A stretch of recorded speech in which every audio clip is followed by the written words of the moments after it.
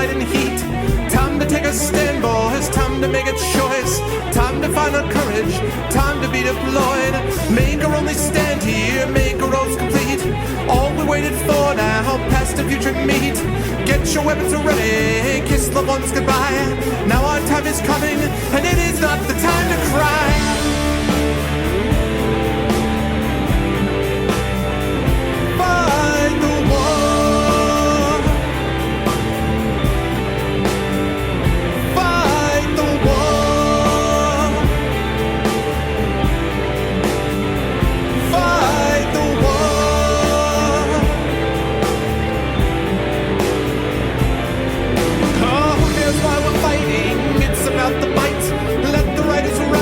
Settle wrong from right.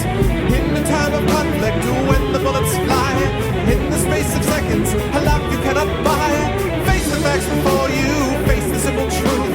We're hopelessly outnumbered, it's tragic but it's true. Make your last formation, take the final road. Now it's time for endings, now it's time to go.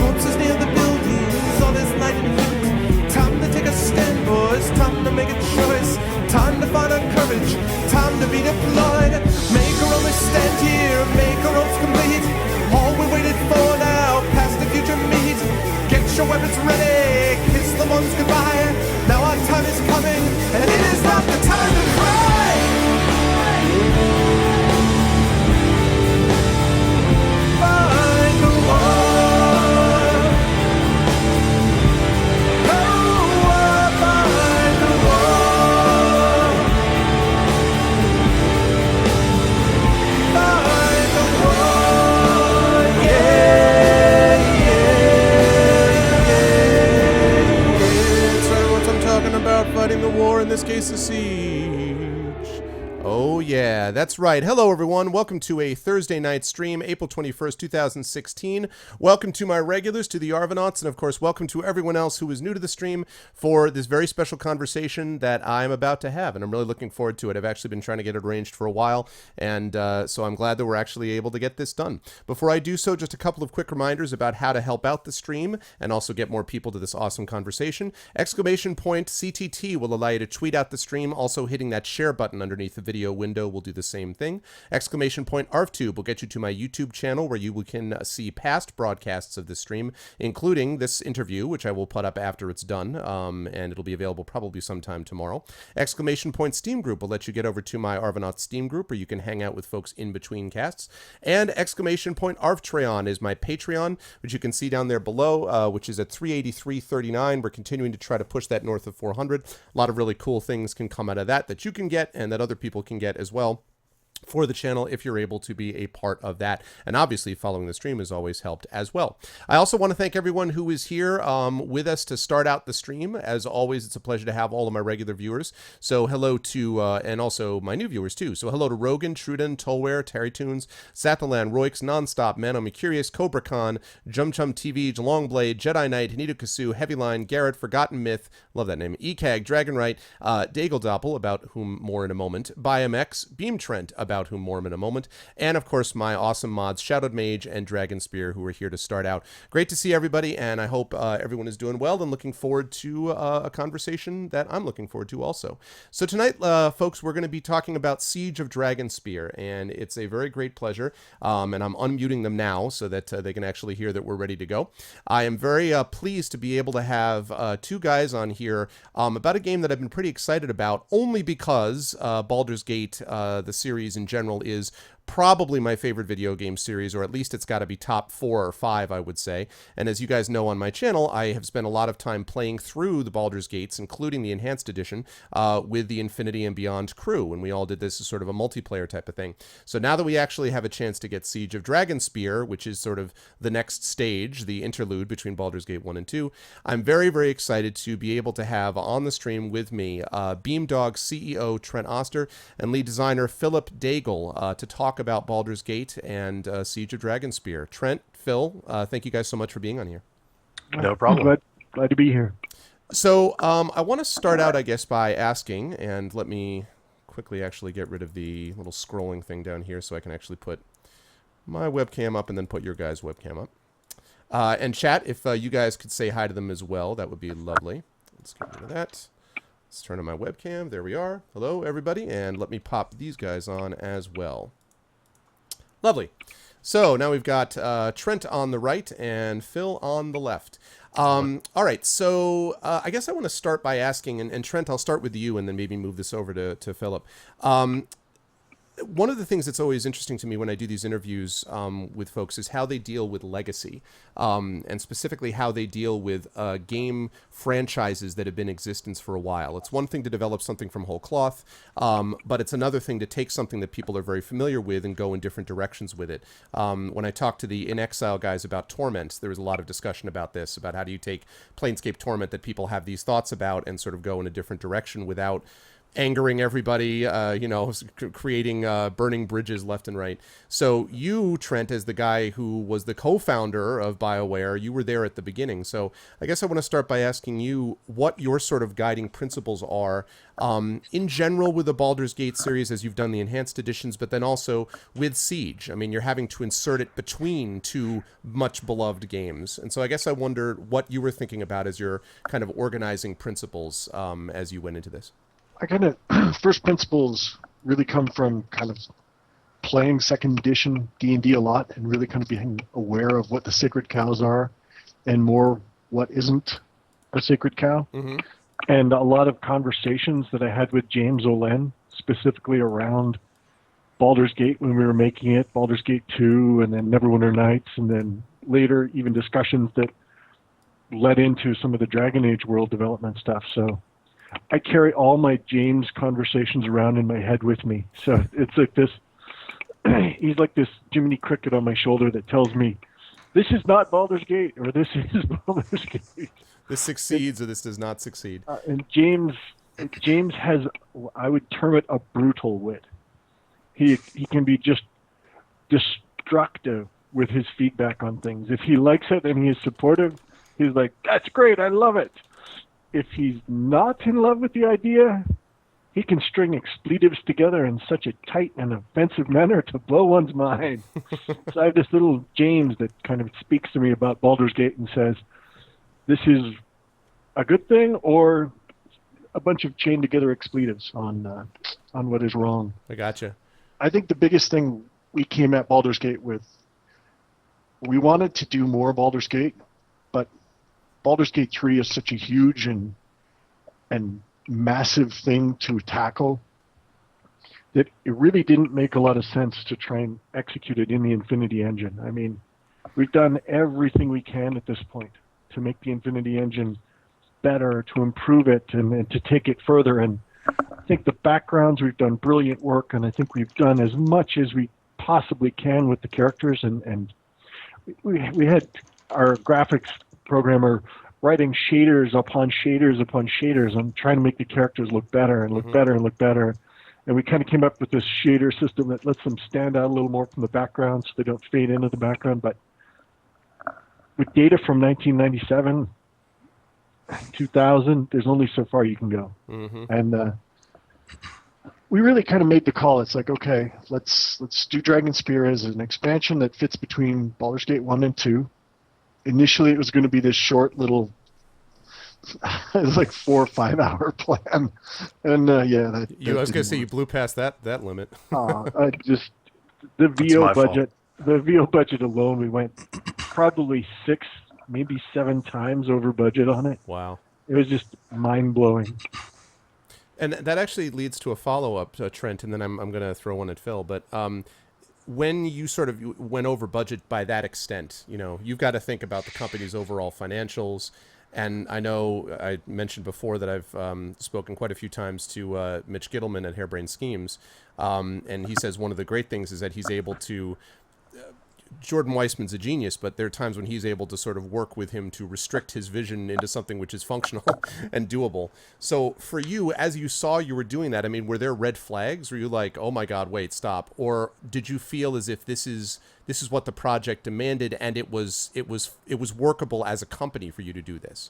I think the biggest thing is we rescoped it partway through its development, and then once we had kind of come to grips with what that scope was, we okayed kind of all the new spend and what our new budget was going to be. Okay. It really came down to, we played it, and there was something really fun there and really compelling. And then it felt like it needed to be a bigger experience yet. So we actually went in and added new adventures and some new dungeons to blow it out. And I think it's really fleshed it out in a nice way. And we were able to bring back some amazing voice talent. And that really hit the budget pretty hard on the voice side. Yeah. But it's quality is expensive. Yeah. Well, let me turn that over to you, Phil, since you just tried to take blame for this is all your fault. Same thing for you. I mean, as the lead guy, on this, were you conscious of that there were things that you felt like it was demanding sort of a larger adventure? Was there a spot where you felt like maybe it would be going too large and you would pull it back at that point? I guess I'm curious as a designer, what was in your mind about what the limits were for you? So initially, Dragonsphere is actually much larger than it actually even was in the end. Okay. So I had sketched out a design, and we had been, tossing this back and forth back when we were working on Baldur's Gate Enhanced Edition. And initially, it was quite large. And then we decided, you know what, we need to scale back these ambitions. Let's take it down to like a tiny little 4-hour adventure. And that's when work got a little more serious on it. And then as we were working on it, we realized, we're making more core Baldur's Gate, like part of the critical story of the game. And so if we're going to do that, we should treat it as if it's, more Baldur's Gate. That means putting in the effort necessary to get the original voice actors, coming back in and adding more dungeon crawl sections, that sort of thing. Mm-hmm. So we managed the scope as we went. Like halfway through development, we had a completed game. And we were like, yeah, this is pretty good. But what would kick this over the edge and make it feel like it fits with Baldur's Gate 1 and 2 is if we did X, Y, and Z. And so because we were putting out a game that had the name Baldur's Gate on it, we were like, okay, we have to do that. We have to go that extra mile. Wow. And I suppose, was there ever a step where you were like, as it was so started larger, smaller, blown back up, was there a point where you, to a larger form, somewhat larger form, was there a part where you were like, I hope we haven't blown it past where it can go? I mean, was there a sense of that, or did you always feel confident that you were guiding it properly? A little bit. Like, I actually was towards the end, I was one of the people that was trying to constrain a little bit more. I actually had designers under me coming up and saying, hey, what if we added a wilderness area here? Like, we could extend this out and flesh this out some more. And it was tempting, but I also didn't want to, blow our scope out. But in the end, we all sat down and were like, you know what? No, we can actually do this. With the scale of what we're attempting to do, this is possible. Mm-hmm. So I think the scariest point was when we went and figured out what our actual number of voiced lines would be. And we were sitting at something like 7,000. Oh, boy. And historically, like, the most we had ever done was like 700 or something. So to do a tenfold increase and to actually record on site in LA was sort of really pushing us outside of our comfort zone. Mm-hmm. But I mean, I think the end result is well worth it. Yeah, and you, of course, were in the great position that the old voice talent was still around, and mm-hmm. able to do it. So you guys were in that position also. I wanted to ask you, because we talked a little bit about this off air, and then we will switch over in just a minute to the game. I'll actually play through it a little bit as we keep talking. But I want to ask about the sort of difference between doing this as a standalone, because I told this little anecdote about when I bought this. And I sort of looked and it didn't show up on my store page on Steam. And so there was this moment of panic where I'm like, what the hell did I do? Like, why? I see Baldur's Gate Enhanced Edition. Why is there no? And then I saw that it was actually, listed under the Enhanced Edition as being essentially like an expansion for it. But as you just pointed out, it's such a big expansion that it really is, Baldur's Gate 1.5 or something, you might say. So I guess I want to start with you, Phil. Like, what was sort of your thought about doing a standalone, game totally on its own versus an expansion type of thing? And then I'll throw that over to Trent too. So initially, it was always going to be a piece of DLC, and then as the scope got larger, we decided, this could stand on its own. And then for reasons that I'll let Trent explain, we had to pull it back and go with a piece of DLC again. And I always really wanted it to be standalone because, the honest truth is that a standalone game will get more eyes on it and will therefore get more sales. Right. And as well, we wanted Siege to be a jumping in point for people. We were going to use it to play around with the UI, make it much more approachable. And so having it as a standalone Baldur's Gate game that's, a little bit closer to 2016 would have been, in my eyes, the better choice. But, we can't control everything, and it ended up being an expansion. It's kind of a classic expansion pack. I mean, the term expansion pack has kind of fallen by the wayside these days. Right.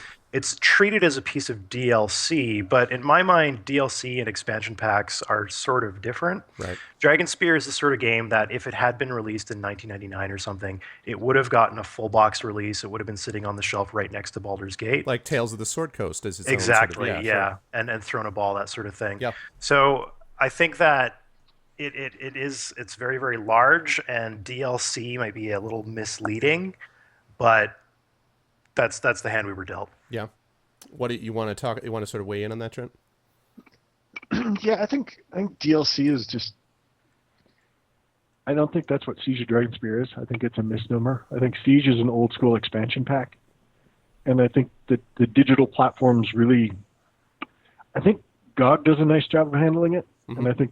On our own service, Beamdog, we gave it good frontage, but I think on Steam it's kind of buried down there because everybody's kind of understood this new DLC thing, which is, we're going to add on to an existing game. It's like, no, this is pretty much a 30-hour storyline that you can jump into, play through, and go on. And I mean, when we talked with Wizards of the Coast around the concept of, well, we want to do this Baldur's Gate Dragonspear thing, and they're like, well, if it's going to be Baldur's Gate, and it's not going to be Baldur's Gate 3, it's going to be an expansion. And we're like, okay, that makes it makes a lot of sense as well with us kind of continuing on with the Infinity Engine and not moving to some new tech. A standalone game, you'd almost want to roll some new tech for it. Mm-hmm. So kind of, I see. So, but part of it is, as you say, it's sort of labeling, if anything, because I actually stream over at the GOG channel as part of the stream team there. And I mean, they were if I had just been listening to them and paying attention to the forums, I would have assumed it was just its own standalone thing. And I'm very used to going to, computer stores when I was younger and just going in and getting the expansion pack and being excited to do it. And not just I get these other components kind of added in after the fact. So it seems like, do you think, Trent, that's the kind of thing that you could imagine yourself through things like GOG Galaxy and stuff like that, bringing back things of this type, which become their own almost really separate games, as opposed to breaking out of the DLC condition? Or do you think have we already crossed, past that time by? I don't know. I think we're getting ready to do something big on our own.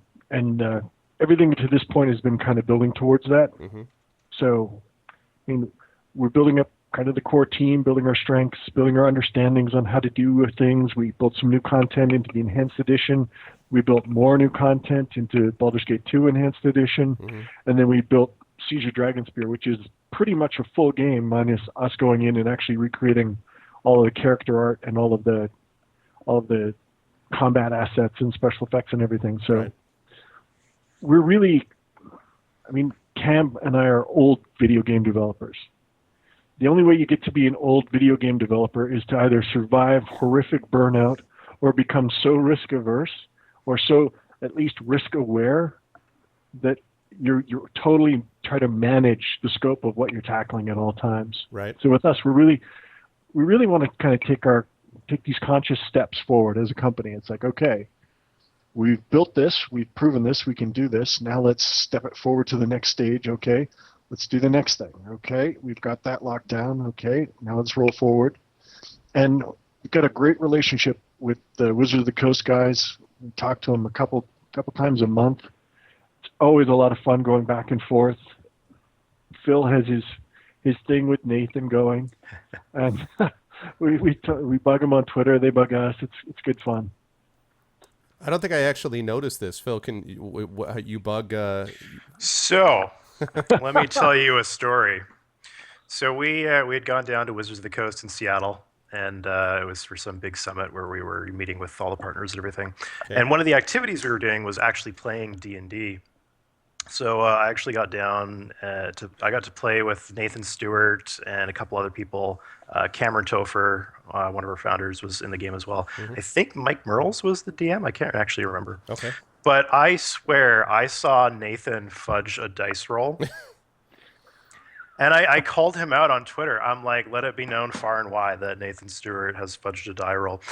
And then the next day, I'm just about to get on an airplane, and I get a tweet from one of the guys at Wizards, and he shows me a picture of a memo that Nathan has sent to everyone in the entire company, saying, let it be known that as part of the official rules of Dungeons & Dragons, Philip Daigle is now to receive a -1 to all of his saving throws forever. And so I'm like, haha, whatever. I get on the plane, and then it lands, and I check my phone, and oh no. Now everybody knows that I get a -1 to my saving throws because it kind of blew up. So now, if you go into Siege of Dragonspear and name your character Philip Daigle, he will get -1 to all of his saving throws.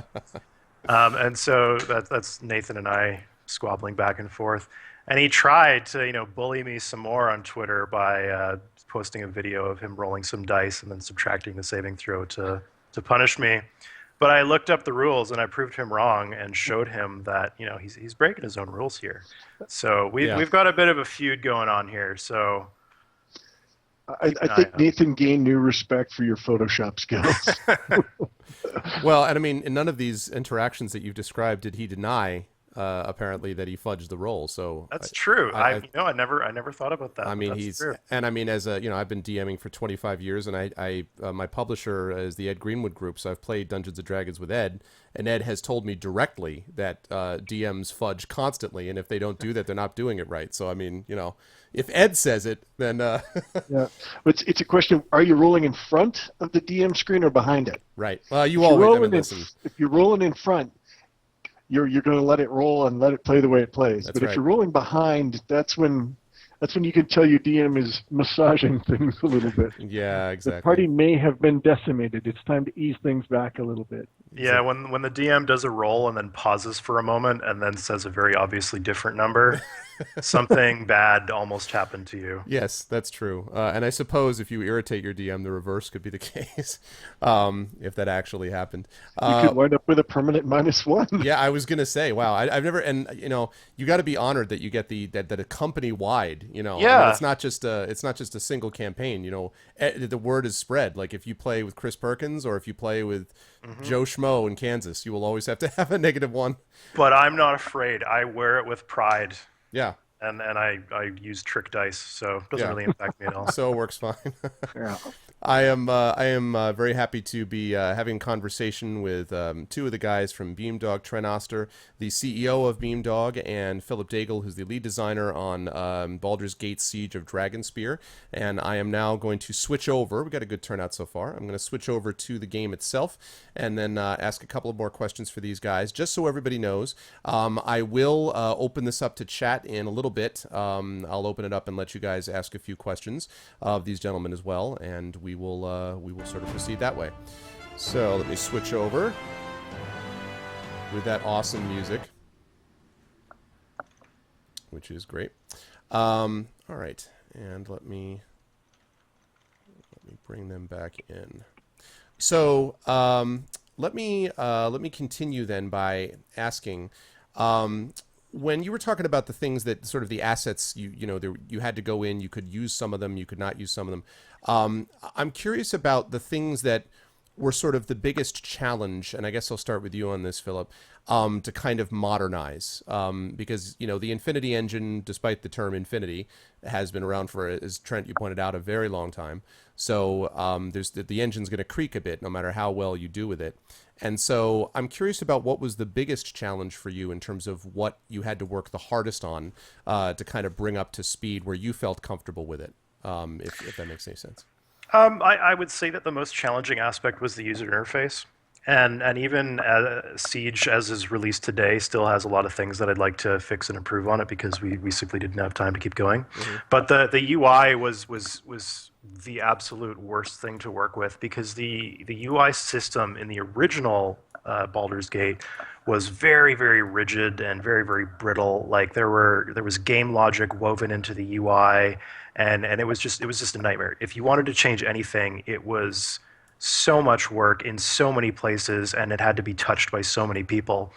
And so Scott Brooks, the sort of lead programmer on the Infinity Engine stuff, and his team of intrepid programmers bravely went in and they ripped all of the old UI out and implemented this much, much nicer system that's more akin to like a modern, simple scripting system. Mm-hmm. And that was fantastic. That let us do things that were fundamentally impossible in the previous games.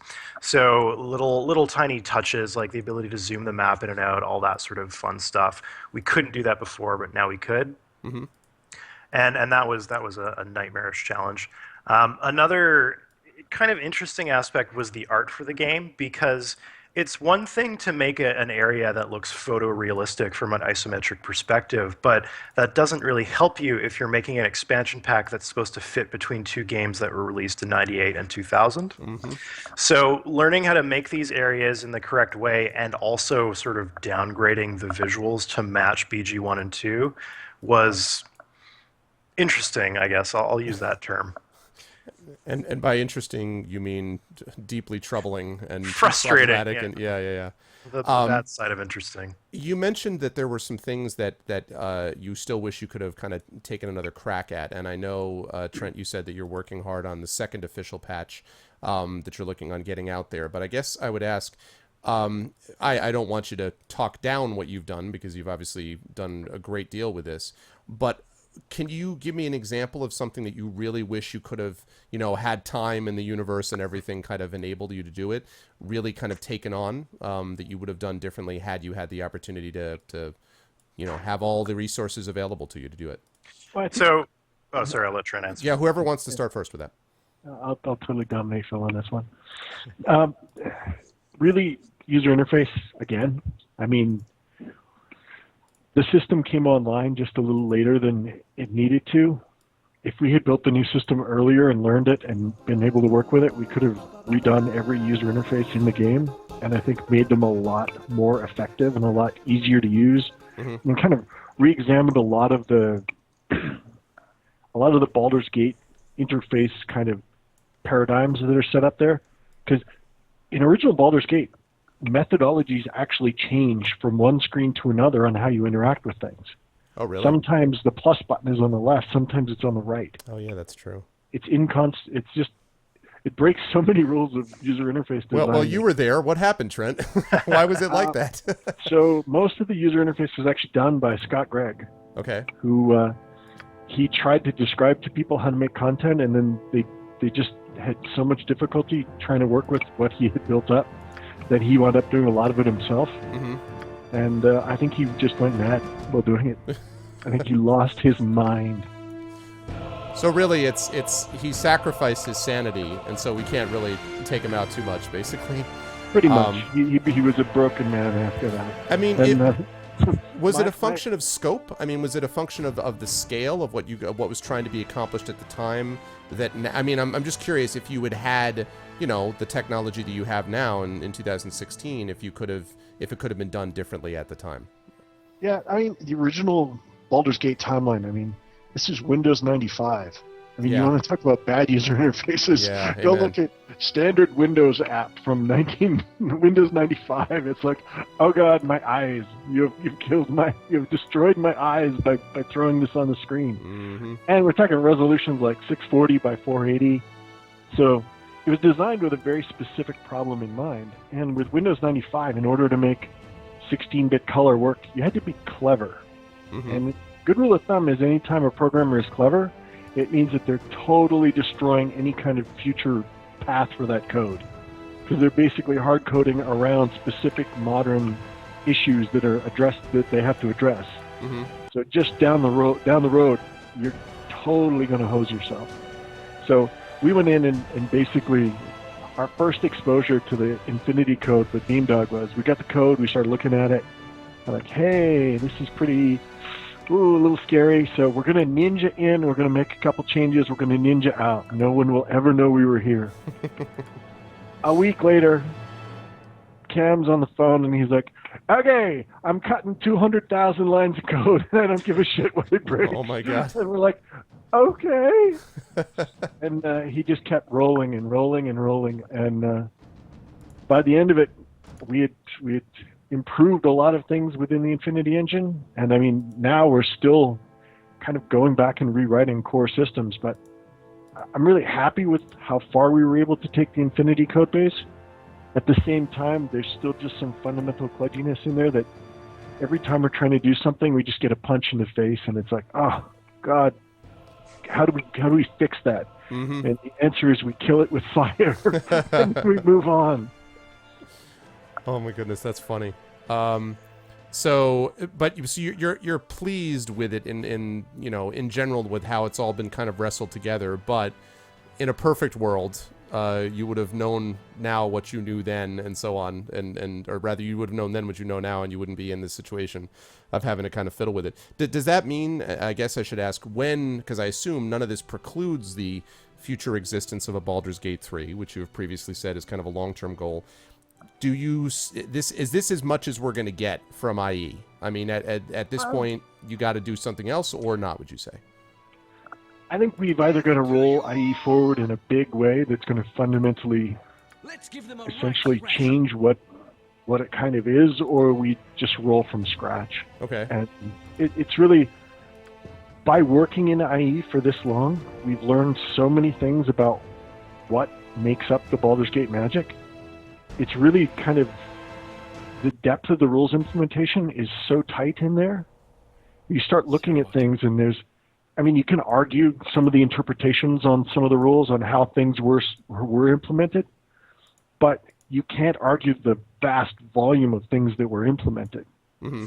So looking at it and looking at how flexible it was and how broad-reaching it was, we really came up with, like, if we're going to do something to follow up the Infinity engine, we'd better start really thinking hard about how we're going to do this and how big this challenge is, because Baldur's Gate is the tightest implementation of 2nd edition Advanced Dungeons & Dragons on the computer of all time. I'm confident in that. Whatever we do is going to have to be the tightest, most complete implementation of whichever rules version we're chasing, probably 5th edition, that can be done. Mm-hmm. And that's going to be a heck of a task. It is going to be quite a challenge, although I will say that since I assume you guys have played all of these, in my opinion, having played every edition, including first, I think 5th edition, I think they nailed 5th edition. I think it's as good as any edition I've ever played. I think it solves a lot of problems. I love DMing it. I love playing it. So I'm a big fan of 5e. I don't know if you guys feel the same way, but I grew up on 2nd ed, and it'll always kind of be special to me. Right. It's the same way. It's the same way. All of its little warts and all of its weirdness. Yeah. I still kind of have a fondness for it. Neverwinter Nights for me was a huge thing with 3rd edition rules, and I really liked 3rd. It was like they paid homage to the 2nd edition stuff that I loved, and then they fixed a lot of the math side of it. Yeah. And then 3.5 I enjoyed, and I fell off for a while there. I was director of technology at BioWare for a while. I kind of missed 4th, and then when 5th Ed was being announced, and we were working with Wizards of the Coast guys, they were sending us we were in their early beta test, and I was like, wow, This is like they got all the magic back together. Yep. And when the new books came out, the books look awesome. Yeah, they really do. Like I looked at my old stuff, my second ed stuff, and it's like, hey, that's a really great piece of art. You flip the page and you're like, oh my god, what is that? Yeah, Couple pages consistency, artistic consistency was not whereas you look at the new books, you're flipping through, and every page is just a joy. It's so Yeah. well put together. I have such huge respect for Wizards of the Coast ability. I mean, the fifth ed rules are so well executed. The books are so beautiful. Yeah, they've definitely reduced the volume of books that they're putting out, but it's so that they can focus more on the individual ones, and the art alone, as you said, makes it worthwhile. It's on another level now. Yeah, I totally agree with that. I'm running through a campaign on this channel actually of the Horde of the Dragon Queen, and I love. They really have restored theater of the mind, and they've made it, and they've sped up the pace too, which was the biggest problem with 4E. Was it just was so slow, and they really, I think, picked up the pace really nicely. And it feels, I can run an adventure as we've been doing with with a big caravan, and it works perfectly. It just fits right in. So I'm a big fan of it, and I would love to see games sort of designed around that. Have they been, Trent, open to that with you as far as whatever you want? Have they told you? And I won't get into too much on this, but I know there were some concerns with, for example, Sword Coast Legends and the version that they implemented, which was not really 5e, or at least it was a very different version of it for a variety of reasons I won't get into. So I'm curious, have they felt good about that with you, that they said, if you've talked to them about, if and when we kind of, take that next step into the 5e world, do you feel confident that they would back you up in sort of however you had to interpret it within that rule set? And then Philip, I'd like you to answer that as well, if you could, but I'll start with you, Trent. Do you feel good about WotC as far as like working with the edition sets? Wizards knows us. They know what nerds we are. We're so into the rules. They know that we would literally bend over backwards to make sure it's a solid and well thought through implementation of the rules. And as far as like implementation tweaks to make it work in real time, I think there's a fair amount of leeway there. It's really a question of how do you want to push it. If you want to push it really action oriented and build like a Diablo style game, they're mostly mercenaries. Dungeons and Dragons is going to be hard to make function in that respect because it's so built on that pen and paper roots and that 6-second turns and how things function. It really has that kind of dynamic built into it at such a low level that a more tactical, thoughtful game like a Baldur's Gate plays to those strengths. But if you were to try and do a Diablo type, you're going to have to do so much interpretation of the rules in real time. It's just going to be a massive challenge. And working with Wizards, I mean, we are really tight in terms of our discussions on, well, here's what we're thinking about doing here. What do you guys think about this? Because if you've got the rules designer, you know his phone number or you know his email. Yeah. It's pretty easy to abuse that privilege pretty fast. I think we've sent them bug reports about the rules before. I think we found a bug once and we're like, you can't actually do that if you're doing this. And they were like, you're nerds. And you wonder why you got a -1 global saving throw. Let me ask you the same question, Philip. How do you feel about implementing, I guess, edition rule sets and how, I mean, would you like to do that? If you feel similar the same way about 5e, it sounds like you do. Yeah. Are you sort of chomping at the bit to do something like that? Yeah, I see 5th edition as 2nd edition plus all of the good stuff that they had introduced in 3rd and 4th. I mean, 3rd and 4th, they had issues. I mean, obviously, they released new editions to fix those issues. But I think with 5th edition, they've really knocked it out of the park. 2nd edition was always my favorite for the longest time because it was so flexible, because you could do so much weird stuff in it. And 5th edition is that, in my mind. It's that, but in a cleaner way. And so I'm extremely excited to make a 5th edition game if that ever happens. And I personally would like to stick very, very close to 2nd edition rules in the same way that Baldur's Gate did. I find that, Diablo and Baldur's Gate, they look very, very similar, but in my mind, they are fundamentally different games, like almost different genres altogether. Sure, totally different. And so I come down very firmly on the side of, real time with pausing, That's sort of my holy grail for D&D games. A turn-based D&D game, that would be fantastic. It would be very easy to build because D&D is fundamentally turn-based. But for my money, the best D&D experience in a game is that real-time with pausing experience, so you get the best of both worlds.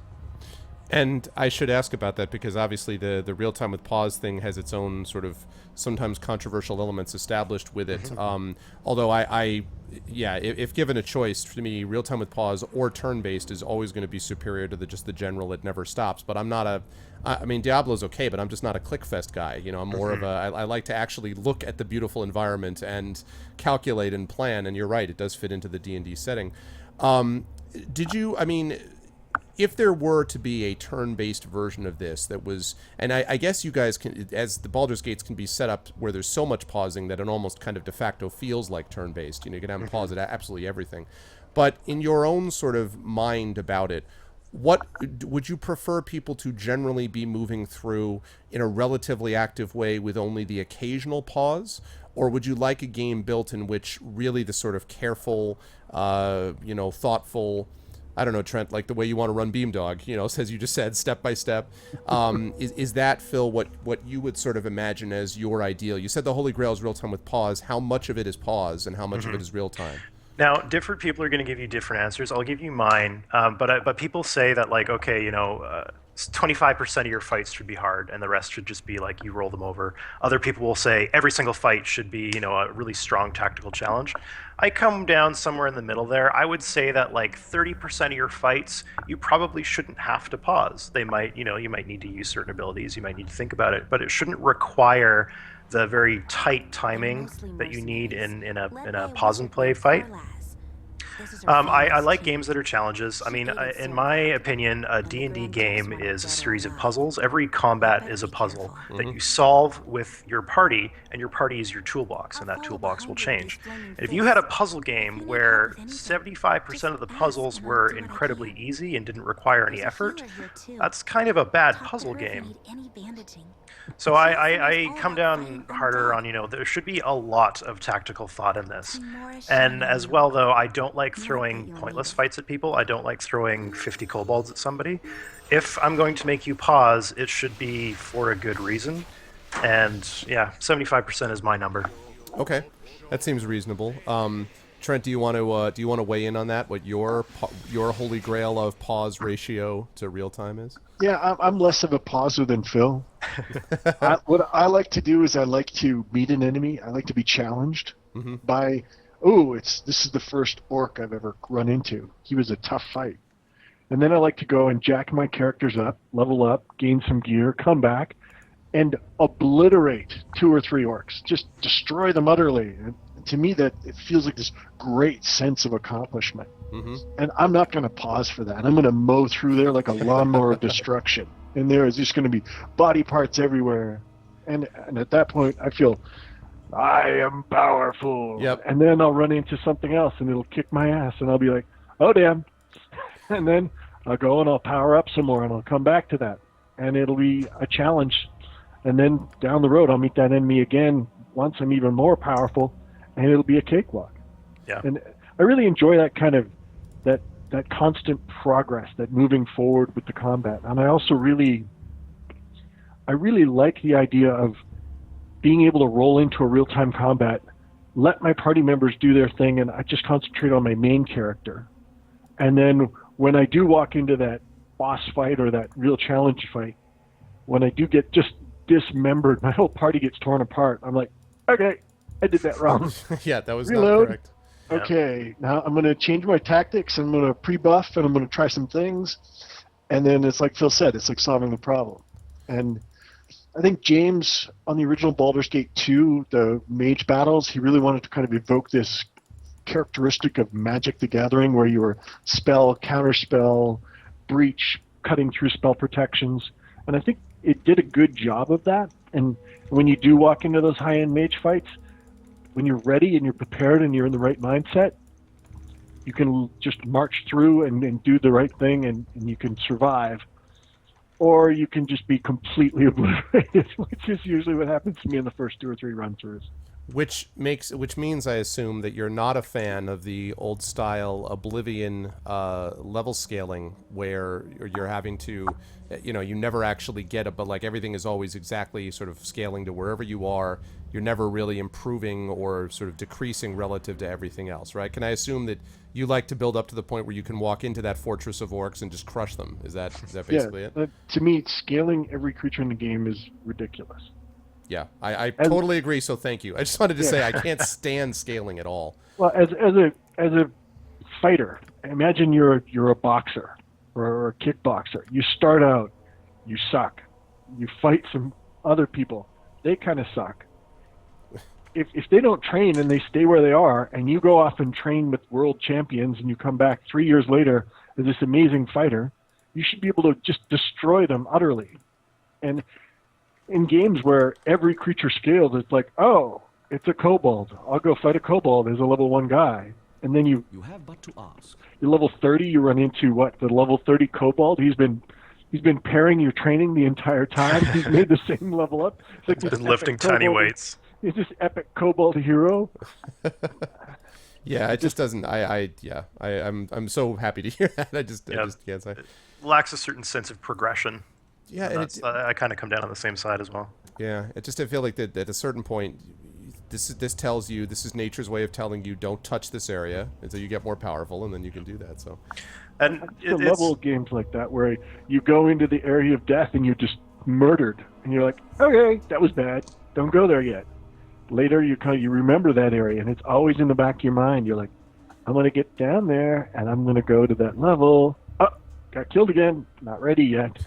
And it's always there. You always want to go back to it. Mm-hmm. I think one of my favorite things about the Infinity Engine games, all of them really, is that Trent and I are obviously coming at it from very different directions. He's more interested in an action playthrough, and I want to spend a lot of time thinking about it. But the beauty is that we both are satisfied by the same game just by virtue of the very deep difficulty options that it offers. So if you want to play on normal, you can roll through, most of the fights, and your party members are competent. They will do a good job. But if I want to play that same game on Nightmare difficulty, I'm going to get what I wanted out of the game. And I don't see a lot of games that can do that. I mean, XCOM is a good example of one that does. But there's not a lot out there, and that's something I really appreciate about the Infinity Engine games. Yeah, and it's one of the things too that everyone always felt like the Infinity Engine games always felt fundamentally fair. I never felt that something was coming across that I shouldn't have been able to do what it did, or that it just seemed like there was a nice balance and structure to it within the context of the somewhat clunky UI and all that sort of stuff that you knew about. But nonetheless, you never felt like at a certain level there was this ridiculous spike of difficulty or what is this, at least other than something which would be normal. If you're walking along and you walk into a dragon cave and it crushes you, oh well, but the sort of the famous that fight in front of the inn is so terrible. I don't know. I always thought it was reasonable. I don't know. I always thought it was fair. So it all depended on what level you were when you rolled up there. That's true. If you had any other encounters, like I remember playing Baldur's Gate for the first time, like before it ever shipped, and Gorion died, and the cutscene ends, and I go down, and I'm like, okay, I'm going to go back and I'm going to loot his body. So I loot his body, and then I go slightly to the right, and a wolf comes out, and the wolf kills me. And I'm like, oh, load game. Oh, God, I got to watch the whole cutscene over again. Okay. Yeah. Save game. Okay. Go back, loot body, wolf again. Damn. So my first couple of playthroughs were just getting murdered by the wolves, and then after the wolves, it was the gibberlings. Right. So we actually had to create diseased gibberlings at the start that were weakened from normal gibberling stats, because the normal gibberlings would murder your whole party. Mm-hmm. And down in the Nashkel mines, there was a kobold commando created. Now, the kobold commandos could use fire arrows. The problem is their AI was actually really good. And their AI was like, okay, target the mage. Yep. And nail him with fire arrows. Yep. And instantly, boom, magic user goes down. Then they're like, then kill the healers. Yep. So boom, your healers are dead. Then by the time your frontline fighters make it across the bridge, all your powerful guys, support guys, are dead.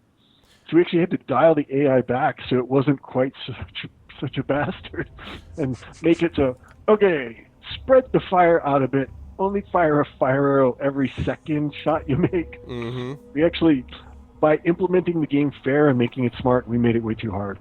It just what it did for us, it did for me, is it just made me want to get fire arrows like nobody's business. Like I can't wait to have this too. Soon I will too be as powerful as the mighty kobold. Yeah, well, and then you learn, okay, I'm going to hide my teeth in shadows, I'm going to run across the bridge, and I'm going to explodicate one of them from behind. Yeah, so it sort of led to more powerful thinking, I think, more creative thinking. I am very happy to have with me right now Trent Oster and Philip Daigle, both from Beamdog, and both here to talk about Baldur's Gate Siege of Dragonspear and walk down memory lane with me a bit on both D&D and Baldur's Gate questions. Before I open it up to chat, which I'll do in just a minute, Trent, I do want to just touch on one thing quickly, which is this game has not been completely uncontroversial in its release, as you know. And I guess what I wanted to ask you was basically what your principle has been in terms of handling the controversy that has arisen. And without getting into details about it, a lot of it's already been addressed and dealt with and whatever. But I'm curious about how you handle that aspect of things, because again, you're thinking about legacy, and as I said, you're thinking about your own legacy, having been the person who was there at the beginning. So I guess I'm curious about how you handle that now, and also if you could talk about how things have changed, you think, in terms of the advent of social media and everything else. How has that changed, and forum development, how has that changed the way that you interact with your players, with your fan base, with the folks who are raising these questions? How do you handle that from your perspective? Okay, there's a lot of questions there. I'm going to try to answer them all. Yeah. Controversy, I don't like the internet. And the internet, it's just so negative. It can skew so negative. So for the most part, social media, I pay attention to the people that I know and the people that I'm interested in. Right. And I use those as kind of a sounding board. And I look at our community. So we've got our forums where the people we interact with on a frequent basis are. And if they're calling something out, that's got my attention. Okay. If the internet as a whole is freaking out about something, I'm like, oh, look, the internet is freaking out about something. It's like a bunch of, it's like a chorus of anger over whatever it is. What are the babies screaming about? Oh, that they're screaming about. Okay, whatever. What are our community people saying? Oh, okay, I'm going to go back and look at this. And in our case, I went back, I reviewed the game, and I sat down, and I listened. There was a Minsk line in there that, it just didn't fit. It didn't work. And it was a really rare select, so I had never heard it in my playthroughs. If I had, I probably would have cut it before it shipped. Mm-hmm.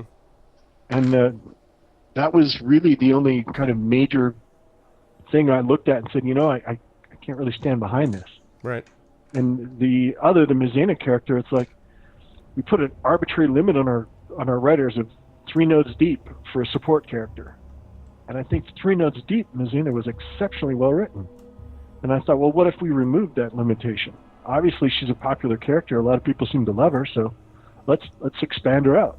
Let's remove that arbitrary limitation and let people run with it. So I guess controversy, I don't care what Joe Average thinks. I care what fans of the game think. I care what the people who are supportive of the game and who want to see the game going forward. And those are the people I'm going to engage with and that I'm going to pay attention to. And I think if somebody on the internet starts yelling at me and getting mad at me and telling me what I should do, I am a stubborn person, horribly stubborn. Ray Musica at BioWare and I were horribly stubborn people, and we would just sit there and bang heads on something, and it would just go and go and go. Somebody tells me what to do and I disagree, it's just not happening. So that stubbornness probably serves you well in a business where you can be sort of thrown off your axis sometimes by, as they say, the vicissitudes of fortune, and it can kind of throw you off a little bit. I guess I'll ask quickly, Philip, do you feel any of this? Trent obviously is, handling a lot of that stuff as sort of a buffer. But I mean, are you conscious of any of these things? And what do you think about in terms of how you have to handle things that come up that you might not have considered before? That maybe you consider differently when people raise it as an issue, or so on. We're a team. So if one person is getting called out, or if the game itself is being called out for some reason, we all see it. I mean, we're all watching. We know exactly what people are talking about, and we we want to be obviously we want to listen to our fans because those are the people that are paying our bills. And so, oh, I'm getting off track here.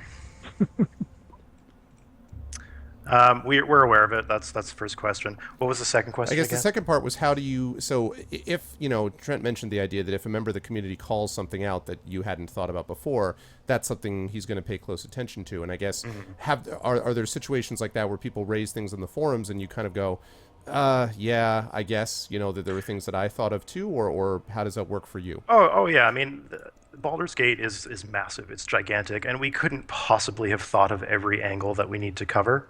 So the community is actually an important source of that feedback. If they weren't there telling us, "Hey, this is broken. You need to improve this," then we would be adrift, right? Like we need that feedback in order to make quality games. In the case of the recent controversy, I mean, there's a lot of different aspects to it. There's a lot of different angles. People have different perspectives, and so it's a challenge to sort through all that feedback and take away something valuable while at the same time not just discounting what a lot of people are saying. Right, right. And so it's tough. You got to wade through a lot of just angry criticism to pull out the key points that are, what, that's true. That's a failing on our part, and we can improve that. While at the same time being able to filter out the people that are saying, yeah, we hate you. You just shouldn't have trans people in games at all. Period. Yeah, which is right. Which, I mean, please. Yeah. So it's interesting, and it sounds to me, and I've heard this from other folks as well, that when the various developers that I've had on, that they really value their own forums, by which I assume we mean their own community, and it sounds like you guys are right in that sort of mix as well, right? I mean, they're also on the internet, but they're your part of the internet, I guess. I Yeah. think for us, it's huge because honestly, half of our team was our community. We hired half of our team, testing, technical designers. They come out of our community, so we're so integrated into that group, and they're so integrated in with the rest of our community that we have this ongoing discussion that is always happening, filtering from community members to people who were core community members who are now team members, through to every discussion we have. And community is just everything to us. Yeah. Yeah, the Baldur's Gate community has kept Baldur's Gate going for almost 20 years now. So the fact that we're here at all is because we're building on what they left behind. I Yeah. mean, there's a galaxy of mods, improvements, tweaks, fixes to the game, and it's from that foundation that the enhanced editions were made. And one of the biggest things we did with Dragonspear is like, how do we open it up and make it easier for modders? And we've got this ongoing discussion. It's like, hey, can you unhard code this thing? And we're like, yeah, actually, Scott's got the code down the hall. We can just take a look at it. Usually we open it up when we recoil in horror because it's been copy and pasted from 6 other places. And it's like, we can maybe fix that. Oh, God. Okay, make the change. Step back. Okay, it didn't explode. Right, Yeah. just it shudders, Hey. but doesn't blow up. Yeah, it's like a lawnmower that's run over something horrible. Yep. It kind of chunks around for a while, but it never actually explodes. Yeah. So, I mean, I guess the one last thing I would ask about that then is, we have a couple of people in my chat. JRab is a community manager for a couple of indie developers, so what you're saying is very near and dear to his heart. There is sort of such a thing, of course, as even the best meaning input, most well-intentioned input. Forget the nonsensical bigotry stuff, but the well-intentioned stuff. There is a point where there is too much spice being added to the broth, right? And too many sort of things going in.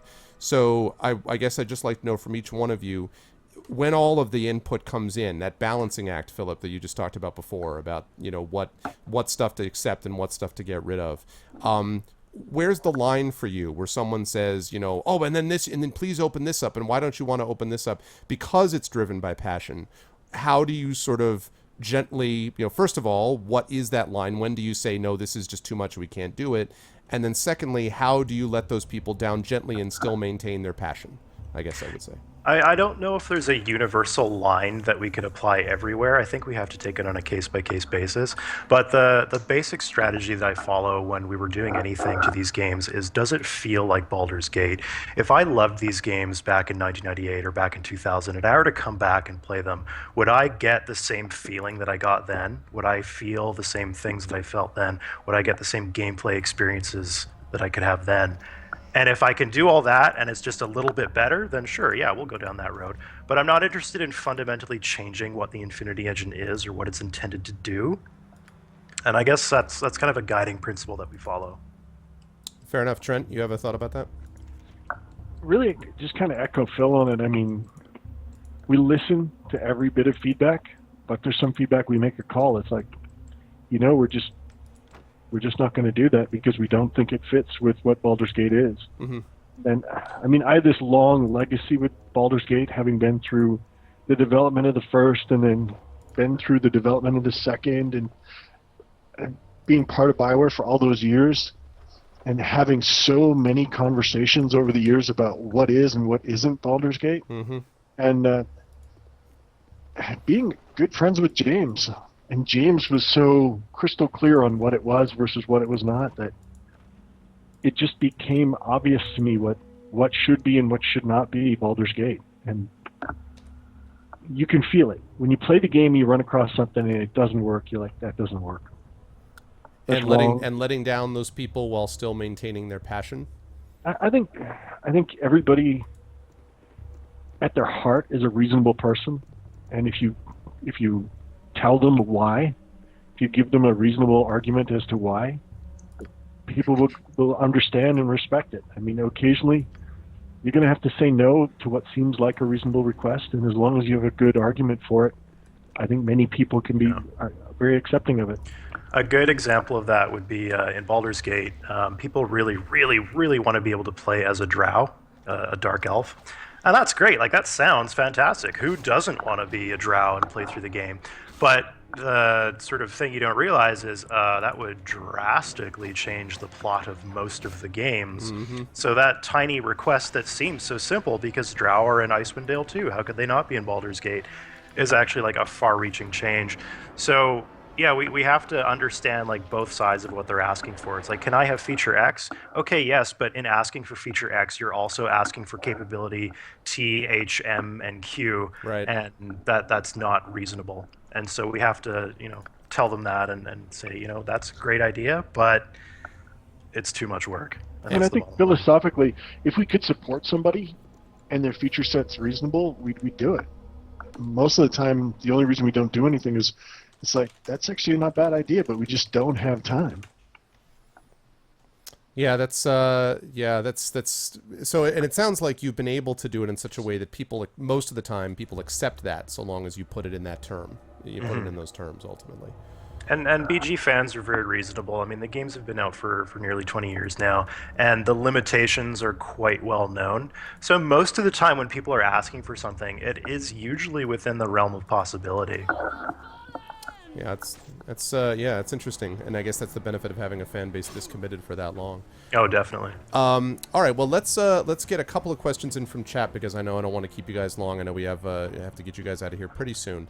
So what I'm going to ask for guys in chat, again, I am speaking to Trent Oster and Philip Daigle, the CEO of Beamdog and the lead designer of Baldur's Gate Siege of Dragonspear. What I'm going to ask for is I would like, if you have a question for these guys, to ask questions. So you put that in all caps, the word question, colon, and then whatever your question is, and I will route it along to them. We'll have a few questions for them, but they've been kind enough to give us about an hour, and we're going to be close to getting to that stage pretty quickly here, so I want to make sure that we don't keep them too long, although I'd love to have them all night, but I know that can't happen. So please ask any questions you got. So we'll start with Marinda. Question: how do the devs balance doing nice things for fans versus doing more and more work for free? That's a good question. Yeah, that's a good question. Let's throw it, I guess to you, Phil, first, about how you keep your team on track without sort of being sidetracked by all the extra cool free stuff. It's kind of the stuff that we do for the fans is what gets us paid, right? Like, there's a big grab bag of things that fans are asking for, and we look at that list and say, okay, of these things, what would be the most bang for our buck? What would entice people into buying the game the most? And we just work down the list like that. I mean, obviously we do a cost-benefit analysis of like, if we add Drow to the game, that will take 600 hours of man hours, and so that clearly won't be worth it.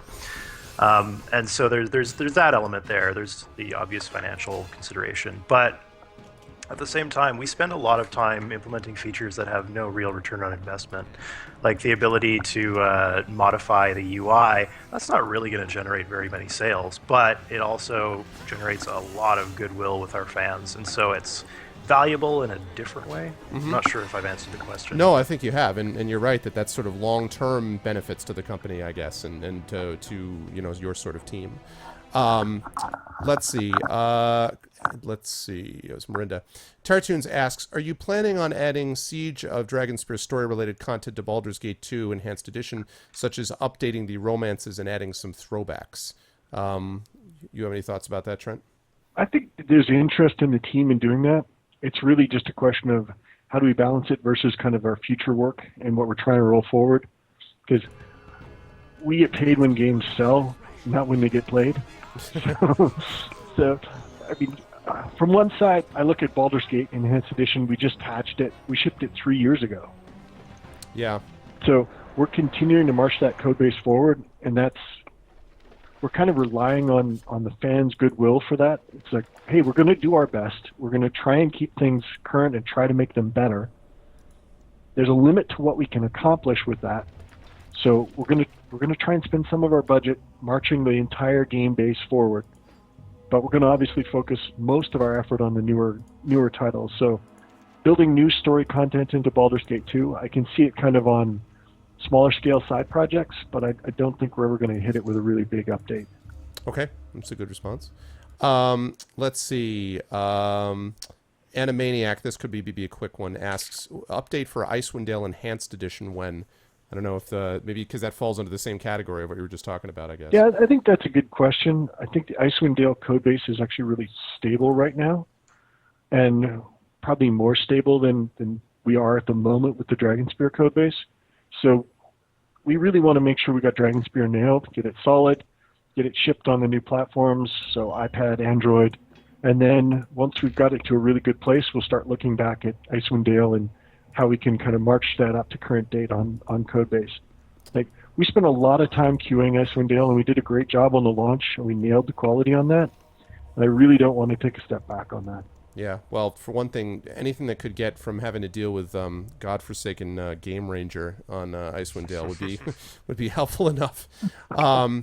So let's see. Ajwisk, I'm not pronouncing that, I'm sure. AJW asks, what are your views on pre-written NPCs versus creating a fully customized party? I guess not so much maybe the individual question about what you would individually do, but I'll ask that a different way, if I may. Icewind Dale, of course, was famous for you being able to create every character, but it meant that you lost some of the memorable NPCs like Minsk and people like that. So I guess if you were given a choice, let's say in a hypothetical Baldur's Gate 3, would you want to have an environment where people could create all the characters, or would you want something where you encourage people to explore the NPCs, a la the way it works in Baldur's Gate, would you say? And I guess I'll start with you, Phil. I would do both. I would follow the exact path that Baldur's Gate set down, where you have the option of either creating a fully custom party, or there's, of course, the default go find party members in the world. Right. So Baldur's Gate, the fantasy of Baldur's Gate at its core is I want to play Dungeons & Dragons, but I don't have a DM and I don't have a bunch of friends. Right. So those characters are sort of the stand-in for the other guys at the table with their zany, kooky characters. And so that's an important aspect of Baldur's Gate. You need to have that in order for it to feel like a Baldur's Gate game. But at the same time, Baldur's Gate as well is this amazing game sandbox. And I want to support that. I want you to be able to roll your own custom party because you want to try out this ridiculous combination that can do something totally zany. From my perspective, an entirely custom party can result in better gameplay if you're familiar with the game, but finding companions is probably a more satisfying experience, which hard to find that distinction, but I think it's there. Yeah, I think that's true. You have Trent. You have a quick thought about that yourself. Are you more of a find the party, find the characters, or create the characters guy yourself? I've done both. I mean, I've created the ultimate party of min-max tweakers, and that's entertaining, but it lacks the interest that the characters bring. Mm-hmm. The companions are such a great storytelling mechanism that any game I work on, I want to have companion characters. Yeah. Yeah, and that's just the memorable ones really make such a difference as just the sort of love for them as people imagine them. Well, and hate, like yes, and of course hate for sure. Some of the more memorable characters are some of the more offensive ones. Yeah, absolutely, and that's always been one of as you know, that was always one of BioWare's strength back in the day was being able to create characters that were memorable in all different directions that people liked or didn't like. Tartunes asks, if you do get the chance to make Baldur's Gate 3, what would be the engine of your choice? Would you stick with Infinity? Would you try Pillars of Eternity's Unity build, or something entirely different? Something entirely different. Yeah. Yeah. I'm not saying this is the engine we're going to use, but personally, I would love to take the engine that Larian developed for Divinity Original Sin and modify that, because I think that was fantastic. It had this beautiful flavor of Fallout mixed with Ultima, and I think that you could take Larian's engine and bolt in the real-time with pausing combat, and it could be pretty spectacular. Mm-hmm. But that's just my personal preference. I had a great time with that game, and I'd love to work in that engine. Just please fix the if you're going to do that, please make it so you can actually target people legitimately in that game. That's all. That's my only problem. I like the Larian people too. I had one of the writers on from them, but oh god, the targeting. Yeah, this might be a little bit of a controversial opinion for me to have, but I wouldn't let you rotate the camera. I mean, you could still be 3D, but I would lock the camera, because when you allow the user to rotate the camera around, you have to make a lot of decisions/sacrifices to support that, and if you're locking the view to a certain angle, you can do a lot of really interesting things. That's interesting, yeah. So it's almost like you're able to, not unlike the old theater designs where you could create a beautiful three-dimensional picture, but when you started with the thrust stages, it made it, people were more immersed in a way, but it also meant they could see behind everything, and that meant you had to deal with that. All right, MF asks, question, Planescape Torment Enhanced Edition. Planescape Torment Enhanced Edition, that would be cool. Yeah, it sounds interesting. Yeah, that would be pretty neat. Such a tremendous game. And I'll just say quickly, since there is going to be a little bit of attention being paid to the Torment universe not too long from now, as you guys know, now's the time. Just drop everything and immediately start work on Planescape Torment. One of the interesting... sorry to jump in. No, please. One of the interesting things I noticed about the new Torment game, Tides of Numenera, is that it's turn-based. I didn't actually realize that until a few months ago. And that's. I mean, Planescape was more always about like the story and the character and all that stuff. It wasn't really about the combat. But the fact that they're going to turn-based was really surprising to me, because I mean, for me, real-time with pause was a big part of the feel of Planescape. And I don't think that they're wrong when they say that they don't need it, but I just find it to be a very interesting choice for a spiritual successor. Yeah, I mean, I know when I had them on to talk about it, we didn't talk too much about it, except to say that I think you're right that combat is just not. It's so little a focus of that universe that I don't think they would ever say they want to get rid of it entirely, but it's just not. Very much not the way they feel, as opposed to Icewind Dale, as you know, which is all the way on the other side of the spectrum. Yeah. So I don't know. But that is interesting. I guess that they wanted to avoid the sort of pause feel. But like as you know, real time with pause is its own controversy sort of associated with it. So let's see. Frenzy asks, who's the best Baldur's Gate player on your team? Trent, you want to take that one? And I wonder how we define best. Like, how do you define best? The person who can do it just with a single character, like one of those challenge runs, or I want to say Yaroslav. Something about him makes me think that he's frighteningly good at Baldur's Gate. I think Alex T is pretty solid too. Yeah, he was going to be my second choice. Both of these guys are from Europe. Yaroslav's in Russia, and Alex is in Serbia, I believe. And they're part of our remote team, and they're fanatics. We actually hired them from the community. Okay. And they've been chewing through these games for 18 years, and they're just absolute masters of it. Legacy of Ball, that new ridiculous difficulty option was sort of aimed at guys like that Yeah, who can master the game, but then it's like, you know what? No, you think you're hot stuff? No, we're gonna hurt you now. So I'm sorry, guys, but I'm gonna have to bail right here. I'll leave Phil to your tender mercies.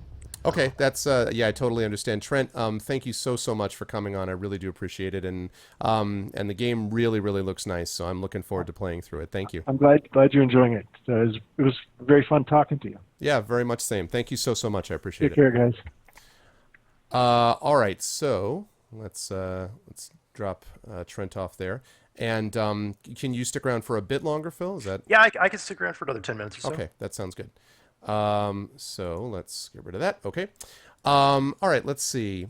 Cobra Khan asks, do either of you play with SCS? I must admit to not knowing what that is. I don't think I know. Sword Coast Stratagems. It's a mod that makes Baldur's Gate much harder. Oh. I have played with it. I haven't really played it very much. It was sort of like, hey, what's this like? Oh, that's what it's like to be kicked in the teeth a bunch. But I appreciate what it does. The bits that I played, if I had an unlimited amount of time, I probably would have chewed through it. But it turns the game into a real death march, and some people really love that, and God bless them. I was going to say, that's not necessarily my deal either. Okay, let's see. Jedi asks, was it difficult to make the story fit nicely between Baldur's Gate 1 and Baldur's Gate 2, like events in Siege of Dragonspear to line up with the beginning of Baldur's Gate 2? It was, because it was like at the beginning or at the end of Baldur's Gate 1, you're a hero. And at the beginning of Baldur's Gate 2, you're reviled and you get jumped in the road. And so with Dragonspear, we had to figure out, okay, how are we going to make a pipe that will go from this pipe to this pipe? And also, it needs to go up north a few hundred kilometers to Dragonspear before going back down to Baldur's Gate 2. Mm-hmm. So it was very challenging, because Baldur's Gate 1 and 2 together are the equivalent of like 12 fantasy novels. And so to write, another 3 that need to slip in between the two games was very challenging in terms of making sure that we weren't breaking continuity, that we were respecting the established lore, and as well, the Baldur's Gate version of the Forgotten Realms was from the mid-90s, and that has been replaced over the past few years with newer and newer versions of the Forgotten Realms campaign setting. Mm-hmm. So not only were we making a game that had to fit between two enormous sprawling games, we had to do it while respecting lore that was 20 years out of date. So in a way, we were like sort of D&D archaeologists, which was a lot of fun, like poring through old deities and demigods and all these old source books. So that was a lot of fun. And debating what they meant occasionally, yeah. Like what is this possibly? Yeah, and sometimes things had been retconned, and we would talk to Wizards of the Coast about all the stuff that we were doing, and they would say, you know what, originally Daros Dragonspear, the guy that built Dragonspear Castle, he was a half human, half dwarf, which is called a Mull, M-U-L. Mm-hmm. And originally that's what he was, but then later they decided, you know what, we need to keep our different settings more separate from one another, and Mulls are actually a prominent feature of their Dark Sun setting. So they decided, okay, we're going to go back and say that Daros was never actually a Mull. He was just a very short human. So, that's an example of one of the things we had to go and say, oh, all right, well, I guess we'll change that. Yeah, thanks for letting us know. Let's see. Scanline asks, will you continue to develop for iOS, or is that a waste of time, considering the iOS updates removing key features like file save imports? No, we're going to keep on with iOS. Tablets have been a huge success for us, Android and iOS both. It's frustrating that Apple is sort of this black box that can enable and disable features at a seeming whim. Mm-hmm. But at the same time, there's so many people who have purchased Baldur's Gate on tablet and had a blast that we're not going to abandon them.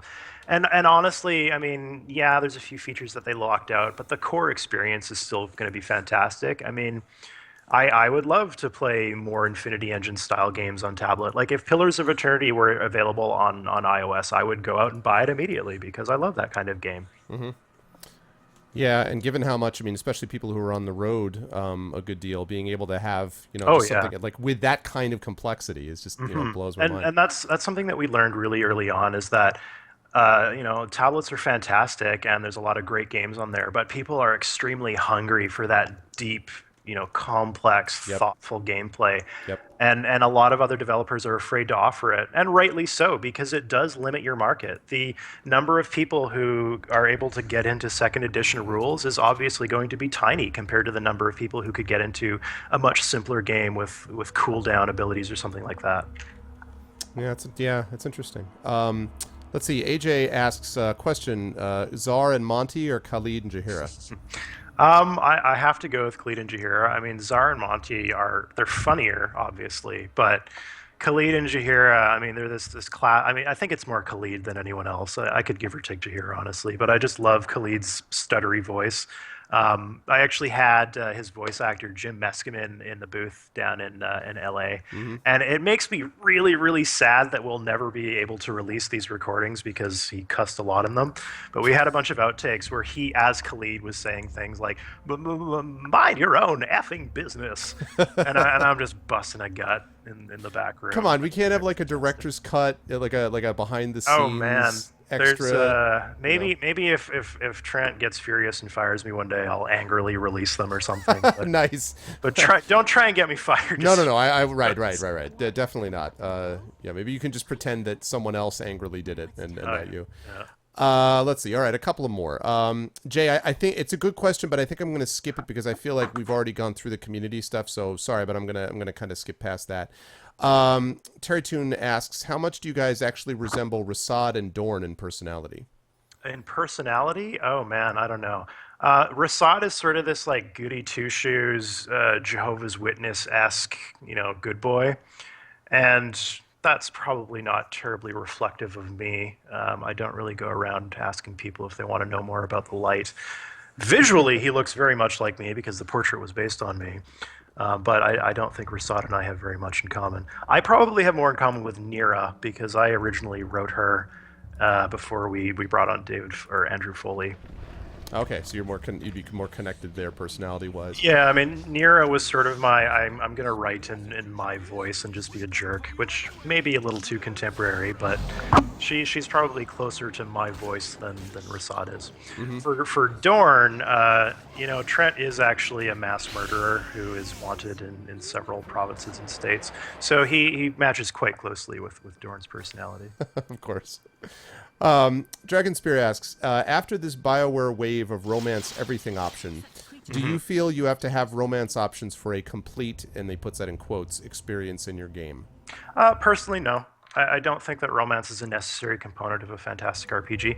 I think that it is appealing. I think that a lot of people look for that in RPGs, and so for certain people, they will say yes because that's what they're looking to get out of it. But for me personally, like I've never been super enticed by the sort of dating simulator romances that most games have.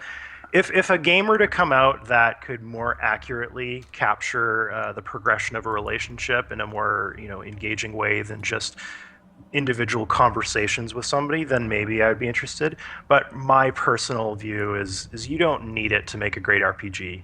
Yeah, I would tend to agree with that, I think. Let's see. Okay, just a couple more. I know we don't want to keep you forever. Yeah, sure.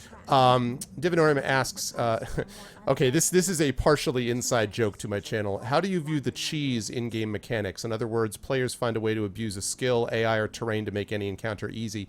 I have a tendency to do that. Yes, well, when he says I have a tendency to do that, what I refer to this as is tactics, and what he refers to it as is cheese. So, do you have are you the type of person who, if a player exploits something in an AI or in some design in the game that you found, do you say, good show, old chap, or you like, God damn it, play it the right way? I mean, if you figured out a way to cheese the game, then you won. I mean, I draw a distinction between like abusing glitches and cheese. So like throwing Cloud Kill into a room and then slamming the door, I don't think that that's cheating or exploiting the game, because if you're actually playing D&D, that's an entirely valid strategy. You get the mage to cast Cloud Kill through the door and get the big burly fighter to hold the door closed. That's going to work. However, there's stuff like if you go and initiate conversation with somebody immediately after you attack them, it resets their aggro timer, and that's how you can like kill Fear Crag without him ever going hostile. That it's a little more questionable. That's something that I might consider patching. But cheese tactics, I don't think they're bad. I think that if you figure out a way to beat a fight, even if it's not the way the designer intended, you beat that fight. Good for you. The designer can try again harder next time. All right, see? So I want that clear, Div, and we're going to put that in a big banner behind me in my room now. The dev said it's okay, all right, to be able to do that. It's outsmarting the designer. If you outsmart the designer, you deserve to win. Then you win. So Mort Torment asks, and you can tell Mort Torment, obviously a Planescape guy, have you played the fan remake of Baldur's Gate 1 on Neverwinter Nights 2? And if so, what are your thoughts? I haven't played more than like a few minutes of it. I did actually install it to check it out. I think it's really, really cool. I think that it's an astounding amount of work that somebody put into that mod, and I think it's fantastic. I mean, obviously it's a different game. It's not Baldur's Gate. It's a different engine. It's a different feel. It's different everything. It's a different edition of the rules, as I recall. But I think it's a monument to how passionate people are about Baldur's Gate. I think that it's worth playing through. Obviously, again, it's not the Baldur's Gate experience, but hell yeah, try it out. Yeah. Same question, just tied into that. Whether you played Temple of Elemental Evil, a game that I have not yet played, actually. Did you ever play that? I loved Temple of Elemental Evil. I thought it was great. Like, yes, there were horrible glitches and there were horrible bugs with it, but I really liked what they were trying to do. It was a really solid turn-based D&D game that had a very, at the time, innovative user interface. And if you go pick it up today and install the Circle of Eight mod pack, it fixes all of the problems with the game, and it makes it just a classic. And it really makes me sad that, Troika had to shut down and they weren't able to keep making games after that, because I think that had they been given just a tiny bit more time, the issues would have been resolved and they would have continued making classic games in that vein. Yeah, and this is the kind of thing that happened to the guys on Arcanum also. Yeah. Which once they finally got some people that patched it, I think Arcanum's a tremendous game, but you need to do a lot of work to get it to actually function, properly. And that seems to be the case with a lot of big, like, sprawling RPGs, is that it's made by, a dedicated team, but they're just so damn big that running them through a proper QA cycle is damn near impossible. And so it takes, like, months and months of fans crawling through the game to find all of those issues. But at that point, the damage has been done. Yeah, that's it. Right, exactly right. And that leads to all kinds of problems down the line. Same thing happened with Knights of the Old Republic too, which was just not handled right because for whatever reason Obsidian couldn't get it all managed. Yeah. And so everyone pointed fingers at everybody else, but it wasn't until later on that we got the sort of fan mods to kind of fix that up. Mm-hmm, yeah. Let's see. The last one, I guess, the last two here. Illness. Will there be an option to go back to the office and do paperwork or drink random chemicals in the kitchen area? If that is a joke about the Tin Man Games Fighting Fantasy game book and the fact that, embarrassingly, my chat decided that rather than being a superhero, they would do everything they could to have the most mundane game of all time and voted to kind of go back, then I don't know what to say about that. But I guess his clarification is, are there any interesting or unusual events? And I guess that's, as far as side quests, one of the things I've heard about this is that Siege is a little bit more on the linear side. Is that fair to say? Yep. Siege is linear just because of the limitations that we had to work in.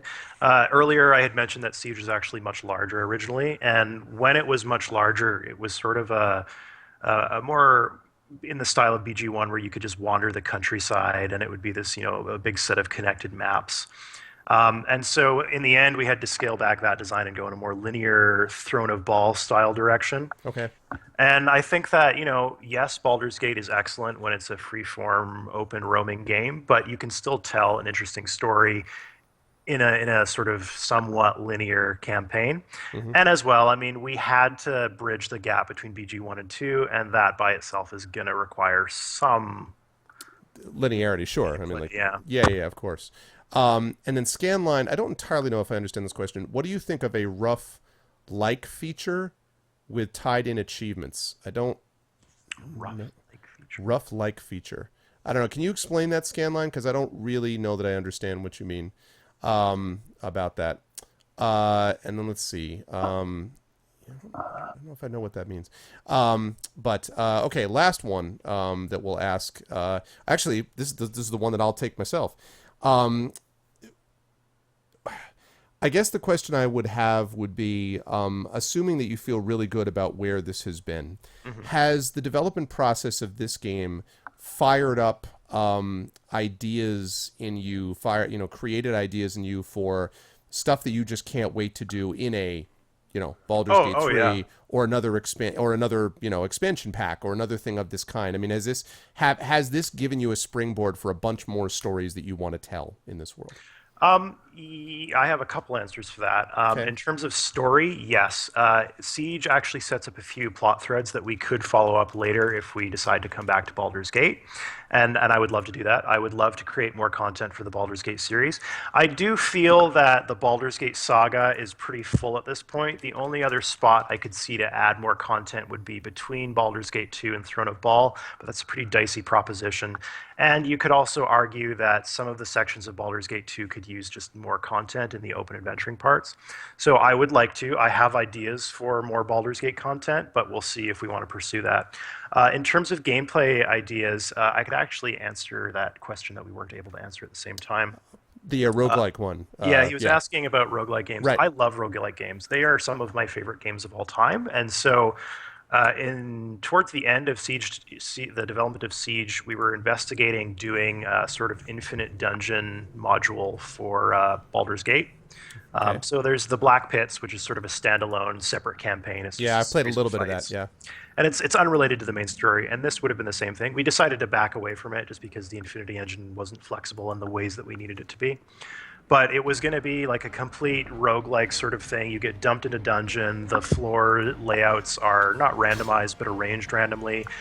You just find equipment, party members as you go. It's different every single time you play.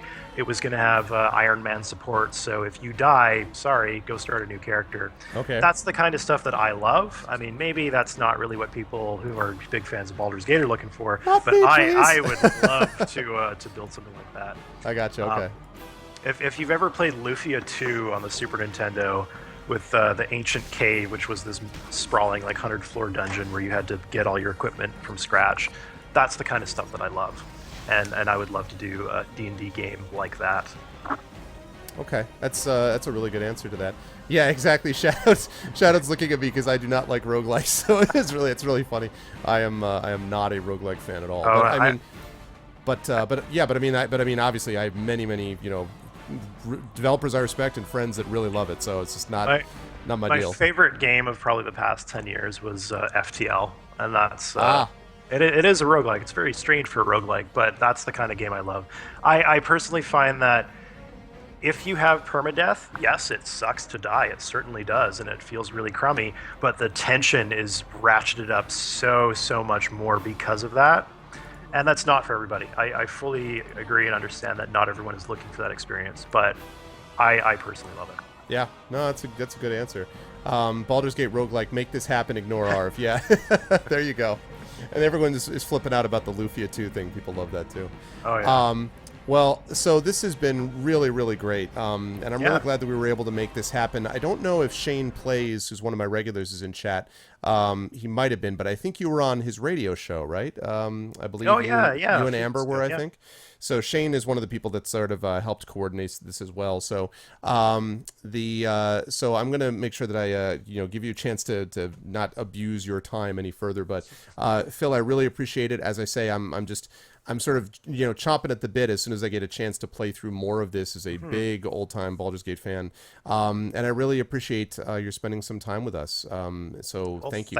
Thanks for having Trent and I on. It was a really good time, and I'd love to do it again sometime. Yeah, that's great. Thank you so much, chat. Can we get some love for Philip Daigle in chat? Show him that the internet is not there's other things besides Trent's claim. We are also a nice spot in the internet. It's not just a hate machine. It's not just a hate machine. It can produce other forms of emotion. That's exactly right. There's also despair and heart. No, I'm just kidding. But there's also joy and love. So let's see some love, please, if we can. And thank you so much, Phil. Again, I appreciate it very much. Thanks for having me on. This was a blast, and thanks everybody for watching. I hope to be on again sometime. Awesome. Thank you, sir. Have a good night. Talk to you later. Bye. Lovely. All right, guys. That's what I'm talking about. There's that love. The only hate here is for raisins. Exactly. All right, guys. That was awesome. Well, let me just get rid of that too. So let me just say, by the way, that if you guys like that, if you guys like what you saw and heard, there's a lot more where that comes from. There's a lot more of that stuff that I do on this channel. I'm a big D&D guy and a big role-playing game guy, and I'm an author, so I'm a big story and narrative type person. So if you guys like that sort of thing, this is the channel for you. So if you like this, please consider following. Please consider supporting the Patreon and getting some cool stuff there, and stick around for stuff because that'll be lovely. I think what I'm probably going to do is go back to the beginning and try to play this again, because as much as I was trying to pay attention, I wasn't really following what was going on because I was trying to also manage this interview. So I'm going to play this for another, I don't know, maybe half hour or so. Then I'm going to go back to a little bit of Indiana Jones and the Fate of Atlantis, which I'm hoping to wrap up soon, either tonight or possibly my next session. And then we'll move on from there. One other thing I want to say, by the way, for D&D fans, I play all sorts of different games, RPGs, but a lot of story and narrative-based games. I'm finishing up Indiana Jones and the Fate of Atlantis, then I'm finishing up Earthbound, a little bit of Tomb Raider 2013, and then I've been thinking about playing Sword Coast Legends, but I may actually instead play a little bit of this game. I might play some Siege of Dragonspear, Baldur's Gate Siege of Dragonspear instead.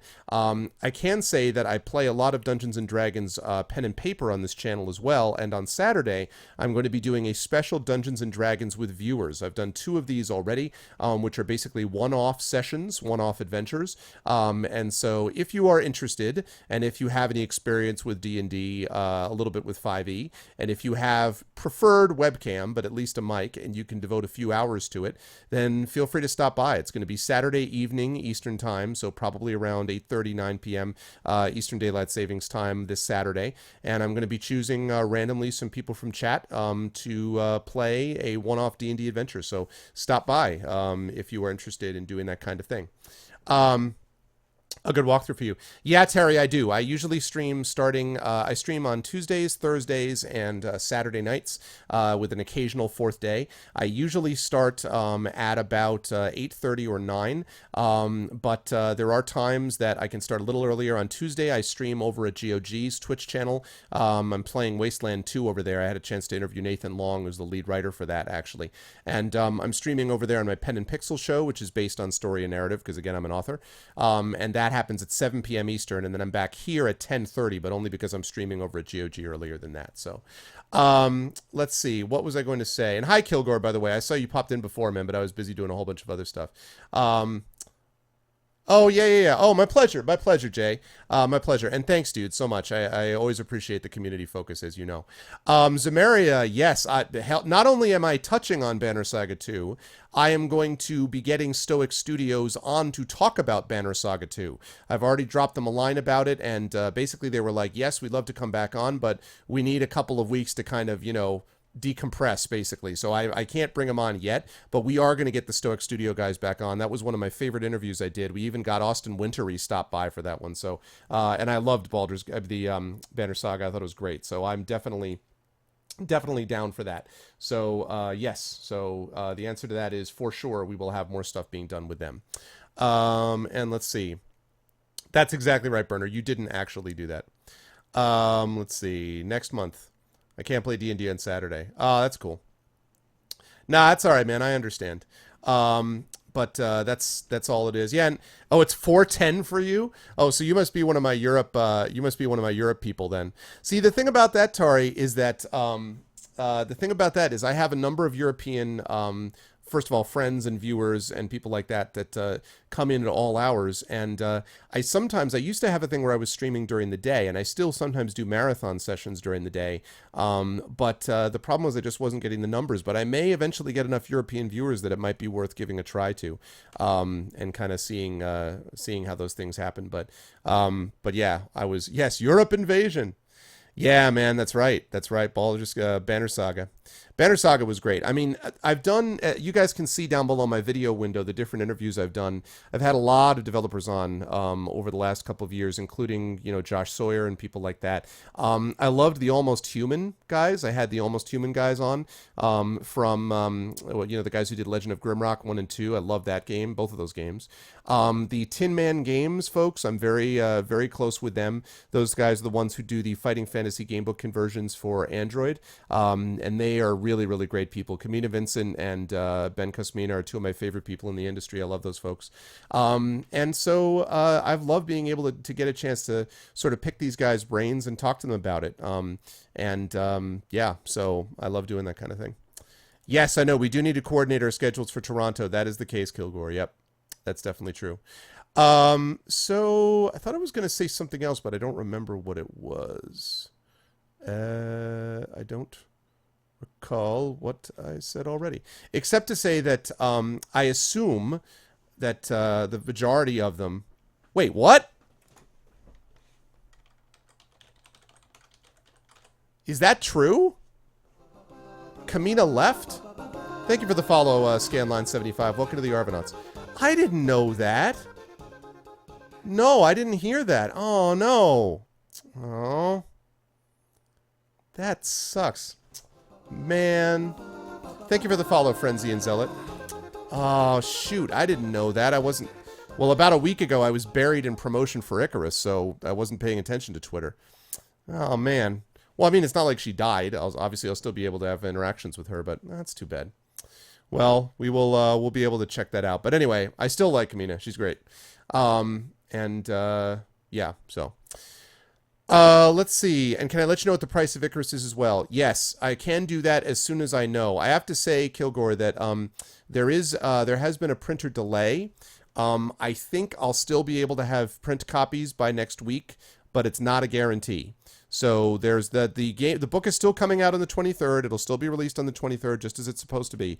But there is a possibility that the print copies will be a little bit delayed. Not longer than a couple of weeks, but it might not be available by the time I leave to go up there. So I'm just letting you know. Hopefully that won't be the case. Yeah, so hopefully that won't be the case. I do know that the online version, the e-version, is going to be $6. So I don't know what the price point is for the print version, but it's not going to be like, 10 times that amount, obviously. So I would expect somewhere maybe like the $15 range, $10, $15, but I don't know for sure. So yeah, I know, Jedi. I know. That's definitely true. So can I assume that all of the folks who are new here are all big Baldur's Gate fans? And if so, what did you guys think if you played this so far?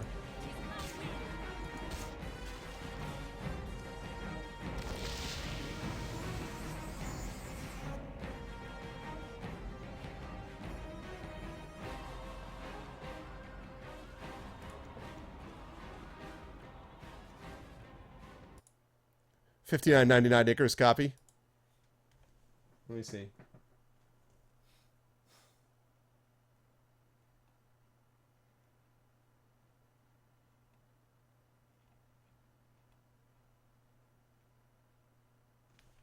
Oh, wow. Okay. So she's moving on to bigger and better things. Oh, wow. Exciting new game dev adventures. Okay. I didn't know that. No, I totally missed that. I didn't realize. That's too bad. Well, I'm still looking forward to having the Tin Man Games folks on, but what's Baldur's Gate? Very funny, Dragon Spear. You're just mad because we're all sieging you. That's why you're upset. Exactly, Marinda, exactly. You love Siege of Dragon Spear, especially Glinton McKinn?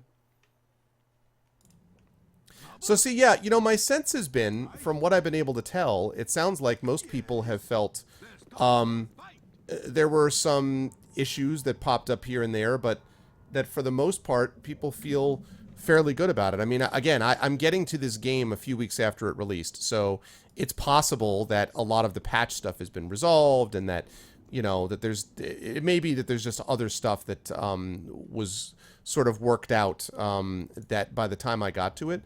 But so far, it feels like, Baldur's Gate to me, pretty much, so. Finished 3 times. Wasn't disappointed at all. Well done. Music were great. Locations. Story fits properly. A little bit too linear. I got you, Frenzy. And I guess you heard Phil's answer to that about why he was making it linear. What's your... Does that seem reasonable to you that that's why they were doing it, but you still wish they had done it more? So that means Frenzy, you were more of a Baldur's Gate 2 person than a Baldur's Gate 1 person, right? Like, you liked them both, but you were more of a BG2, so epic.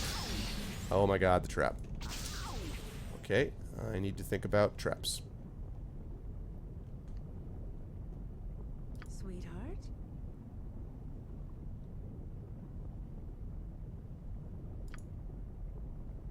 Oh, you're already detecting traps. Yes, dear. Okay, that's what I figured.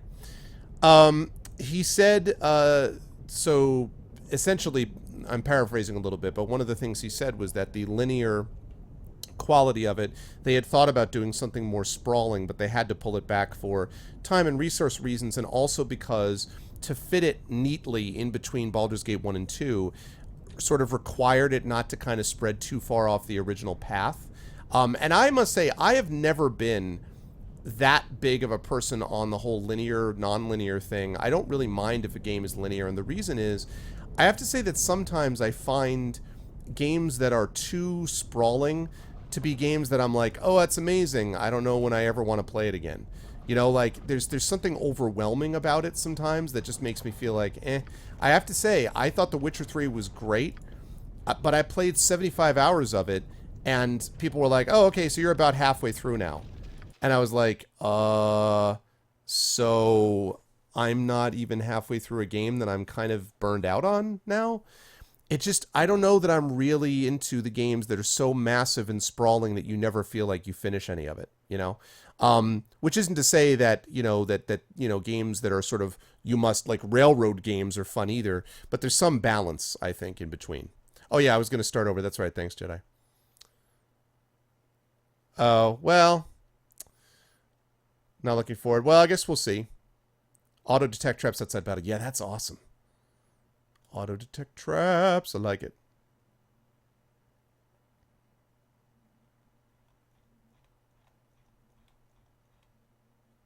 You might want to do just the main quest. Yeah, no, I mean, and don't get me wrong. I think it's awesome, right? Like, I think it's, I mean, Witcher 3 was great story.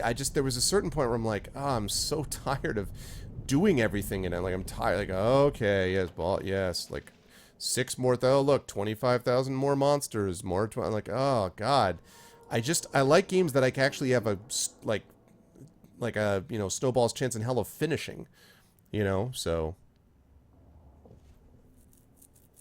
we're almost there. We almost got it, Shadowed. That's my current game outlook. Indiana Jones: The Fate of Atlantis. Then Earthbound, then Tomb Raider 2013. Sword Coast Legends I may end up replacing with this game. We'll have to see.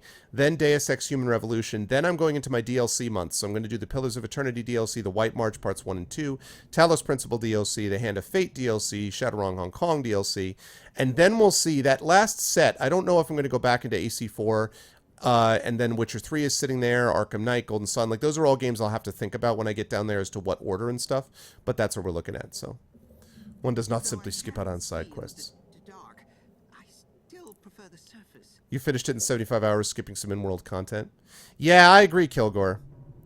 I agree. I just think that, you know, it's like, the problem is that open worlds often feel so broad that they become rather generic for me. Like, that was actually the problem I had with a lot of the Bethesda games, is I felt like Bethesda, there was like, you can go anywhere and do anything, and I'm like, so I don't want to do any of it, you know? And that's one of the reasons why, I mean, I didn't like the Fallout New Vegas setting. Not that it was a bad setting. I'm just saying I'm not a big post-apocalyptic guy to begin with. But about 19, 20 hours, I'm like, I just don't want to go wander around the landscape in the hopes I find something interesting. I just don't. The only game that got past that for me was Skyrim. And I think the reason was that the world is so epic and there's so much going on that I felt like I could pursue these quests. And maybe what I just need to do is just not side quest it and just try to main quest most of the stuff most of the time. But sometimes there's some interesting side quests, and I don't want to miss out, you know, on the interesting side quest stuff. But man, I have to. It gets tiresome sometimes. I got to be honest. The games that have little exploration, like Shadowrun Returns. Yeah, like, I mean, Shadowrun Dragonfall was my favorite of those games. I think Dragonfall is the best. For me, it goes Dragonfall, Hong Kong, and then Shadowrun Returns. But yeah, I mean, like, Dragonfall, I felt balanced it out really nicely. And I mean, I like the Final Fantasy games, even though the Final Fantasy games were very, in quotes, linear. So, I don't know. I don't know. I like games where you have different choices of where to go. I did like the Mass Effect games quite a bit, but I like story, you know, more than I like you can go anywhere and do anything and pretend that you're making a story when you kill your 750th bandit, you know. I don't think that really kind of gets me going. Yes, that is the one, Black Belt. Also, exclamation point Icarus. Yeah, exactly, Kilgore. Right, exactly. There's 150,000 towns in Daggerfall, and they all feel the goddamn same. And I felt the same way, I have to say, about Morrowind. Not that Morrowind didn't have a gorgeous setting. It did. I love the Silt Strider and the whole... It's really cool.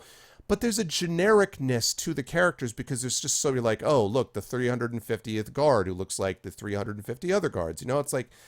I don't know, man. I'd rather have, and that's one of the reasons why I love the Legend of Grimrock games, by the way, because the Legend of Grimrock, it's why I don't like procedurally generated stuff. I love Legend of Grimrock because it's hand-drawn, because the items are placed, because the designer thinks, okay, we're going to do this, then we're going to put this here, this trap here, this story piece here. And all of that together creates this environment where you know that you're like you're reading a story, you're playing a game, you're reading a story created by an author, you're playing a game created by a designer and lovingly designed for you to do so. And so I don't know. I like that stuff. Witcher 2, it's like Witcher 3. Yeah, it's just I agree more, but like the problem is I agree. I like some of the quests and I like a lot of the quests in Witcher 3. I just don't like playing for 75 hours and I'm not even halfway. I don't have enough, like, there's so many games to play. I don't want to just spend the rest of my life on one game. This is not me. But I did like Skyrim though. I did like Skyrim and I'm not sure why. I mean, my favorite part were probably the DLCs. What was it? Dawn Guard, and then there was another not DLCs. Yeah. No, DLCs. Dawn Guard, and there was one other one for Skyrim that I really liked. I can't remember, though. Dawn Guard and one other one that I really liked. So, there it is. Thanks, Burner.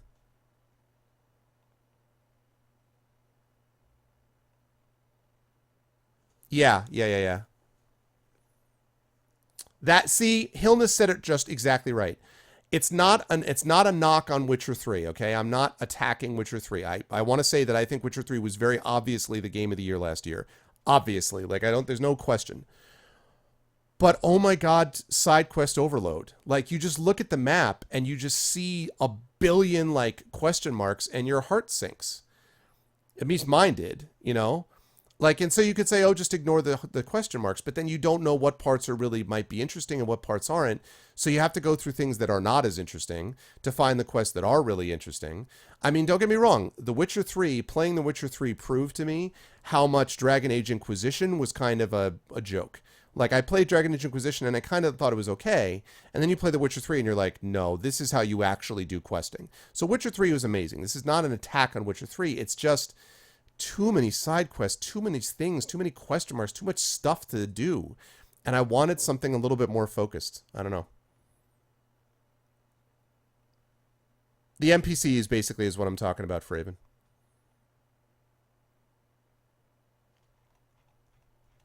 It's interesting. I was just getting to that. So I liked Inquisition okay, Terry Tunes. You know what the best part of the Dragon Age Inquisition? The best part is the ball. The masked ball with all the political intrigue. That part was awesome. I don't know why the entire game could not be that. The ball that was in the middle of Dragon Age Inquisition was great. I loved it. I loved the design. I loved the structure. Great. The rest of the game was fine, but I'm sorry, the big bad villain is kind of pathetic, like not very frightening and not very intimidating. The fetch questiness, it feels that is as close as I've ever felt to a single player game as an MMO. So many fetch quests, so many go get me 10 of this and 12 of this and 15 of this, you know? So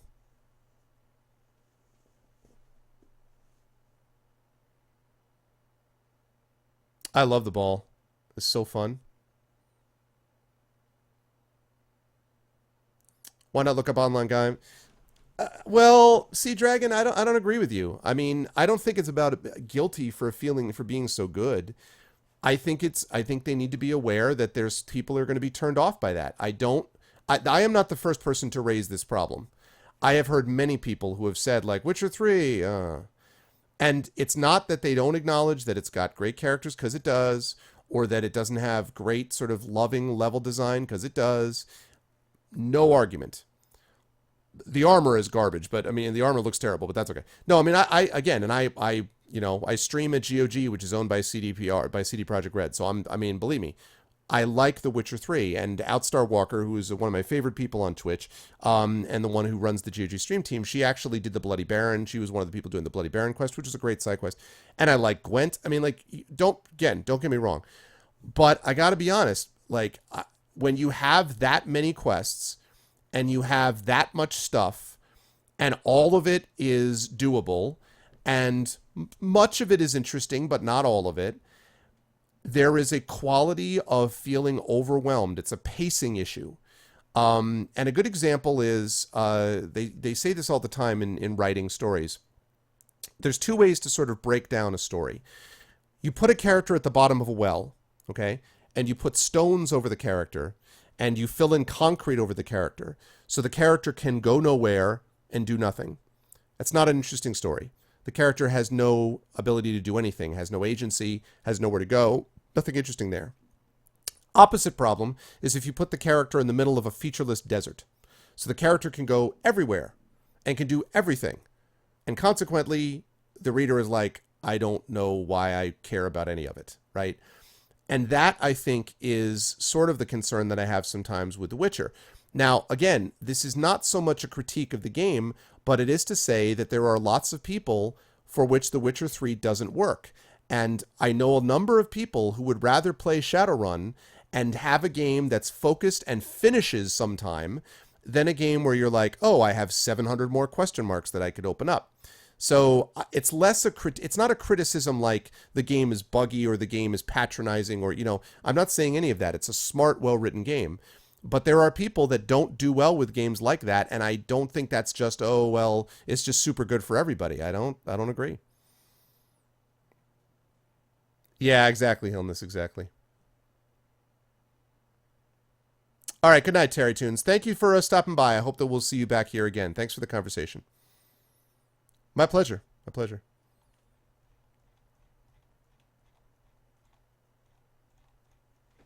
Yeah, it's weird, PKD, and I've talked to a lot of people who have the same thing, and all of us have the same reaction. We're all like, this is a really great game. This is an awesome game. Are you going to play it? And everyone's like, like, and again, the argument is not, this is, because you're saying it's a terrible game. It's not. It's a great game, but man, it's like watching a game. It's like playing a game where you're like, okay, or like watching a movie. And you're like, well, I could watch, Sneakers, which is a great movie if you don't know what it is. Or I could watch Hoosiers, a great sports movie. Or I could watch Schindler's List. Is Schindler's List a bad movie? No. Schindler's List is a brilliant movie. Brilliant. But you kind of got to be in the mood to watch Schindler's List. It's not a movie that you can sit down and be like, now I can just kind of unwind. You don't unwind with that movie. And I feel like that's part of the issue here. You don't really unwind with The Witcher 3. It's sort of a huge commitment, I guess I would say. So that's kind of my Fallout 4 Skyrim with guns. So, yeah. And I have to say, I liked Skyrim a lot. I mean, Skyrim, for some reason, Skyrim didn't have these problems for me. And I guess it's just because I like the setting so much. I love the Nordic setting. Part of it's that. So maybe that's it. I don't know what it was, but so. Well, yeah, Kilgore. But I mean, I wouldn't say that. But I mean, like, what the difference between would I rather watch... Here's a good example. Would I rather watch The Force Awakens or would I rather watch A Passage to India? The Force Awakens has got some great themes, and The Force Awakens has got some great concepts, and The Force Awakens is a game, it's not like a stupid, dumb movie, but it's not the level of Passage to India. Passage to India is brilliant. But would you rather watch The Force Awakens sometimes than Passage to India? Hell yes.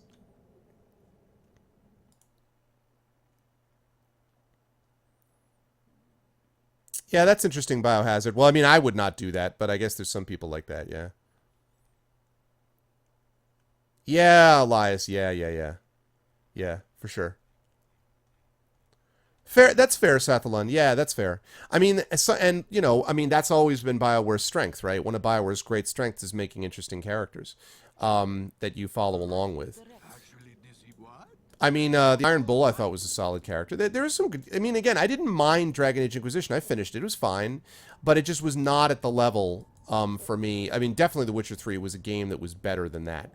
Although I finished Dragon Age Inquisition and I didn't finish The Witcher 3, but maybe that's just because The Witcher 3 was so much going on and so much playing happening that it didn't, you know, it was a different sort of, you know, there was more that was sort of occupying my attention, I guess.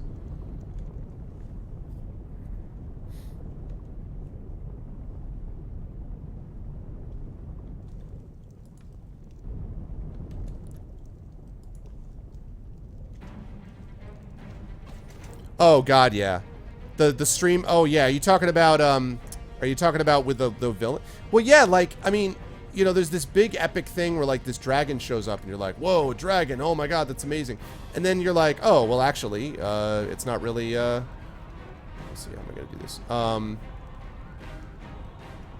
Let's haste everybody. I should have done this to begin with. And you're like, oh, okay, well, that's fine. Then we'll just you're like, well, then we'll just end the game there. I mean, I just thought that villain was just wasted potential. That villain was a complete waste, in my opinion. The villain was a good, you know, like, there was so much possibility there.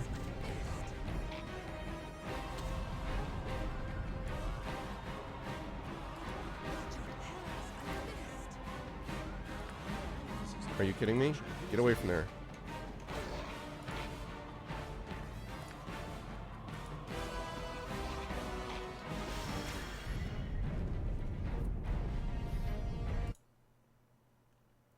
Yeah. Oh, yeah, I keep forgetting.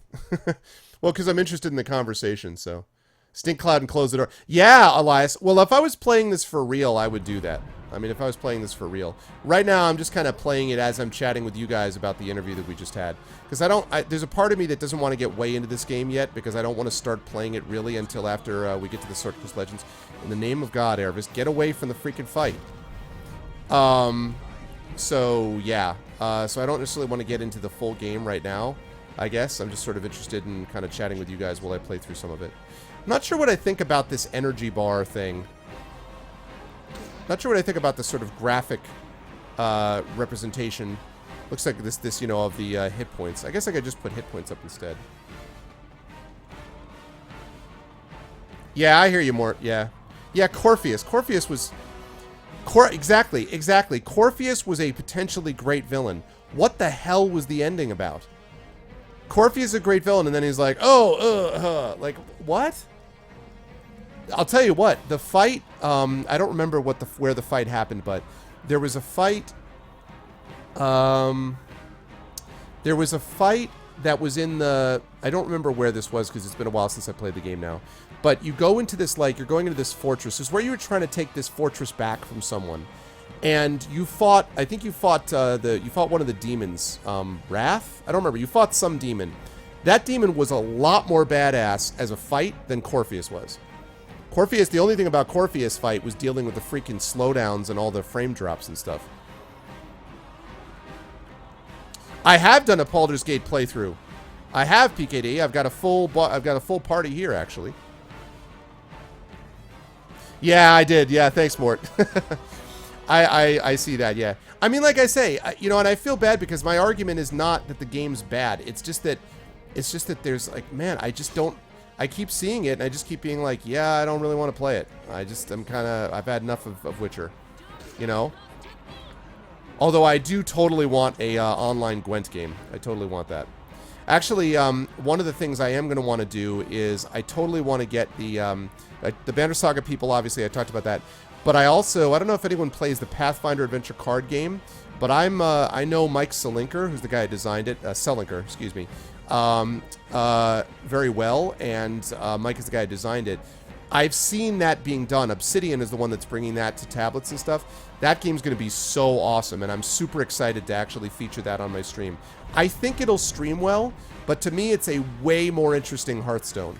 So, you know, very different game than the one we've been talking about, but there is a story kind of built into that as well, so.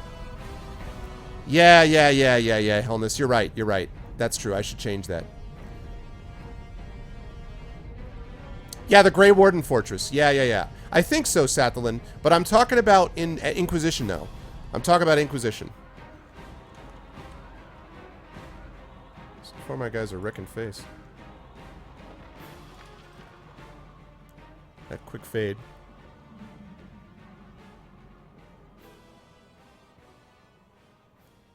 Oh, because he has no weapon. That's what happens when I'm not paying close attention. Thank you very much, Frenzy. I appreciate it. Welcome in. I hope that we'll see you guys again. Well, hopefully we'll see you guys again. And thank you, Frenzy. A pleasure. And again, guys, if you like what you saw and heard, if you would like an epic poem written about you, if you would like other different things, including critiques of your writing, if you do any of that, and if you want to move the channel towards continuing towards partnership and towards other things, we do voiceover streams in here and stuff like that. In fact, 1 week from tonight, we're going to be doing the Sacred Tears True. J-Rab, who's in here, was kind enough. He's the community manager for that game, and he was kind enough to give me a copy of it. He'll be giving out codes of that game next week. The Our Vocalist, my voiceover team, is going to be doing that next week. That is all thanks to our Patreon. So if you are interested in that, please consider, if you would be subbing to me normally, basically, this is the way to do that. And Marinda, yeah, I saw your point. I guess that it's, but see, the thing is, though, I don't know about that. Because I do play games, I mean, I played through Knights of the Old Republic 2 on stream, all of it. It was like 85 hours. I played and finished that damn thing. I did a lot of Skyrim on stream. I did Shadowrun Returns Dragonfall on stream. I wouldn't say that I was casually playing Dragonfall. I mean, Legend of Grimrock 2, I put, what, 70 hours into that? In fact, how many hours did I put into this? Yeah, exactly. I played Mass Effect 2 and Mass Effect 3 on stream, for that matter. I didn't play any of those games casually. It's just that I like, let me see how long I spent on Grimrock 2. Yeah, I spent 53 hours on Grimrock 2. I spent 64 hours on Legend of Hero Trails in the Sky. I spent 65 hours on Mass Effect 2. Hell, I spent 53 hours on Might and Magic 10. I spent 32 hours on Middle-earth Shadow of Mordor. I spent 75 hours on Pillars of Eternity. So I don't necessarily play them casually. It's just that I want to get through it at some point. Like, from a streamer point of view, as a variety streamer, unless I'm going to become a specialist in one game and one game only, it's death to just be playing nothing but one game for months on end. Like, you have to be able to, and yes, could I mix it up? Sure. And I do that. But some of the reasons that I go on a hiatus with some of these games, and I try not to do it much because I don't like having loose ends, but sometimes I have to do it because the game is just too goddamn long. And that's sort of what happened with The Witcher. I was having a great time, and then I got into this thing. I'm like, oh, I'm making progress. And I think it was Thorg was like, oh, you're now about halfway through. And I'm like, you know, so that's kind of my, you know, issue. But yeah, again, the game doesn't force me to do it, but I guess I feel like I play the main quest and like, wait, you didn't do the following 6 side quests that are super awesome? It's just overwhelming, I guess. Thank you, Shadowed. Also, I loved Mass Effect 2. Of the 3 of them, that was my favorite. I liked all 3. For me, it goes Mass Effect 2, Mass Effect 1, Mass Effect 3. But I like Mass Effect 3 as well. I love that trilogy in general. So, the main story and the side quest leads you to 30, 40 hours. Yeah. That's right, Sathlin. Yeah. 2,000 hours. Well, that's because you do all your freaking, because you're a multiplayer god, Thorg. Yeah, exactly, Kilgore. Exactly. Playing a game is different than streaming a game. I mean, I have to be honest. You know the game that I'm having the most fun streaming? I actually have really enjoyed the Indiana Jones thing. I really enjoyed Tomb Raider was fun. I'm looking to doing that, more Deus Ex. I loved Papers, Please. Was a great, great stream game. I have to be honest. The game that I've been having the most fun with streaming thus far has been Dungeons & Dragons Pen and Paper. Dungeons & Dragons Pen and Paper is amazing. I mean, it's my favorite game anyway, so maybe that's why. But playing it on stream has been amazing. It's been amazing. I love it. I love it. So, yeah. I love this auto detective traps. That is so cool.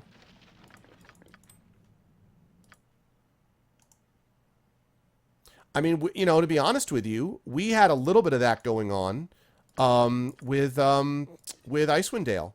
You know, we finally got to the end of Icewind Dale. We couldn't beat the last fight, and we're like, how many more times do you want to play this? Never? Okay.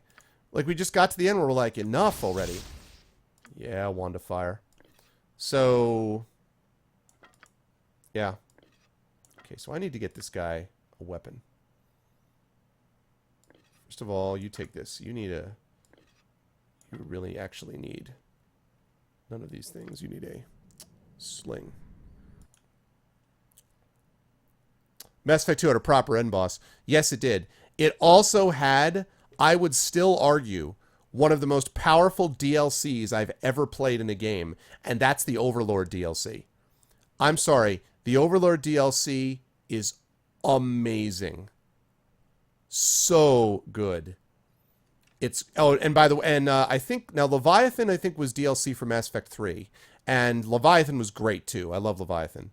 But I mean everybody talks about the Citadel DLC. That was great too. Obviously the Citadel DLC was great. But in Mass Effect 2, Overlord was badass. I really liked Overlord a lot. So I love your D&D streams too. Nice! Congratulations, Kilgore. Oh, you're going to be cosplaying Lego Lord of the Rings on Sunday just as Gandalf the Grey. That is must-see TV, my friend.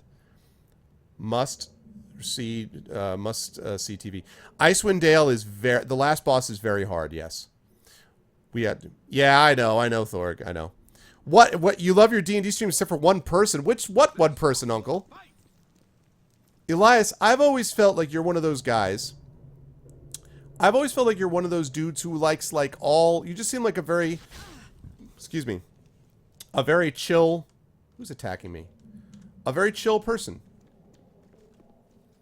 I've always thought that you're a very chill guy and you like everybody. Who do you not like? Tell me what the bad man said to you, Elias. You can't hate the Loot Gnome. The Loot Gnome is the Loot Gnome, man. It's like, the Loot Gnome is like hating Gandhi. You can't hate Gandhi. He's Gandhi.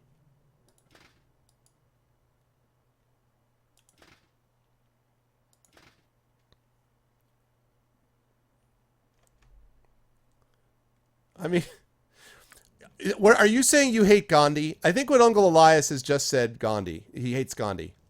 Hates Gandhi confirmed. You can't hate the Loot Gnome. He's just so good. I love that. God damn it. I really have to stop getting hit by every trap in the world. Oh, God. All right.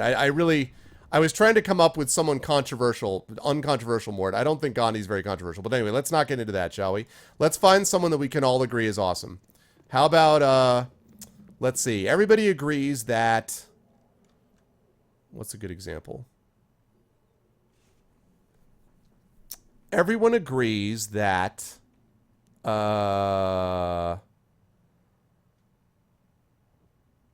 that the original Minsk was an awesome Baldur's Gate character. It would be like hating Minsk. Okay?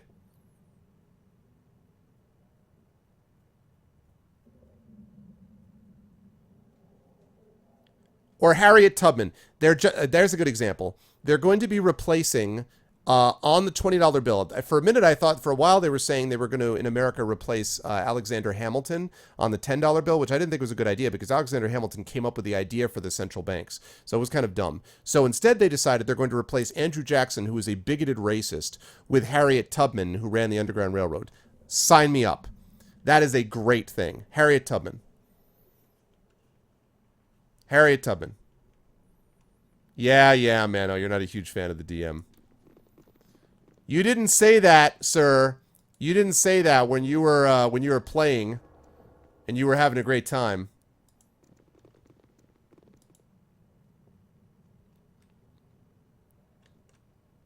You may shatter it if you wish. Why would I want to shatter it?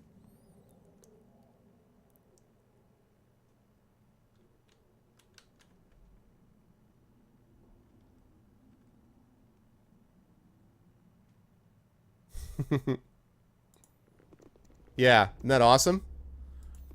Andrew Jackson. Why would you do that ever? Okay, I thought you were... Yes. Aren't you auto-detecting? Can you auto-detect better? For someone who's auto-detecting, you don't do a very good job of it.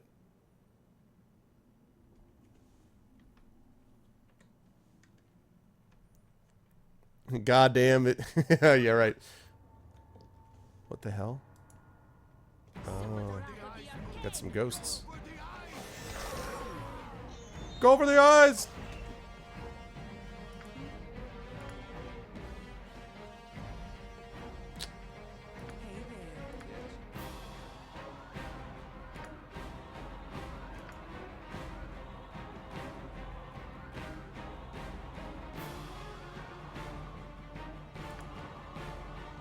I don't...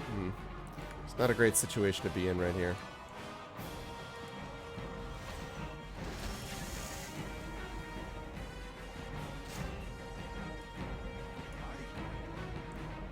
Yeah. No, I'm really excited about it.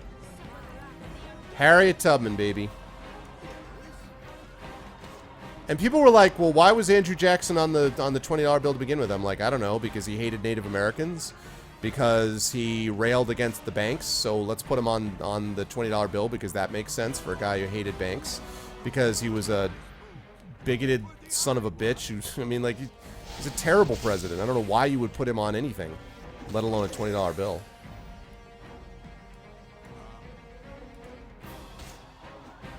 You know, one of the things, by the way, that came out of this interview, which I think is going to be interesting, I can't wait to hear what people say, because I know the Real Time with Pause, and a lot of the Real Time with Pause, a lot of the people are not fans of Real Time with Pause. They just are not. So I'm very much looking forward to hearing what people have to say about that. That should be interesting.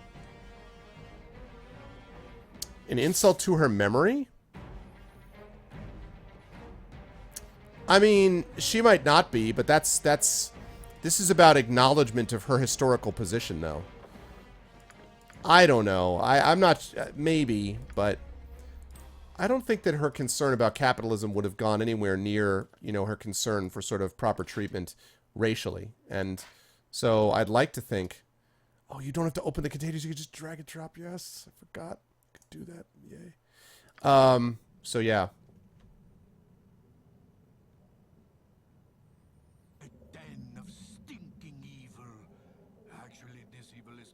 Smelly as it usually is. We come for you anyway. Well, scrubbed evil. Oh, Minsk. This thing is completely trapped. Yep. That was the most obvious. No question that's a trap. Right. Lovely.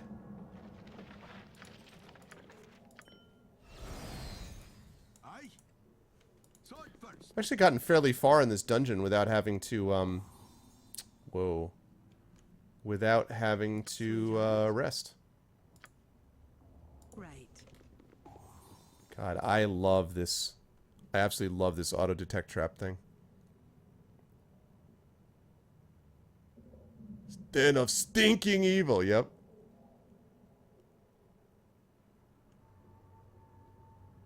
Yep. Yeah, are the voices too quiet? I turned down the voices a lot. Are they still too quiet, guys, or can you hear them okay?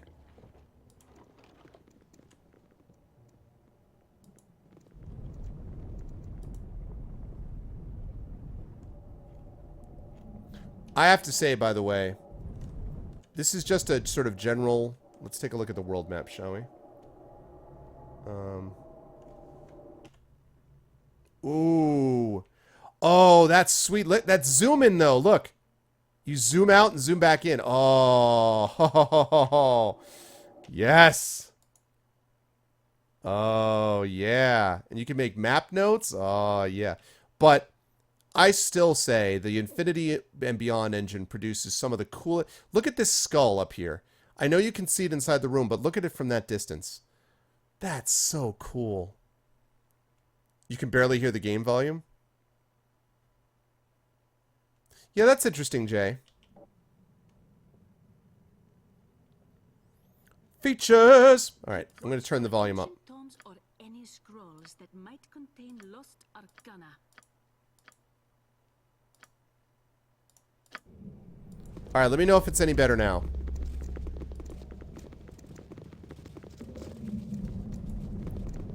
Let me know if it's too high. I don't want it to override my voice, but I want it to be able to be heard.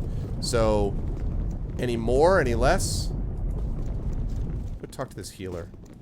Hey, you feel a breeze? I No, feel a no, no. breeze. You're Imoen. You're not the healer. There's the healer, I think. Hey, how are things going? We'll No. follow behind you. I've got your back. Not you, Imoen.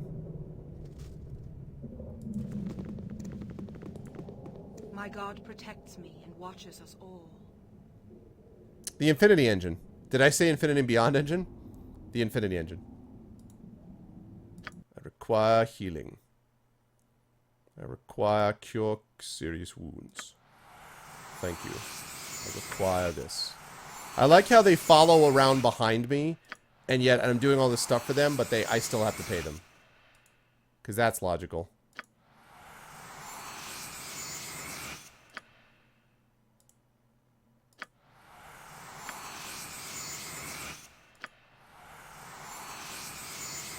Did I call it the Infinity Beyond engine? It should be the Infinity Beyond engine, man. You want boo?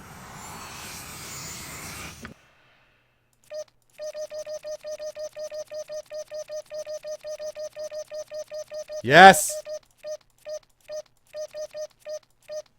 Yes, we got the squeak with the boo.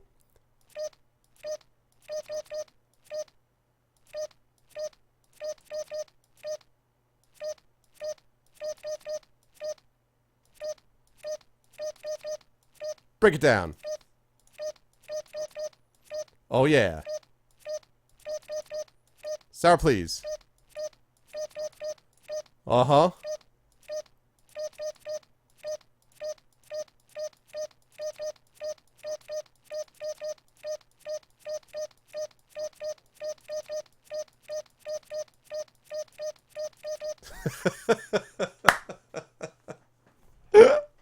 Squeak, squeak, squeak, squeak, squeak, squeak, squeak, squeak, squeak, squeak, squeak, squeak, squeak, squeak, squeak, squeak, squeak, squeak.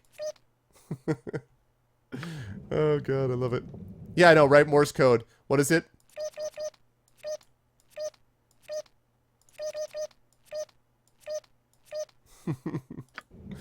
Oh, boo. Fight.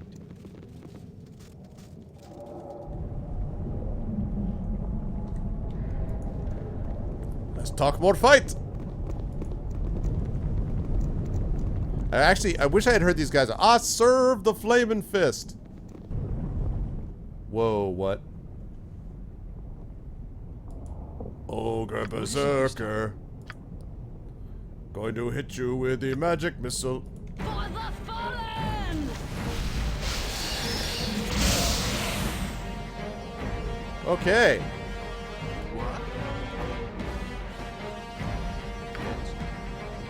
So again, check on sound, guys. Sound is okay?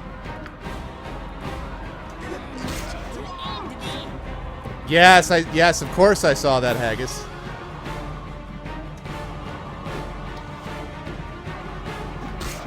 Another try, shall we?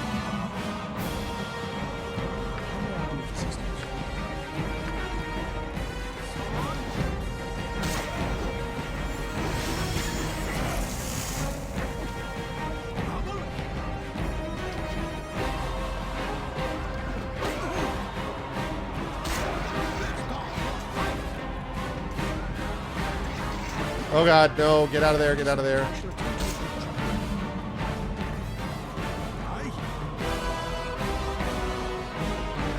And you. I hope it's set to Scorcher. It is set to Scorcher, yeah! Whoa, get out of the way.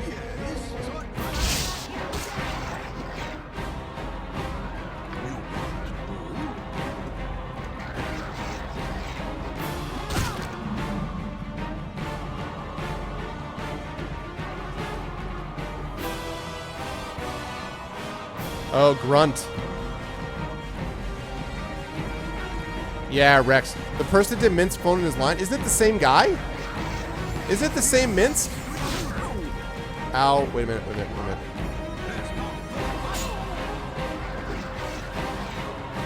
Man, the thing is too much friendly fire. Hey, what's up, 5x9?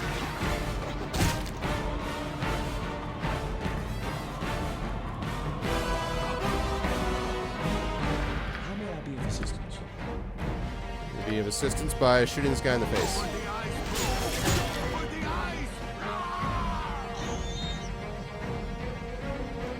What's up, Sping? Hey, good to see you, 5x9. Hello, Sping. What's up, man? You did indeed miss the interview, unfortunately, but it was great, though. I had a good time. Okay, I gotta go talk to the healers.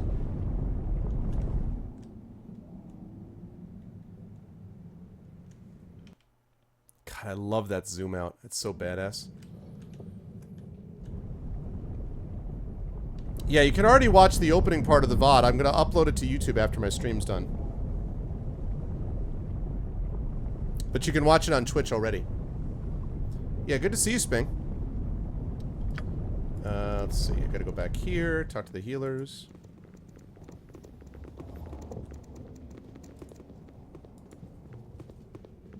I am here to serve.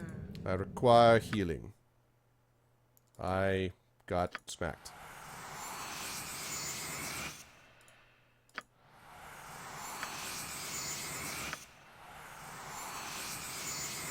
Thank you. Do I just get to keep this team with me the whole time? Like, I just have a team of healers all the time? That'd be pretty awesome. Yeah, that's a good point, by the way, guys. If you have not already done so, double check and make sure, because Twitch does that sometimes, where they will just unfollow you from a channel. So please make sure that you are following me if you want to follow me. I hope you do. And that also that you have notifications set, so you're actually going to get notifications when I go live. Because that's something they've done. I think it's a terrible mistake on Twitch's part. I don't think they should be doing it this way, but they have a structure where there are times where they just don't, they just unfollow you because they say you haven't been to a particular channel for a certain amount of time or whatever. And it's just not, you know, so it is what it is. you like. This thing is not trapped, is it?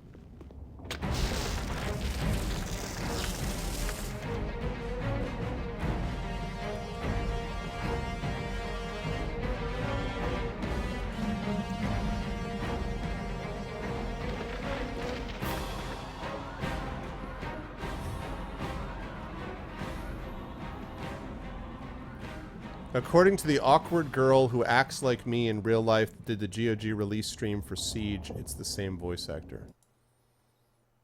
Are you talking about Outstar?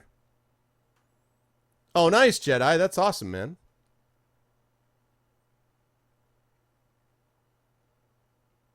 Yeah, yeah. Yeah, you really should double check that, because there's sometimes where you just get unfollowed. I noticed it myself, where just like, they're like randomly, oh, how about we unfollow you? I'm just like, we can unfollow ourselves. How about you leave me alone and let me follow who I want and don't bother me. If I'm following someone, I'm following someone, you know? What? We're attacking where?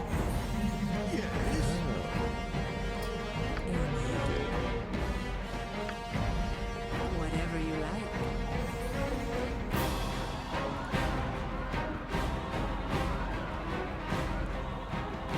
All right, well, okay. So I don't know who we're talking about, but whoever it is, let's not, you know, I don't know, let's not get into a guessing game though. But anyway, yeah, I thought it was the same voice actor as the one who had done the original Minsk. I thought. What the hell is that? It's a burning skeleton. I walked into a burning skeleton. This is a dumb idea. I'm glad to see the Infinity Engine ability to not go in the right way is still working. You back the hell off. Are you nuts?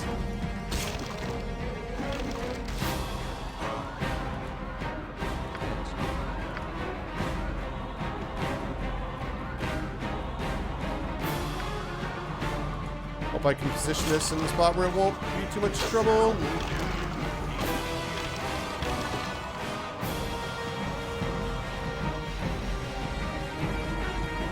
Okay, sounds good, Kilgore. See you, Shadow. No, he's talking about Raitana, I think.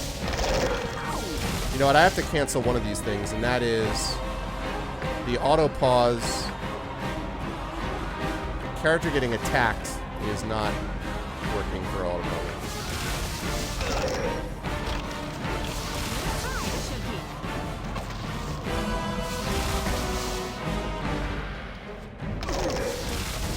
Every one of you guys back off. No, I said back off. Oh. Back off. Back off. Okay, there we go.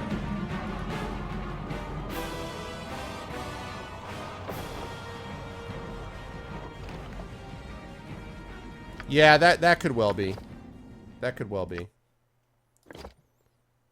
But it's just, you know, it's like the whole lifeblood of the channel, or lifeblood of any, you know, Twitch channel is your follower list and people following you. So then it's like, okay, so I really would like people to be able to know if I'm there to be followed, you know.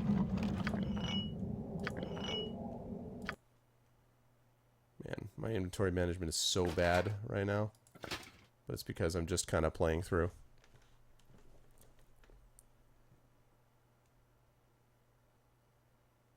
Yeah, Pyron Jade recently had a baby, yep. A second baby. Her son. Who she says is pretty laid back. He's a pretty laid back kid, apparently. Yay. Okay.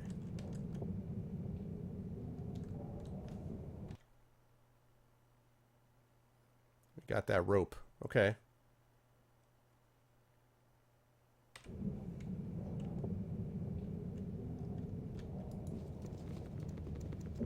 Yes? I serve the flaming healer. Look at the size of that door. There must be a lever, something to open it. You have my greetings, faithful one.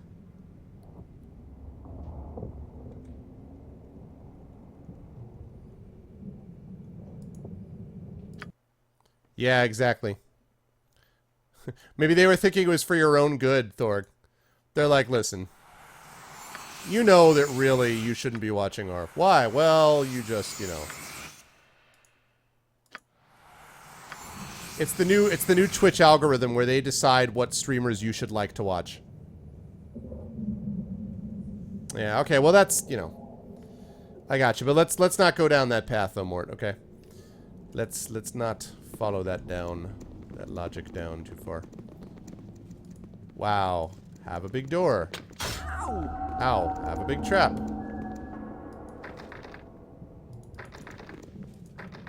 Oh. Okay. Nearby chambers. For instance, over here. That's okay. Twitch is running on Amazon services. Yeah, but like, I mean, Hillness, you would know better than I would because you're in this field, but would that be a...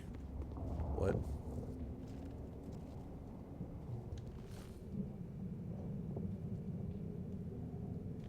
Halt! We're tasked with guarding this device. You should go no further. You're mercenaries? Perhaps we can cut a deal. We already have a deal with Korlaz. We'll fulfill the terms of our agreement.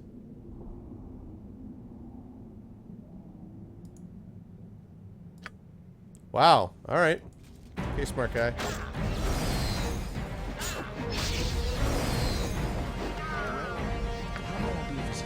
That went well. Good work on your reputation.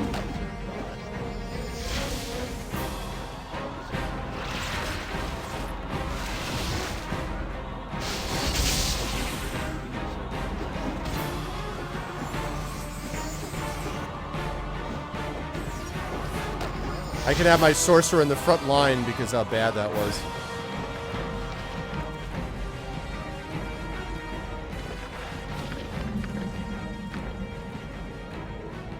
I like that gradual fade out of the music.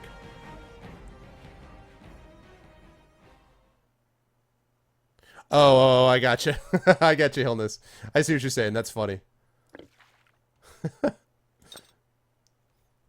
If you liked this channel, you'll also...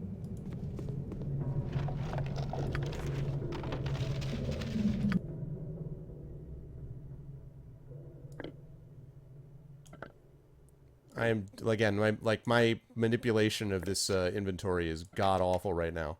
Because I'm just kind of playing along while chatting.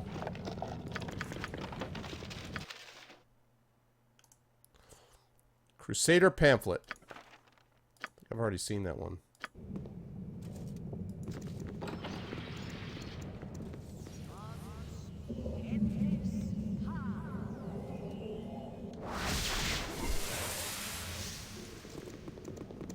Oh, I think I hear Korlaz. I'll serve the Korlaz fist.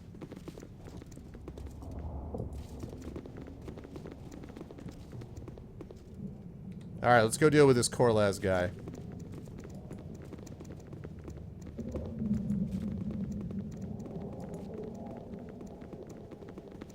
Damn you.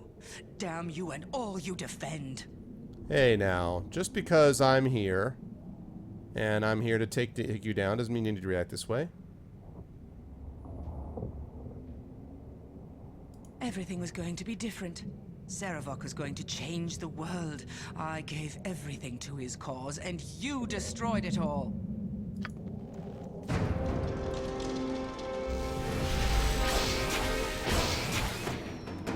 Okay. Ooh, new music.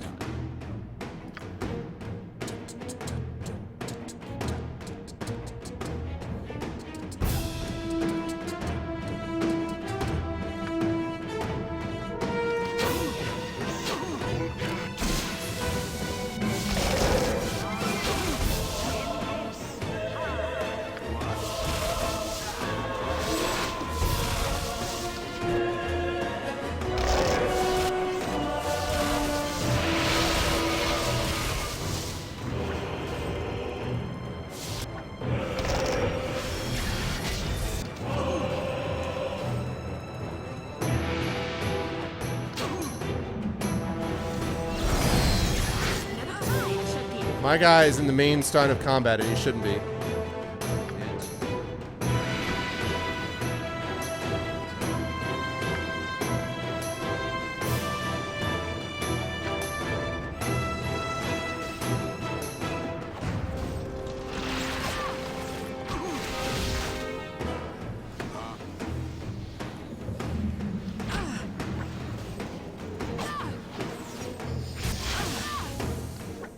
Whoa. This is terrible.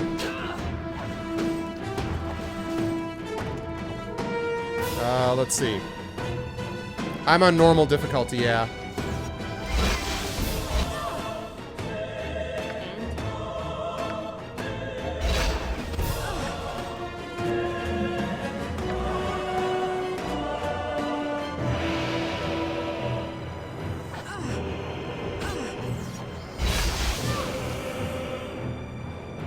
Oh, fine.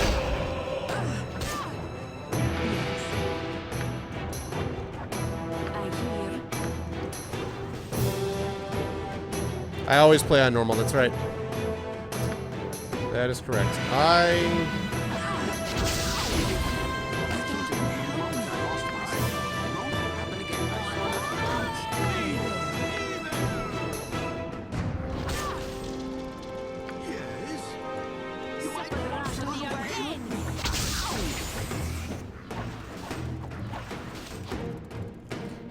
Man, this is not going super well, I won't lie.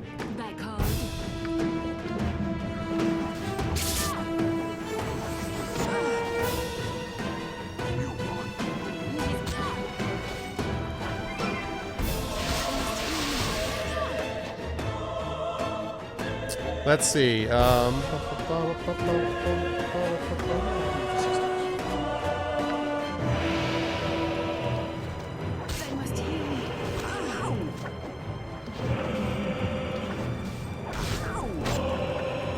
I help you? What? Yes? Okay. And you.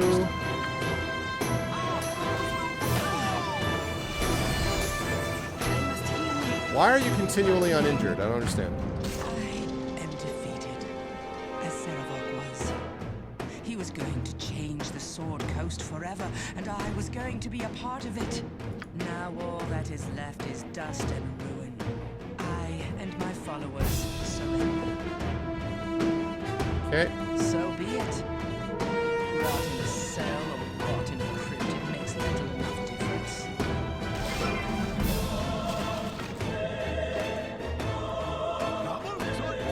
I need aid!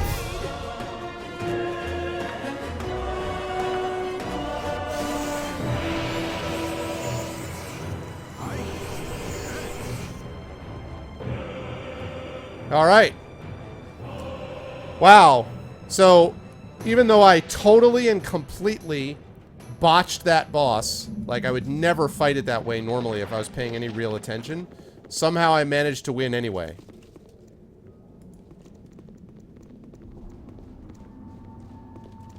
And I mean, I completely botched it. There's no way I should have survived that. But somehow I did.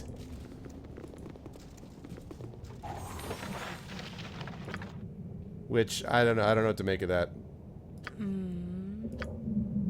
Right. Wow.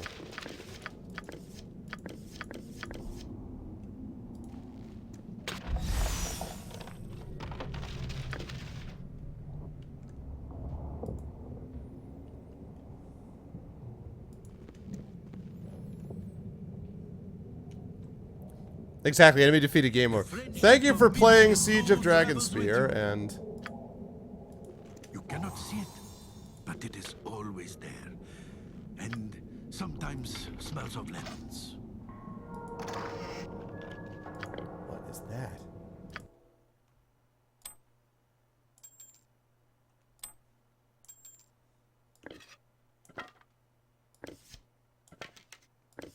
It's a classic example of me not really paying close attention and just sort of running through. The heck is this? An ornate headpiece. Okay.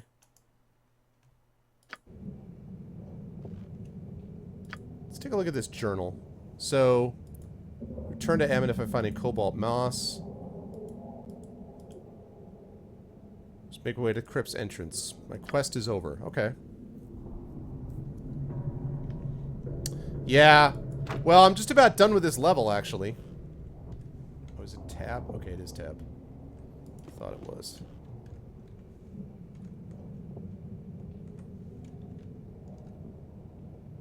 Yes? I grow torpid and require slumber. All right, let's check out his chamber and then get the hell out. Arv means inheritance legacy. Really? That's awesome. Well, you saw that I responded to your thing that you sent me, right? The Arv thing. It was awesome. I love it. Your need. Can you unlock this? Right.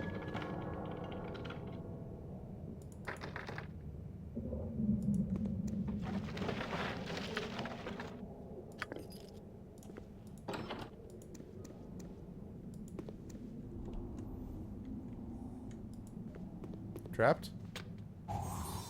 Why would you trap your own bedstead? That is dangerous, people. Let me just say, do not trap your own bedside table. Okay? I'm just gonna say that.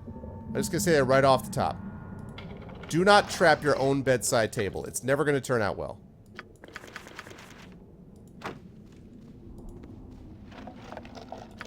Whoa, what's all this cool stuff? Alright. You go over there. You go over there. You go over there. It might seem like a good idea, you know, abundance of caution.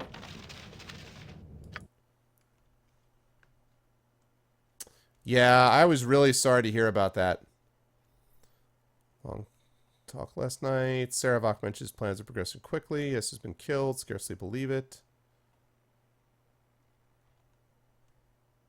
Sarevok's sword. Collection of arcane tomes, history books, religious texts. There you go. Yeah. Yeah, the Prince thing was rough. I mean, and that was out of nowhere. I mean, he was 57. It's not that old.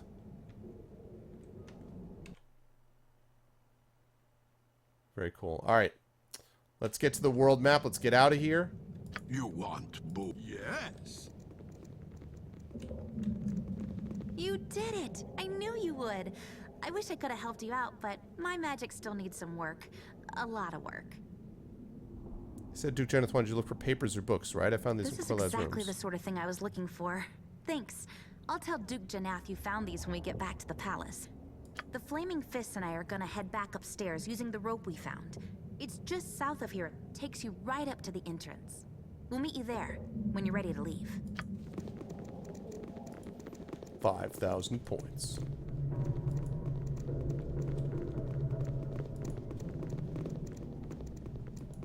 You must gather your party before venturing. Yeah. Shore Law, although I don't remember off the top of my head where to find that stuff, to be honest with you. So, sure, but...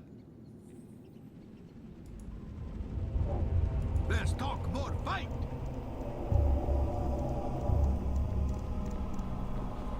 Oh, God. Really? Alright, idiots.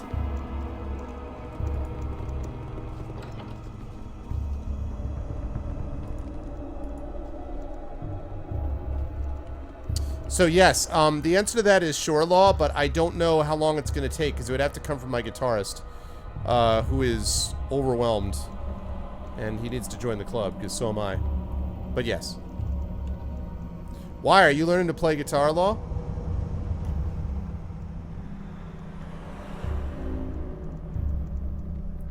I know, right, Helmus? Rick Astley.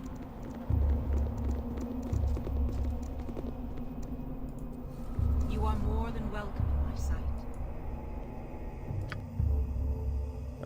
Let's cure critical wounds.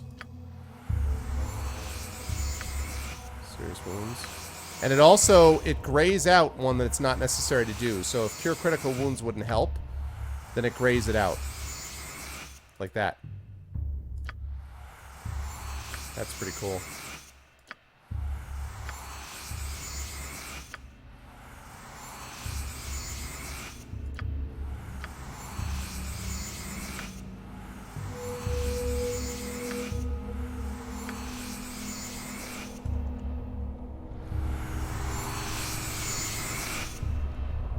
Alright, let's save that under ARV test.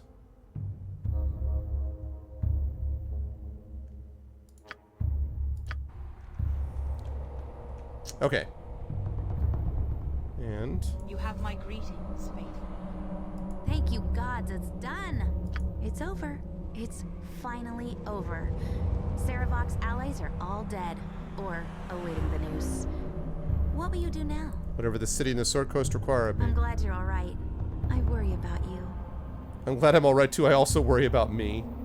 I worry about you too. If I were to lose you, I don't know what I'd do. Let's never find out, alright?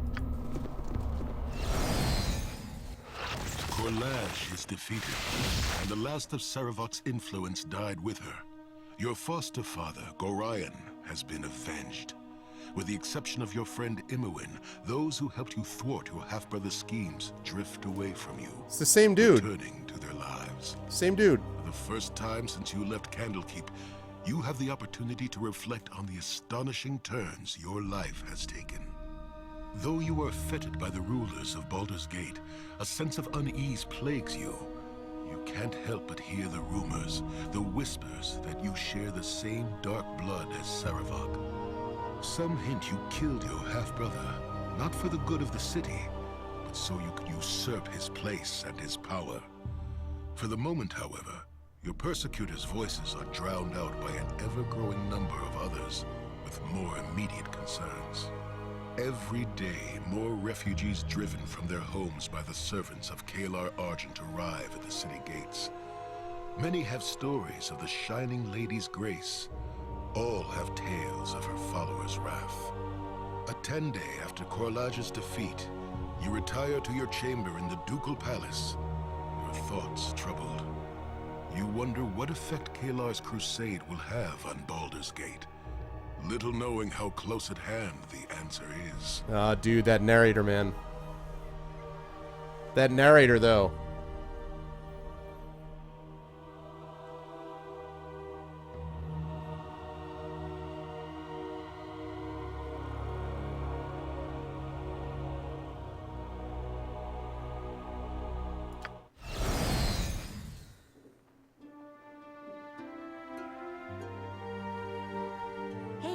You awake?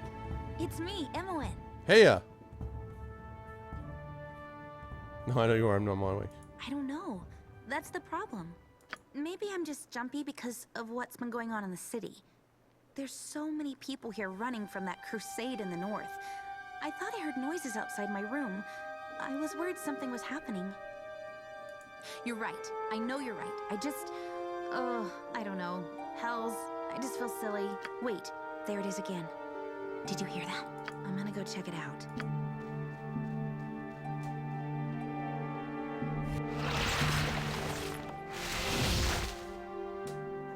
Okay. So anyway, is this queued up? I'm not doing any of this. You're just auto casting? Is there some new feature where he auto casts? Hey ya. Remember Noober? Wait, is there some feature where he auto casts? Really? Is there a feature where he auto casts everything that's awesome? Is that the case? Oh, does he auto cast spell? Because if he auto cast stuff, that's amazing. That'd be so awesome.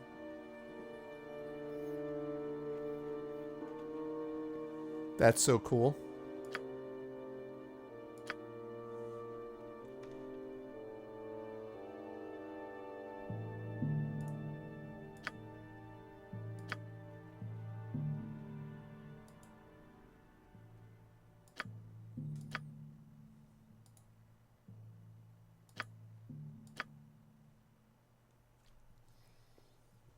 They added a new custom AI that's amazing. Okay, hold on a second. Let me check it out.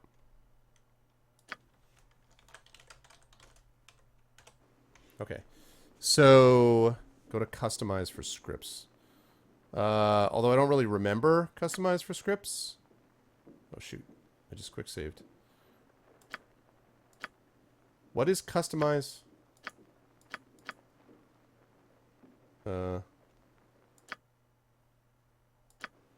Where is the custom command, Gil? So saith the wise Alondo. I was thinking about contingency nonstop, but I don't have that thing. Character customize button. Oh, yeah. Yeah, script.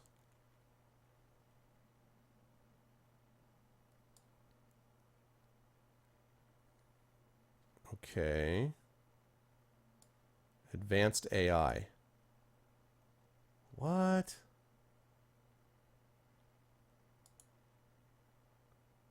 Turn undead whenever he is idle. Standard attack.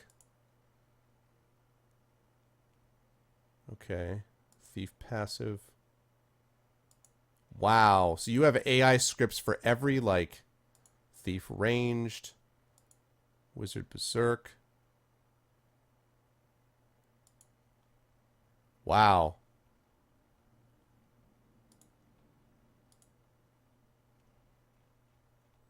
Okay, attack enemies.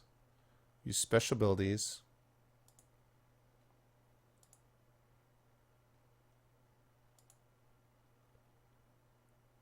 Okay. Cool. Very cool. Very, very cool. Yeah, I got it. I got you. Very cool. That's awesome. All right. Very neat, guys. We are definitely going to take more time with this game in the future is what we're going to do. Oh, let me get rid of that and that. Let me just do a little bit of cleanup here. Clean up on aisle 7.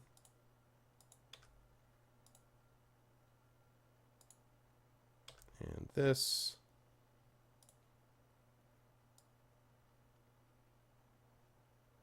Okay, good. Lovely. All right, cool. All right, guys. So what we're going to do is I'm going to take about a 5 to 10 minute break because I've got to stand up and stretch and do stuff like that and also get a little bit of food. And then I'm going to come back and I'm going to see what we can do maybe about wrapping up some Indiana Jones tonight. I'm going to play for another hour or so. So we'll see what I can do about wrapping up some Indiana Jones and the Fate of Atlantis. That would be lovely if we could do that. And don't forget, this Saturday, coming Saturday, I'm going to be playing D&D with viewers. So if you have not played with me yet and you would like to get a chance to do so, Saturday evening around 8:30 or 9 p.m. Eastern, somewhere in there, is when I'll be doing it. It'll be about a 4-hour session or so. You need to be able to commit to that session. You need to be able to have a microphone and hopefully have a little bit of basic knowledge of D&D. It's preferred, although not required, that you have a webcam. And it's preferred, though not required, that you've actually not played with me before, because I want to give as many people as possible a chance to play. So that's going to be coming up this Saturday. Then next Tuesday is back over at the GOG Pen and Pixels playing some Wasteland 2. And then back back over here to, I believe at that point, to wrap up, if I'm not mistaken, Indiana Jones, although it depends on how much I get done tonight. And then Thursday is, next Thursday, is the Our Vocalist taking on the Sacred Tears True. So that's what we're looking at. But before we do all of that, we're going to take a break. So I'll be right back at you guys in about 5 to 10 minutes. I'll leave you with a little bit of music when I go. Hold tight.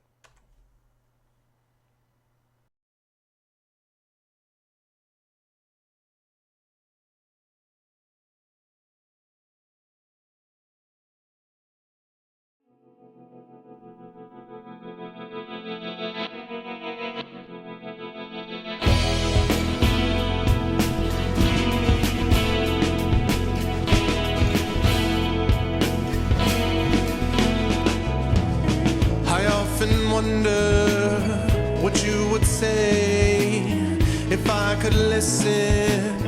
I might be less afraid to play.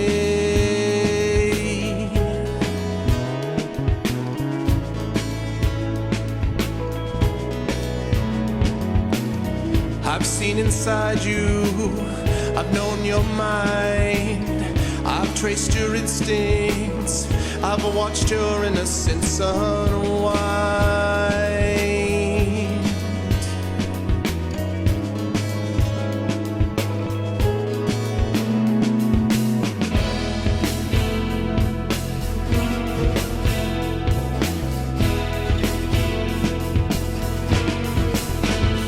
Oh, that's it, you won't regret it.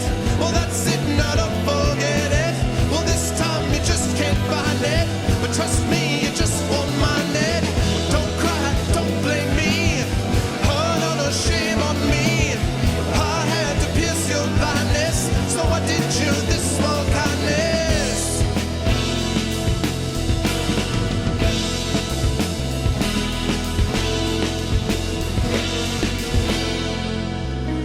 What did you think of the fading gleam? Did you consider the cost of every broken tree?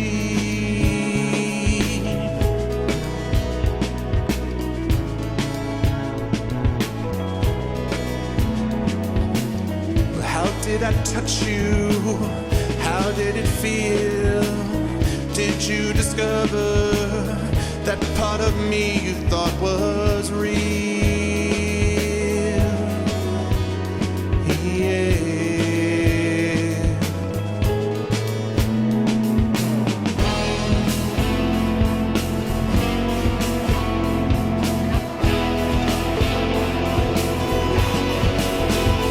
Oh, that's it, you won't regret it.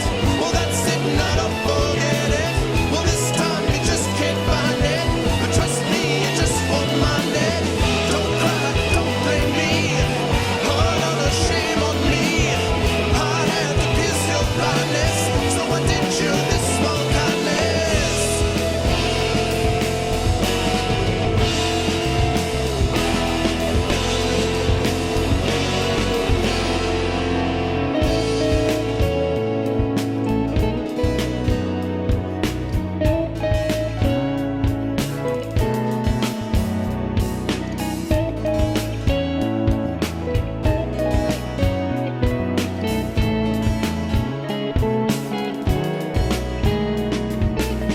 I often wonder what you could say if I had listened. I might have been afraid to play.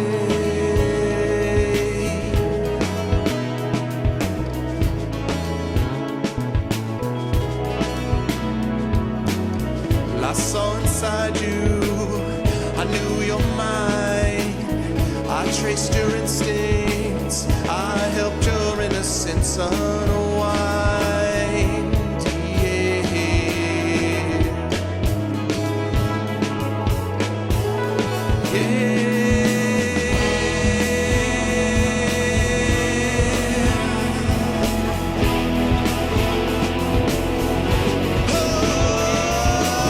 Well, that's it, you won't regret it. Well, that's it, now don't forget it. Well, this time you just can't find it. But trust me, you just won't mind it.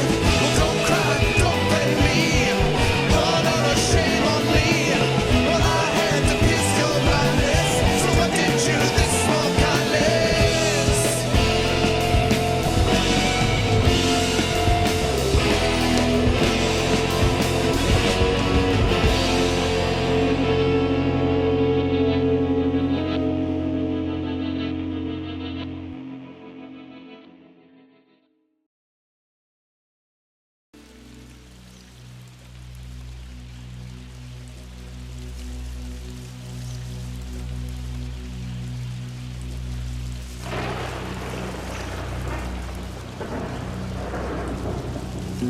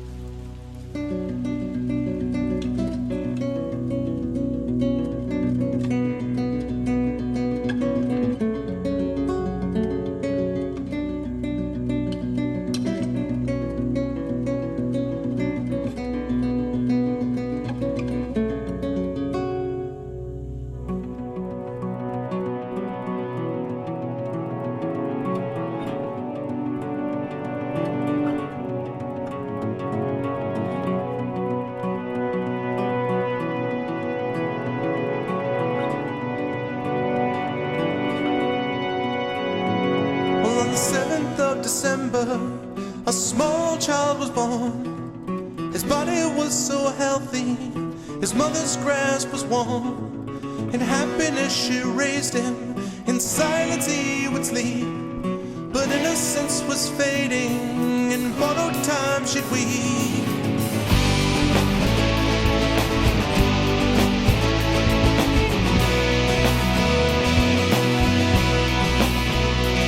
Well, in time he grew in stature, in time became a man. With age he gained his freedom, the confidence to stand. But over time she weakened, well his mother's strength ran low. The energy she gave him was soon enough to go.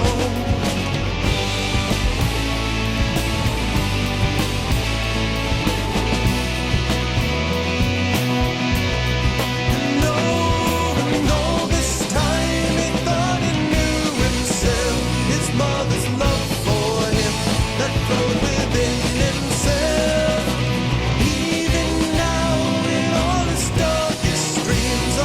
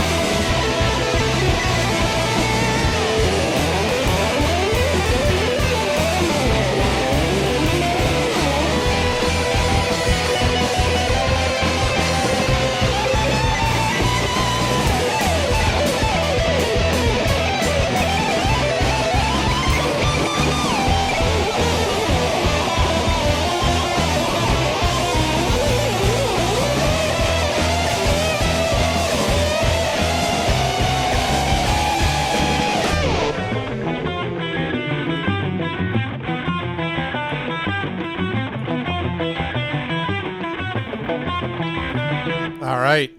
Ha! Anyone awake? After that? Ha-ha! All right, welcome back, everybody. Thank you for sticking with me. And let's get to it. Now, I'm going to have to reorient everything. I had to reset everything up in OBS, so you're going to have to give me a second as I recapture. As I recapture the glory. So give me just a second whilst I take care of that. And let's take care of that. Let's get rid of that. Let's get rid of that. Let's activate that. I think everything else is just about right. Let's get rid of that. Lovely. Have I played The Longest Journey? I don't believe I have. I don't believe I have played The Longest Journey. It sounds familiar, but I don't think I've played it. Thank you, Rix. Okay. Let's... There we go. And let's load... Oh, shoot. I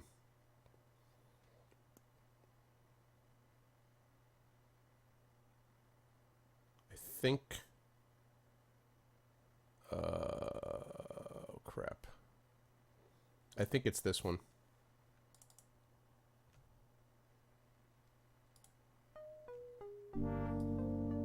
Lovely. Okay. So just give me a second, guys, whilst I fix this up.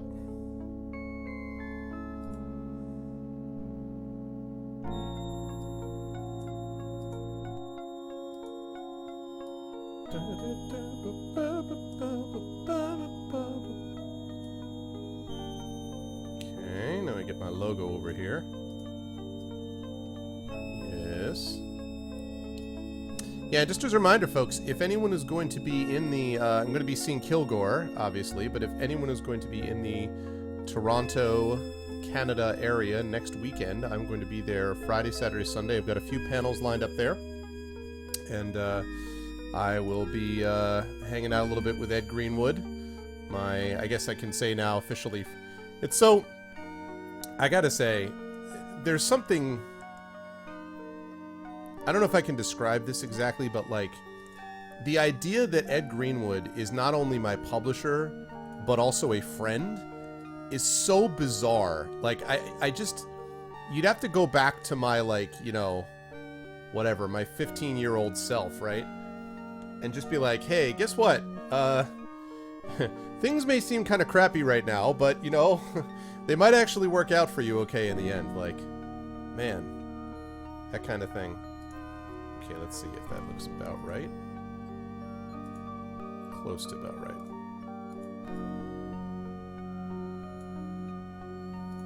There we go. Lovely. Cool. All right. And this. Lovely. I know, right? So hauntingly beautiful. Okay, so we are closing in on the end of this game, folks. And last time I was here, I don't remember what exactly I was doing, actually. I was trying to... oh, yeah, that's right, this thing. I need more pieces to basically get this thing fixed.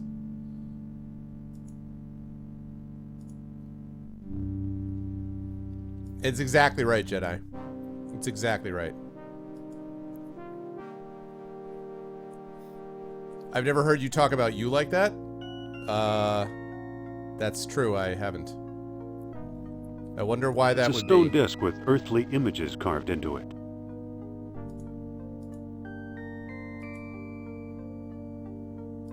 Okay, on we go. Must have been an oversight on my part, Mano.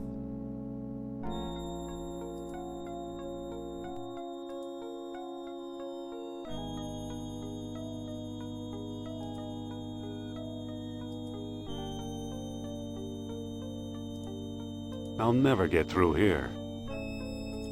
What if I use my ship rib? I don't think that'll work. All right then.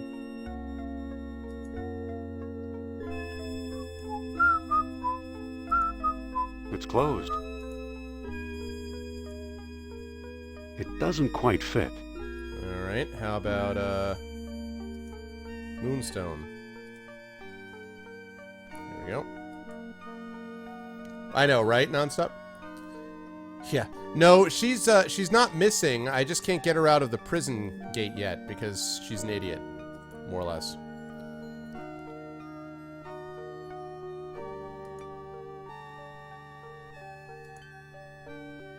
So what I meant to do.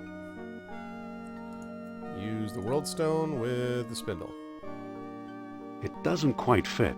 Okay. Use the Moonstone with the spindle. It doesn't quite fit. Okay.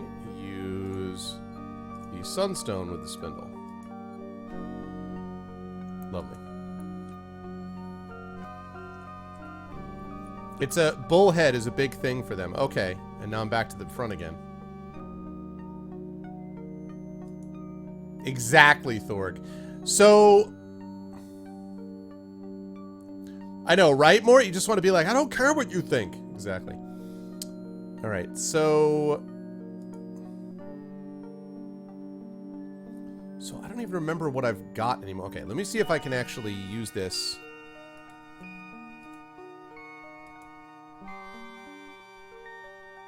To get her out.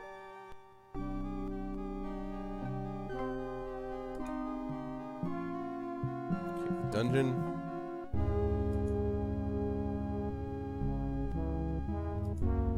Must have been part of some ancient machine. I don't think that'll work. Damn it. I don't think that'll work. Use Statue of the Sophia.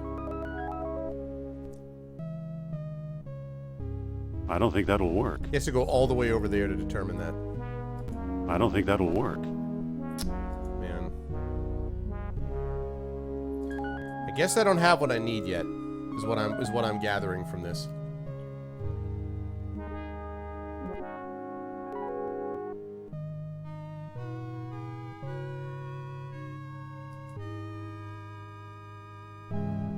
Come back here, Jones. Come back here, Jones. Even though I'm not going to actually walk out when the gate's clearly open for you.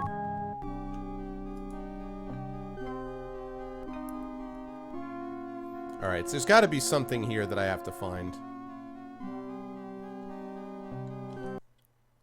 So let's save it under Power of Continuing Atlantis. Okay.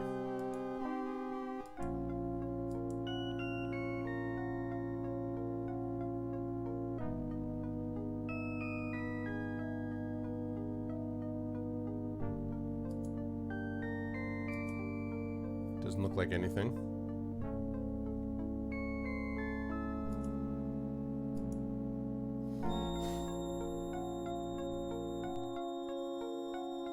Okay.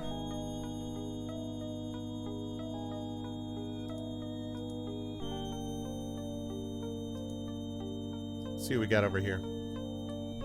Yeah, I know, it's true. Do we ever really have what we need? That's a good point.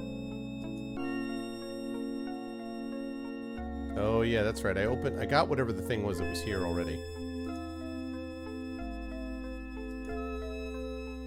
Which I think was the thing that I already used on that statue, if I'm not mistaken. So, let's get on this raft.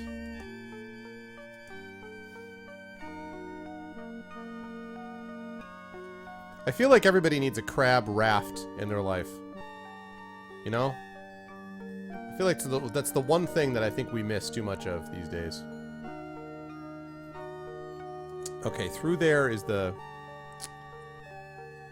Actually, wait.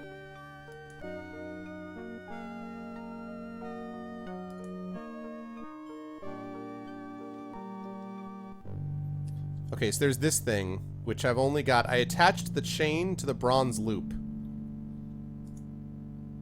And... I don't think that'll work. I don't think that'll work. Swear to God. I don't think that'll work. None of these things ever work.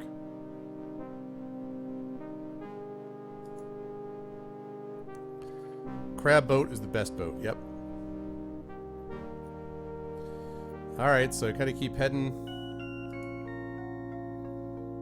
this way. Because I can't get her out of the prison, and I don't know what else to do.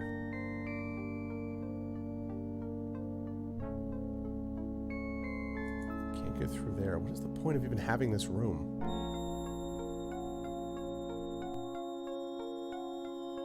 There's got to be some reason to have this room. I don't know what it is.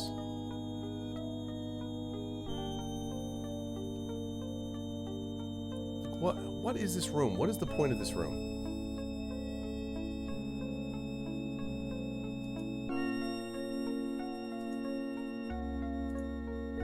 It's a pile of bones. I don't need any old bones. God damn it, Indy.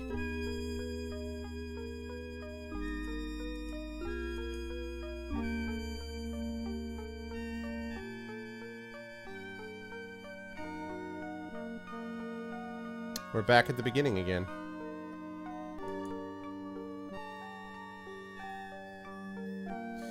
I don't know. I'm kind of confused at this point. I don't know what else I need to do. Grand Duke Bell, what's up, man? You missed some Baldur's Gate love earlier tonight, Grand Duke. You missed some Baldur's Gate love. I have no idea what I'm going to do here.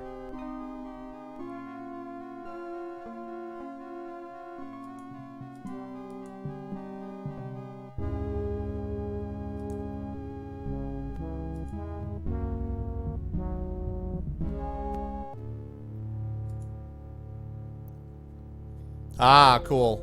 Yeah.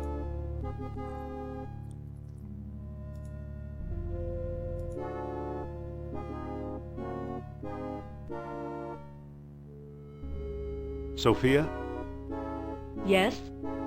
See you soon. Don't leave me here, Indy. I don't know what... I'm kind of lost at this point, I have to be honest.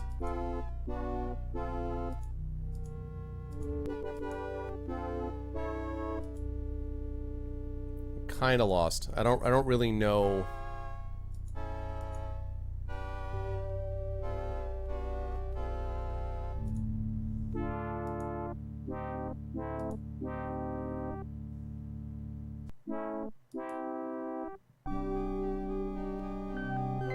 Come back here, Jones.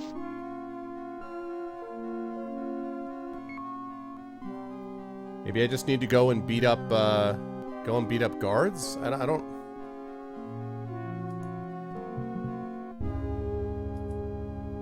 Come back here, Jones.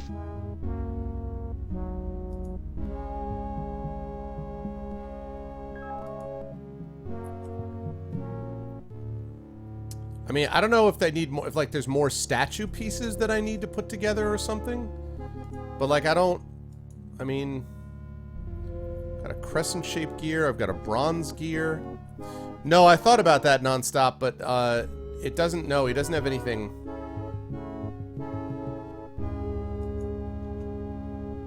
Look at crushed guard.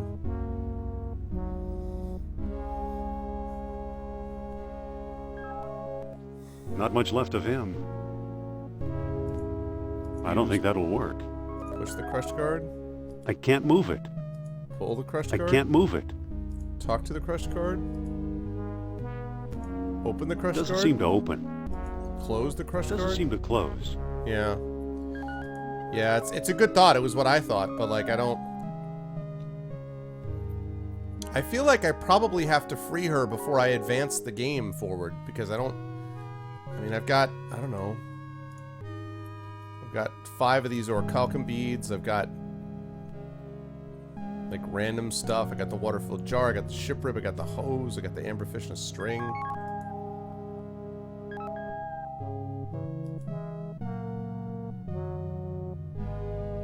Come back here, Jones. Yeah, I need to repair that robot. That's what I thought, Thorg, but I don't, apparently I can't do that. Like, apparently I don't have what I need. I figured I needed to repair the robot in the ring chain room, but like I don't...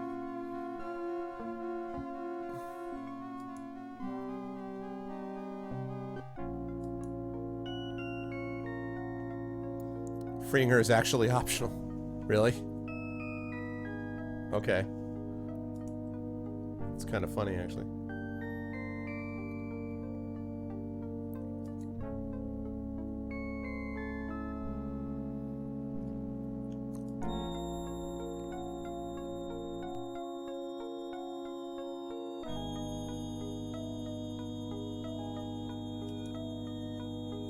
where I got the one thing for the statue. I don't remember what it was, but I got something there.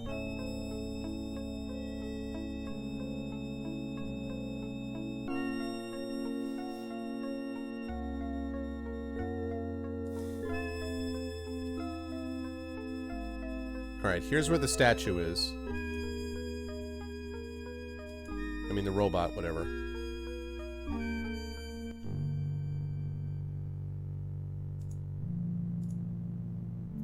Use chain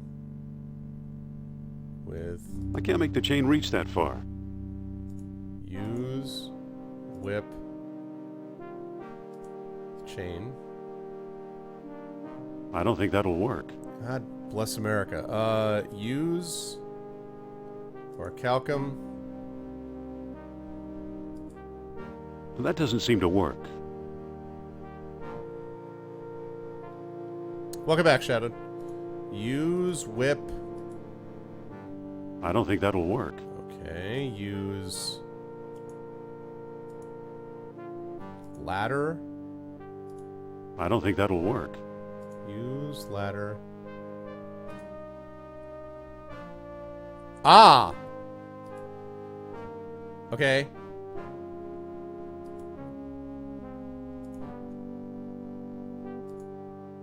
I better get down from here first. Okay. Okay. Use chain. I can't make the chain reach that far.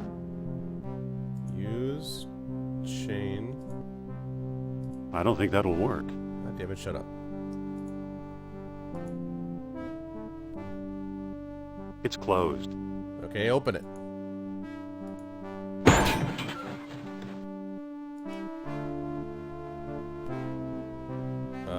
Look at... It's debris from the robot. Can I pick it up? I can't pick that up. Okay, what's now? Whoa! Wow.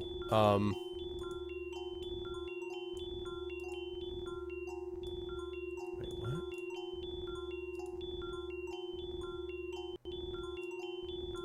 I can't put it there.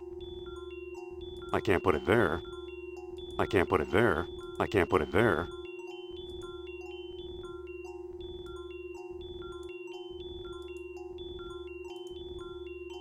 The bead won't fit there. Wow. The bead won't fit there.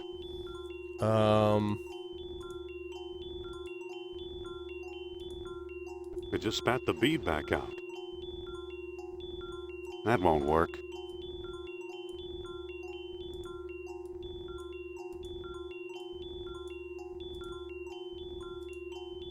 It just spat the bead back out. That won't work.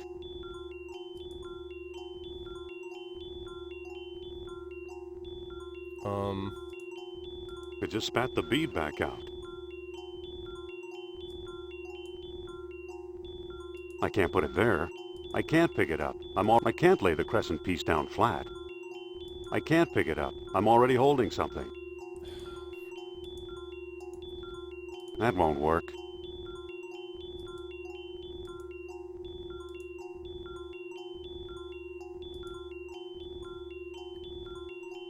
I need one more piece before I complete this.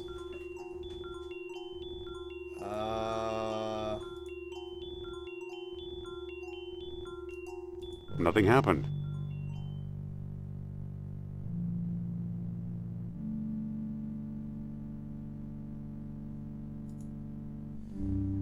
It's a broken statue.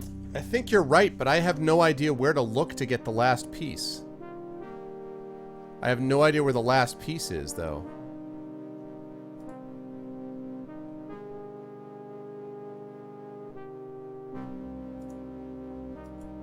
I can't move it. I don't suppose anybody has any idea where I can find this last piece, do you?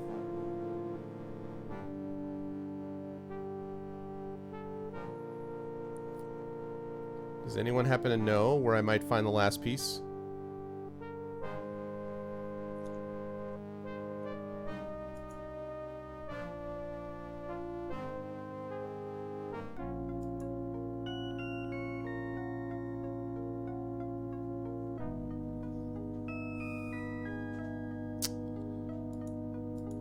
Unfortunately not. It's like the last... I don't want to have to wander through every room in this place.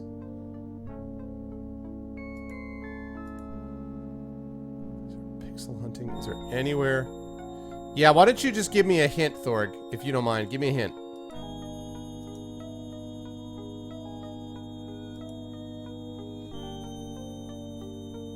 I'll take a hint.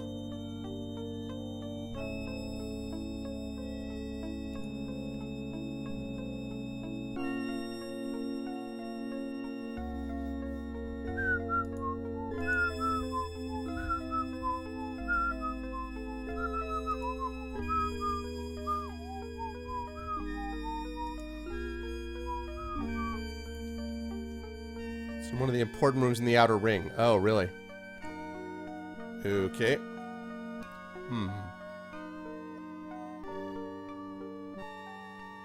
It's one of the important rooms in the outer ring, huh? Okay.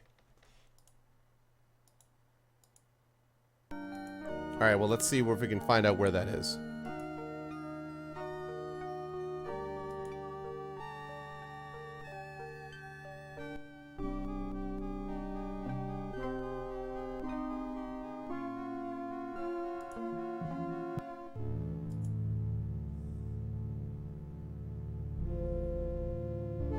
Oh, come on, man.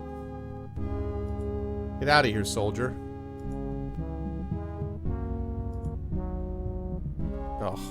Chance, chance. You'll never learn. Don't you know when to quit? Let's get this over with.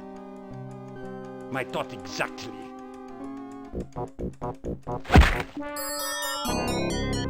He doesn't have anything worth taking.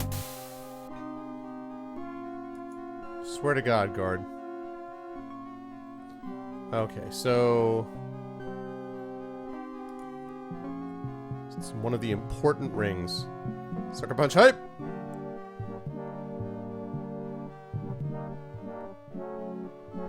So it could be in the statue room.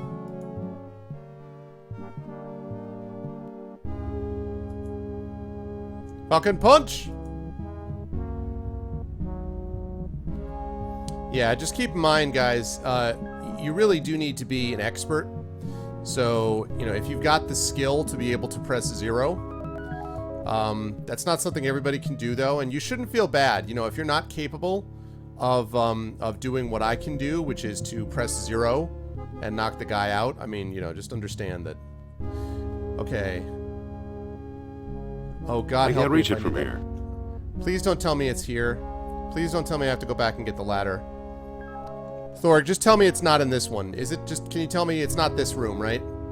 So I don't have to go back all the way and get the goddamn ladder. Please tell me. Please tell me it's not. Fucking punch. Tell me it's not.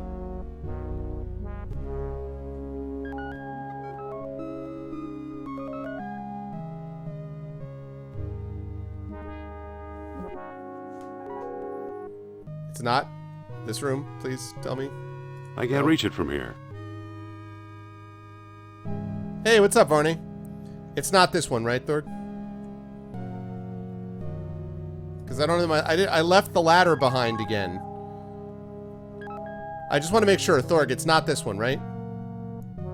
0 button. That's right. O button jujitsu. Yeah, it's true. I could reload. But is it in this room? Let me know if it's in this room. Thorg! Hello? Where are you? I summoned Thorg. Or Ekag, who knows this game. It's not here, right? It's not in this room. That's all I want to know. So I don't have to worry about getting my ladder. Right?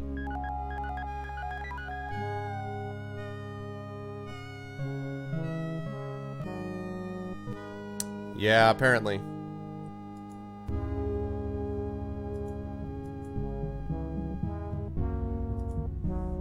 Watch. I'm gonna get to this next room and he's gonna be like, oh yeah, that's where you have to go, totally.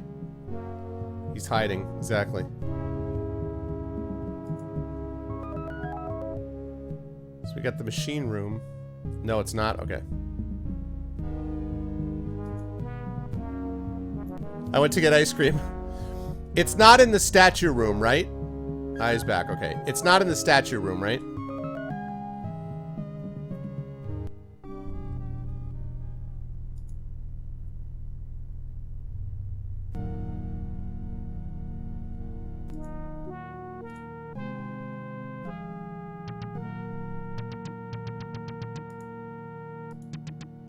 Won't come loose. I can't pick that up. Yeah, it's not in the statue room with the chasm, right?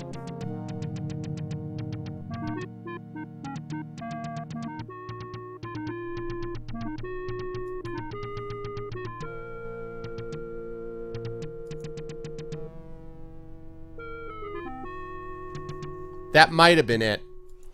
This might have been it, the bronze spoked wheel. Because, like, it's that sort of using... It is interesting, a lot of these games, you use one of these things. And, let's get this way. You use one of these things for not... A lot of the games, you use the one thing for one thing only. No, no, no. But this game, you use it for multiple things. Which, you know, I can get behind that.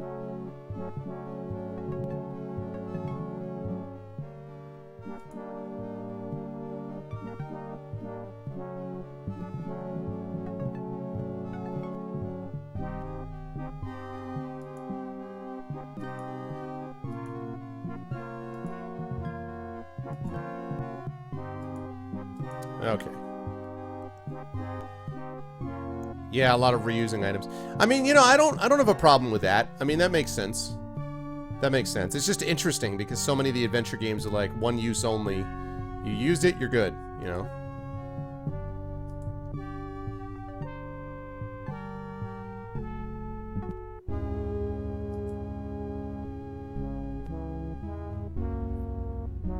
Ladder should be disposable. Yep. Okay. Alright, we're back. And we're back.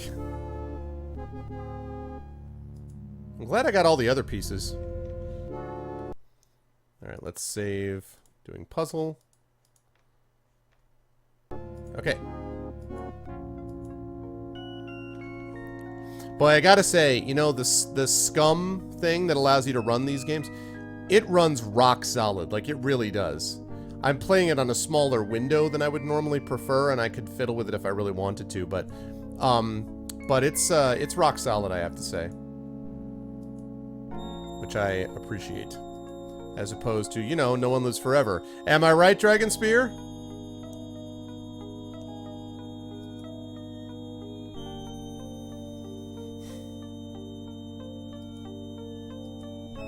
Oh, yeah? Alright, well, let me get the pieces out there and I'll try to figure it out. I should have realized that that bronze wheel actually looked like, but that's really inefficient. If somebody in the old Atlantean culture is working on, like, making orichalcum beads, and some dude is like, alright, man, sorry, but I need to, open the statue room. Can you help me out here? I mean...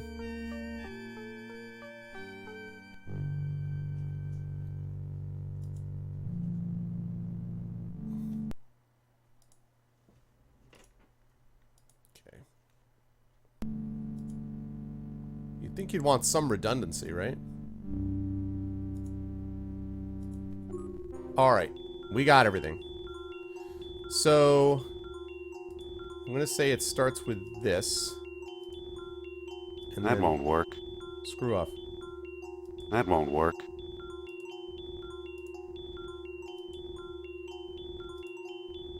I can't pick it up. I'm already holding something. It just spat the bead back out.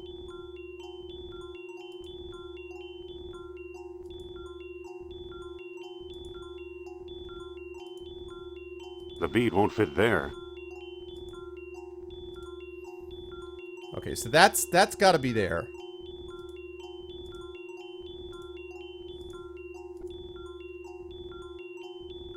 I can't pick it up. I'm already holding something. Lack of redundancy is why the culture died out, right? Because they never had enough stuff at one time. I can't put it there. It just spat the bead back out. That won't work. It just spat the bead back out. Nothing happened. Alright, let's take a look and see if there's a... I don't know where this diagram is, though. While I was digging up Viking grave sites, she was secretly collecting pieces from Atlantis.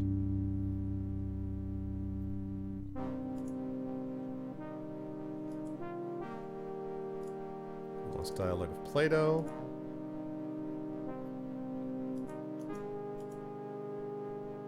It says 1 day passed. Kareem cites... the only mark on this map is one big X. Okay. Alright, let's see.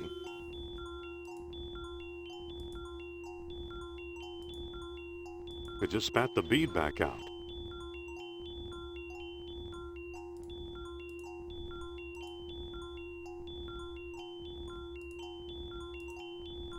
That won't work.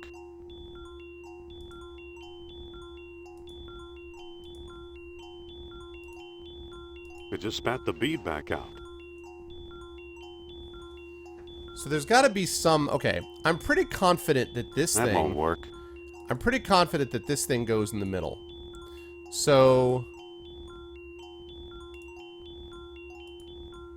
That won't work. I really wish it would work.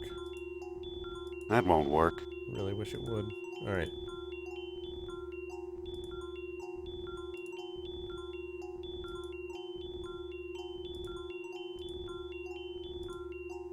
It just spat the bead back out. That won't work. That won't work. It just spat the bead back out.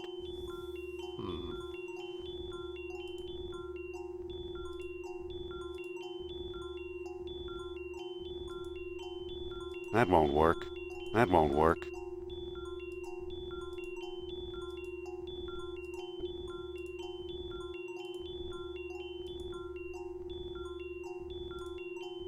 That won't work.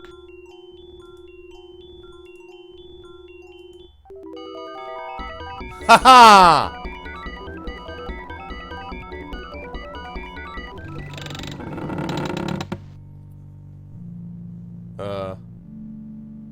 What? What just... What? So now can I... I can't make the chain reach that far. The chain is already on the loop. What did that just do, though? What did that do? I don't know what...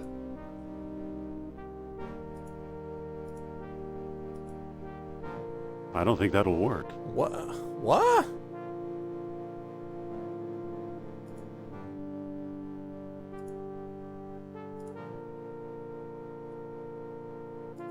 I don't understand what just happened.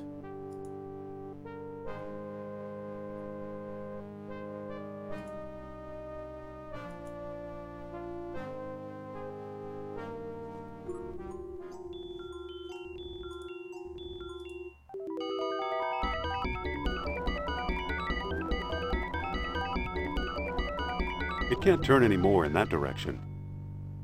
Turn any more in what direction?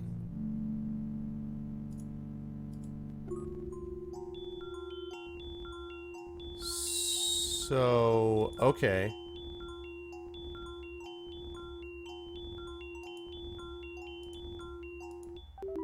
Okay. So this thing turns somehow.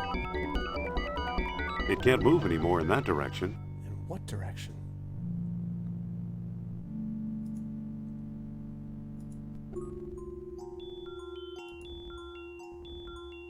I can't pick it up. I'm already holding something. So what if I put this here, and I put this here, and then I... Okay. It can't move anymore in that direction. I keep changing it around. It keeps telling me about not moving in that direction. I don't understand. So, okay, if I put this thing here...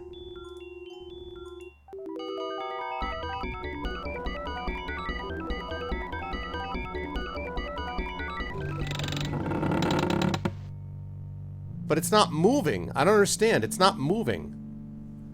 Like, what is it doing? It's not doing anything when I do that.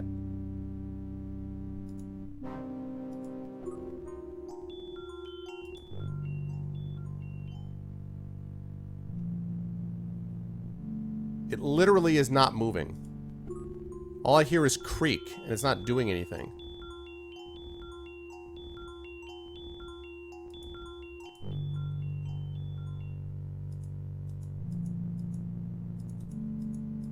Oh my god, am I out of beads?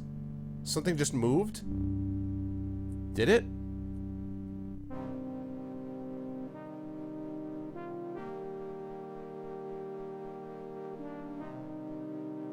It wasn't just very useful. I don't think that'll work. What? I can't make the chain reach that far. I know it, right, Jay? I think I used up all the beads. God damn it. I didn't know that's what I was doing. The right arm of the step. The right arm of the statue. But like what?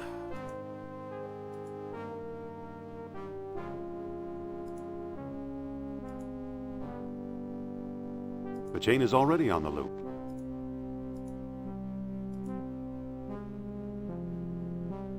I don't think that'll work.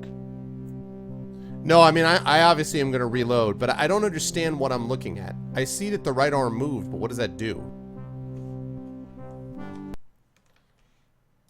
Anyway, let's reload.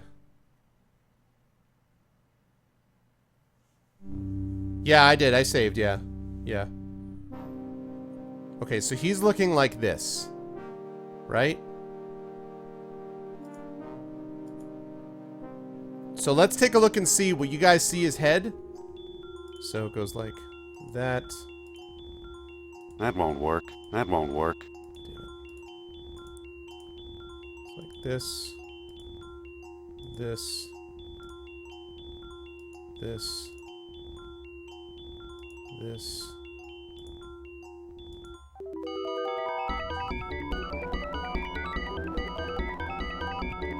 I really don't want to have to do all the beads. What? What?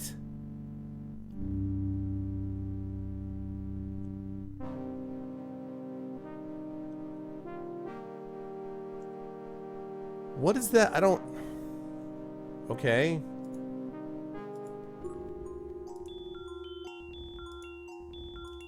I do not want to have to go make more beads. It's going to take forever. I don't want to do that. It can't move anymore in that direction. What? What direction? I don't...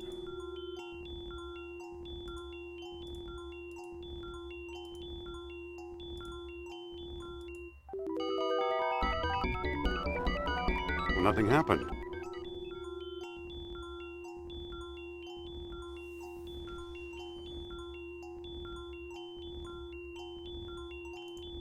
Nothing happened.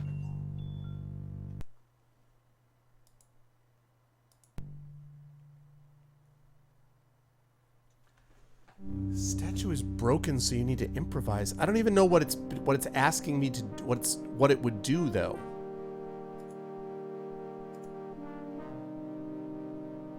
I can't make the chain reach that far. I am so confused. I don't have the faintest idea what it's asking me to do. I can waste a bunch of orichalcum beads and make it creak and do things where it's not actually moving.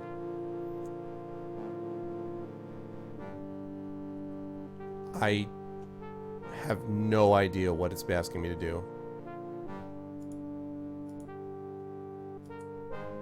That doesn't seem to work.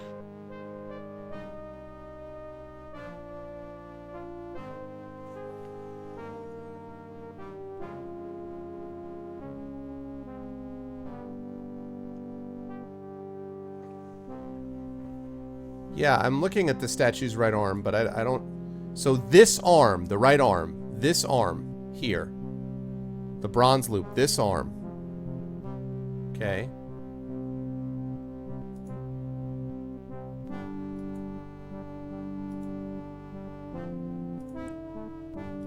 Okay, so I'm staring right at it. Right arm.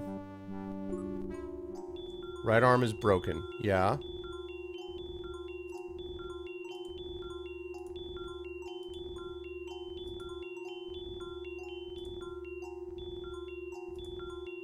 I can't put it there.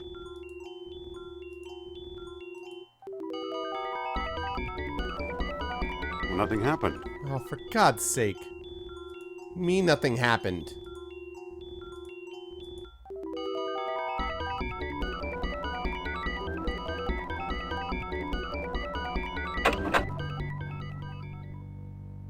Okay. Now something happened.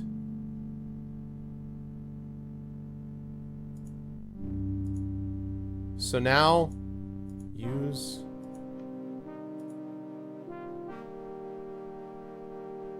I don't think that'll work.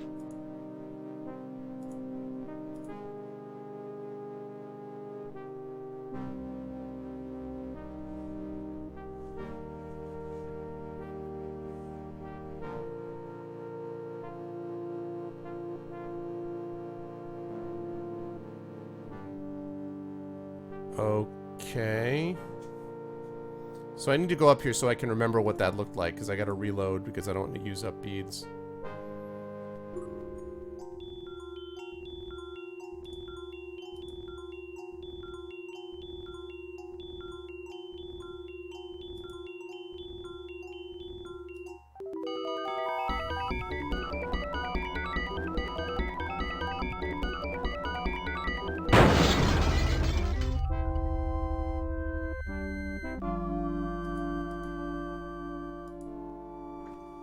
Okay.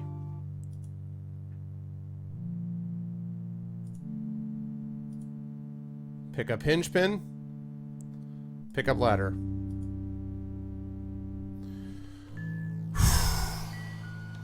Okay. Wow. That was something. Thank you, thank you.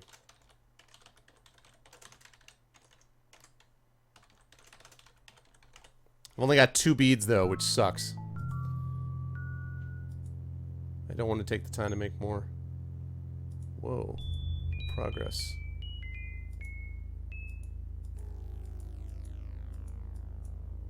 What? I don't need these bones.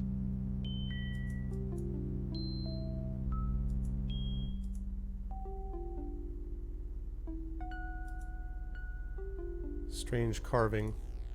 Weird.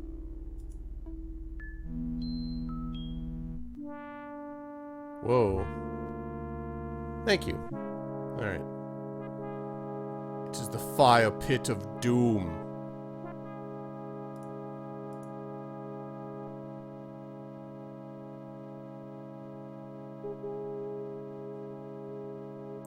It's a lava pit full of calcified skeletons. Okay.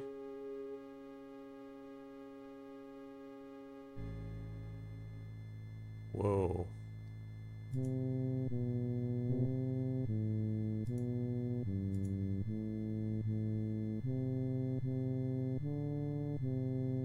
It's a bronze rod, probably a king's scepter. Okay. I don't need any old bones. So I wonder if that scepter...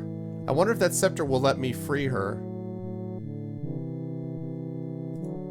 I'd rather not disturb them. Yeah, I probably have to make some more beads. God damn it. I don't want to make more beads. It's gonna be so tedious. Ugh, God. Also, I've got to put the ladder up. So I've got to put the ladder up. I got to put... I'll go back to rescue Sophia. So I got to go all the way back here. Got to go through here. Use ladder.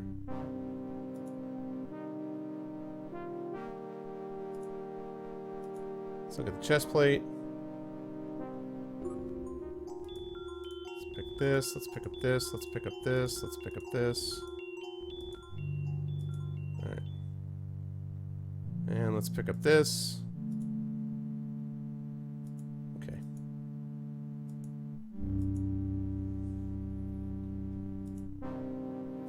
No, I was just like, I was excited to get on with the game. I don't want to have to go back and do all this tedious busy work.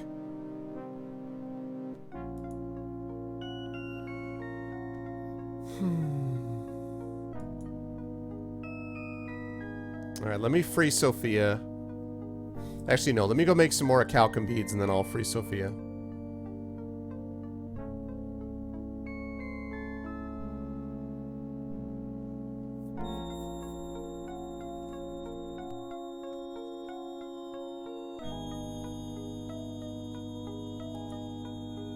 Yeah, seriously, right? I'm on a crab. It's a powered crab. This is the only way to travel in Atlantis, Shadow Mage. In Atlantis, the way to go is by crab. Alright.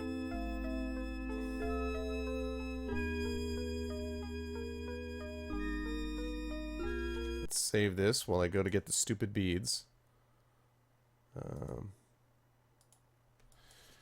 Okay, let's see. I think I have everything I need for the beads.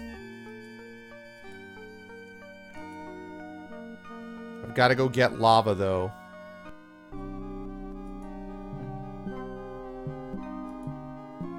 I don't really remember where the lava is, though. Yeah, I know, right? Okay, lava.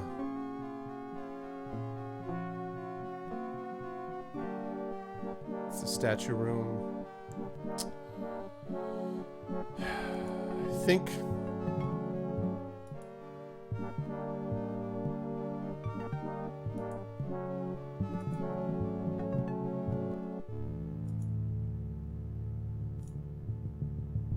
Fine. Chance, chance. You'll never learn. Don't be too sure. Put him up.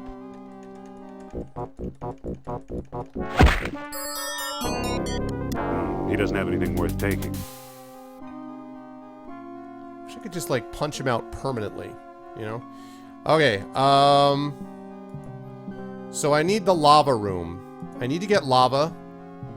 And then I need to go back to the machine room. Does anyone know where the lava is? The lava room? Where I get the lava? Oh, maybe in the lava room. Never mind.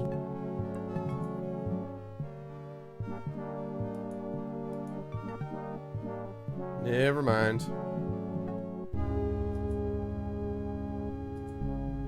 That's what I'm all about, man.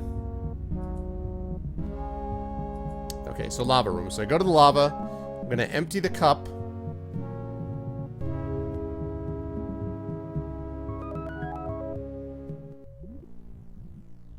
Okay, so go over here.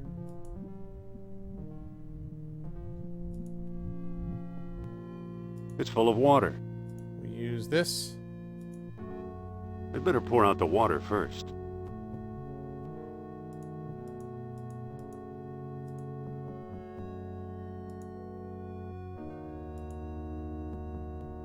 Okay, alright. Use cup, pedestal. Use statue head with this. Aha. Lovely. Alright. I got the lava. Guard does not see it coming. Okay, good. So now what I have to do...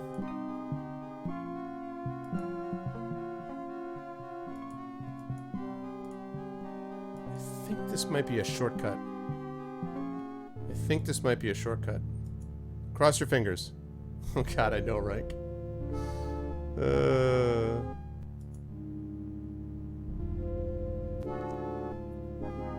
See, I started this conversation, I was sort of the Germaninating of it. Haha! Okay, machine room.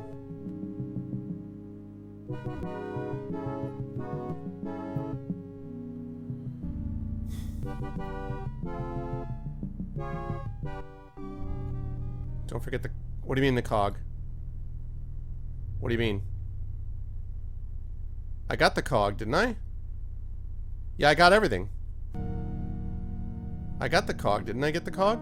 Must have been part of some ancient machine. Now that looks much better.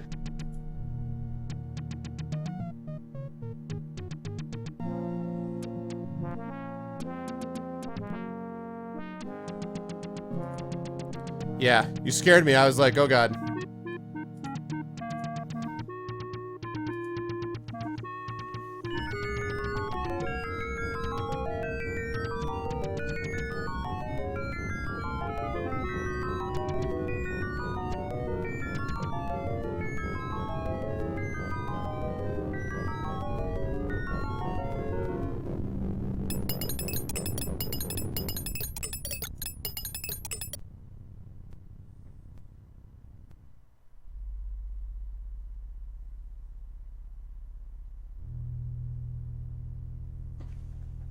Oh, I gotcha, I gotcha. Yeah, yeah. More orichalcum beads. I'll put them in the box too. I love how I say I'll do that. I have a handful of beads. I can't pick that up. Okay. Yeah, I gotcha, I gotcha. Okay, so now I've got orichalcum beads. Hopefully that'll be enough. So now...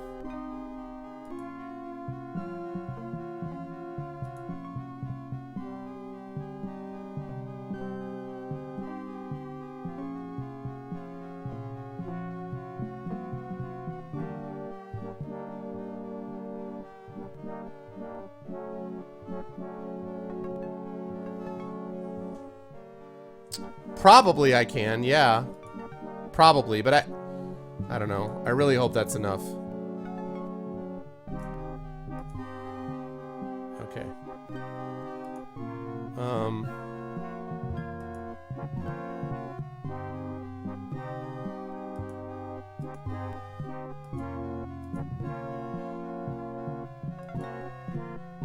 Oh yeah?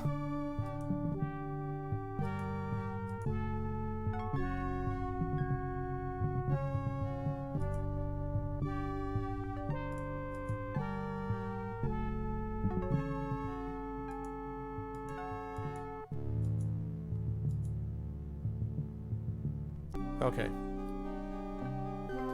So now I've got a bunch of orichalcum beads. Now what I need to do is I need to save Sophia. Let's see. So now I need to save Sophia, and I hope I can do it now that I have the scepter.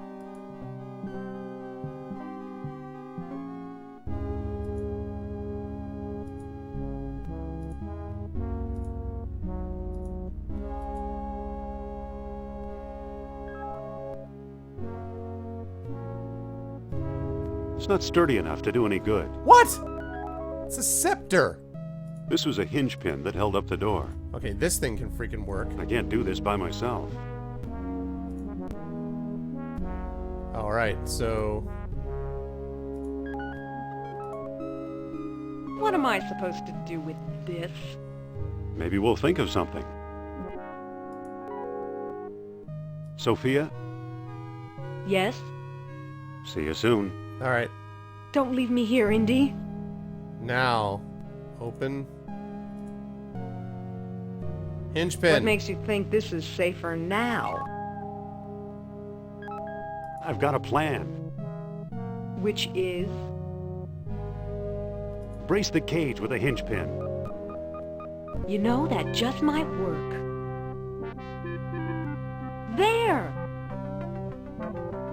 Finally. You know, I had to slug you. What? Come on, Sophia, don't be angry. Angry? You left me rotting in this hellhole! Well, if that's how you feel, maybe you should stay here. Maybe I will. Great idea. Fine. Fine.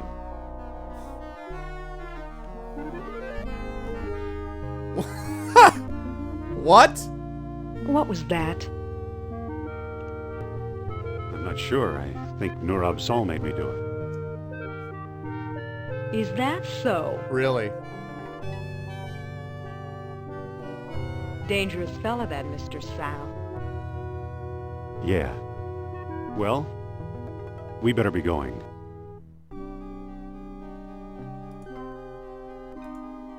I can't. It's wedged in too tight.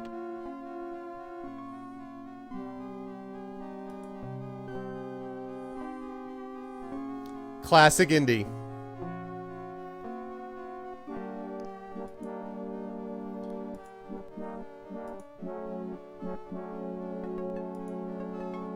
All right. So I got you saved. Excuse me. Yes? Any idea where we are? Some sort of dungeon, I guess. Strange. I always thought Atlanteans were too advanced to need dungeons. What do we do now? Let's get out of here. Somewhere beyond the waterway, Nurab Sal is calling my name. I wonder where the rest of the Nazis are. If we stay here much longer, we'll probably find out. I don't think I can pick it up, though, can I? Maybe, actually, you know what? I bet Sophia can do it.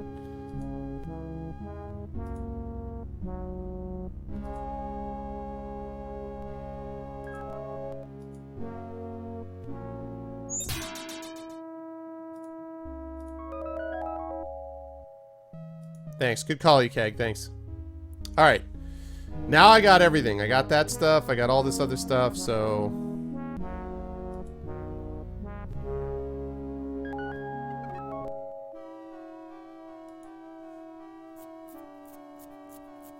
yeah.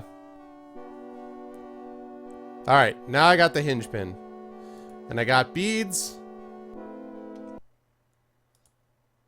Let's see. Got the tools. Got the talent.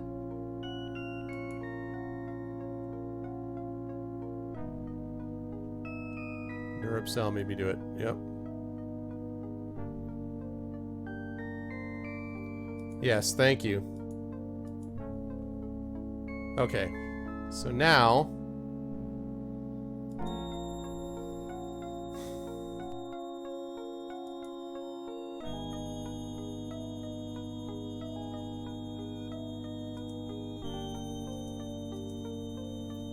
I know, right, Granduke? Alright, so now I'm gonna go all the way. Chew all the way. Sophia, yeah. All you know I wanna really do is hold you tight. Sophia, Sophia. It's actually Rosanna, but... Toto had a tendency to do that. They always had, you know, like that. They had Pamela. Pamela, don't break this heart of mine. Just remember, it may not heal this time. Indy, Nurab Sal is here. I sense his presence. Hold on a minute. Where exactly is he? Right around the corner, I'm sure of it. Show me. All right, prepare yourself and follow me. Africa's a great song, yeah. Oh, for crying out loud. It's gonna take a lot to drag me away from you. There's nothing that 100 men or more In here, could Indy. ever do. Follow me. I've stretched the rain down. Oh, sorry, blessed. I've blessed the rain down in Africa. Ah, Dr. Jones. Welcome to my humble abode. Whoa.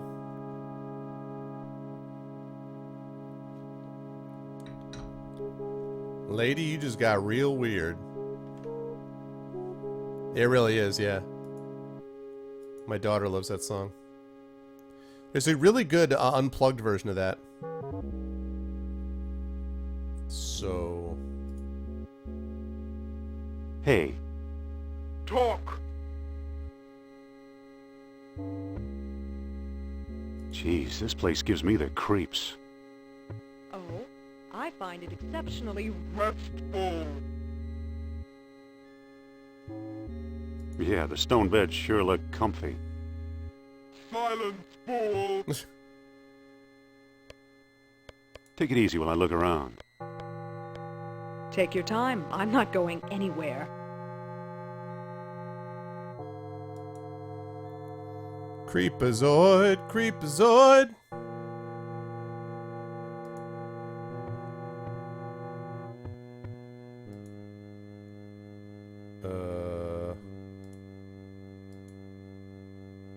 Sophia. I hear you. Come on, Sophia, let's get out of here. Never. I'm staying right here with the spirit who guides my thoughts.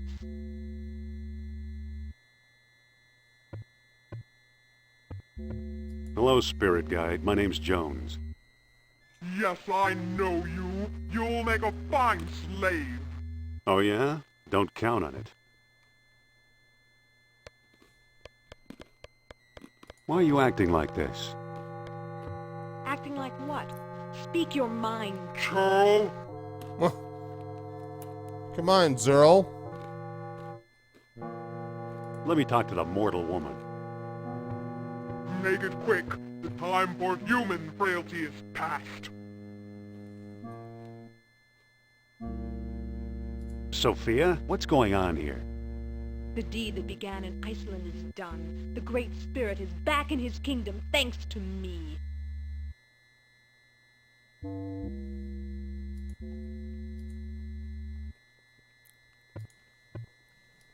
Excuse me. I need to get that necklace off. And only Zool. What's making you so weird? What do you mean? Churl? Turl. You sound like you're possessed. Possessed? By what? By Nurab Saul. Well, you're wrong. We're just friends. Sophia. Speak, mortal! Are you coming with me or not? I'm not going anywhere. Pull yourself together, will you? What do you mean? Churl. You mean Churl? Come on, Sophia. Get a grip on yourself. I am no longer the one you called Sophia. I am simply the one who rules. The one who rules. Hey. Talk. Pull yourself together, will you? What do you mean? Churl. Let me talk to the mortal woman. Make it quick. The time for human frailty is past. Right, Grand Duke? I think your necklace is driving you nuts. That's absurd. For the first time in my life, my mind is perfectly clear.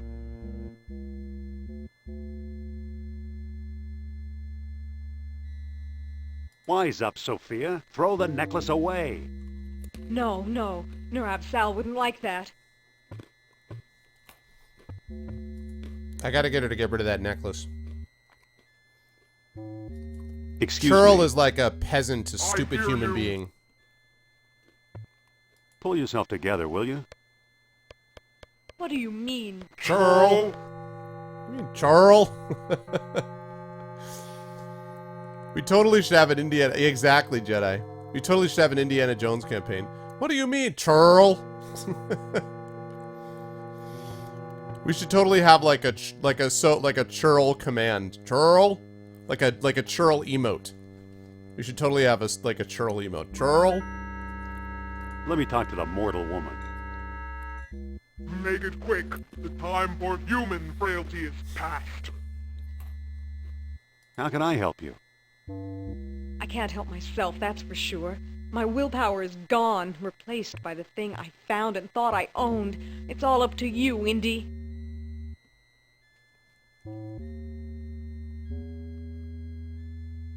What can I do? The one who feeds on fire is always hungry. Desperate moments require desperate measures.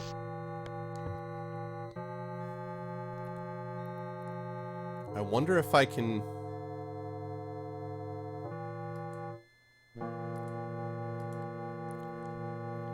I have to... Okay, so he feeds on fire, so...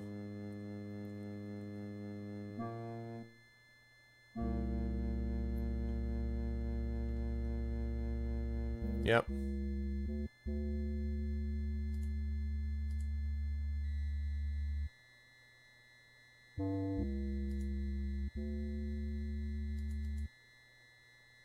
Use submarine sandwich, lava pit.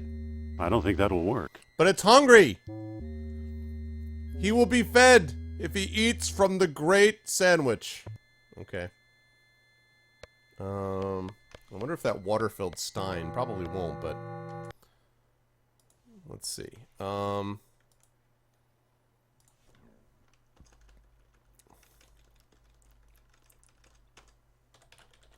I'm gonna call shenanigans. I think a Subway sandwich would feed Nerubsal.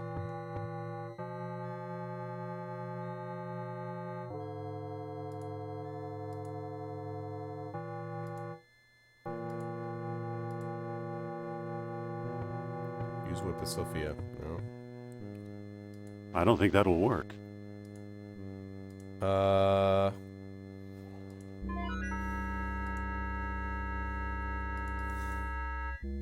Use. I don't think that'll work. No. Churl. The troll quote is, "What do you mean, Churl?"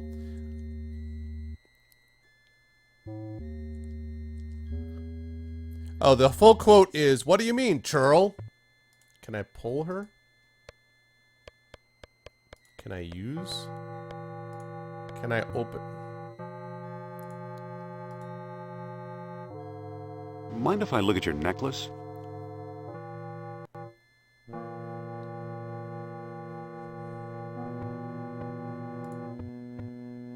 Don't you dare take my necklace! I wonder if I can put... Ah! Ow! That medallion is hot. Drop it, why don't you? Nerubsal won't let me. Drop it!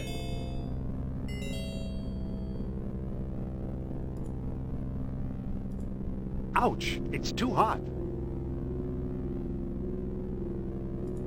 Use, scepter with... That doesn't seem to work. Use... Now it's cooled off. What?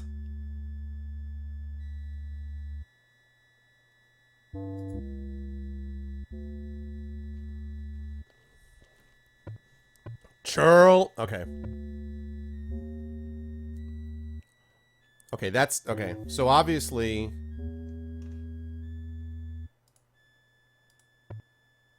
Mind if I look at your necklace?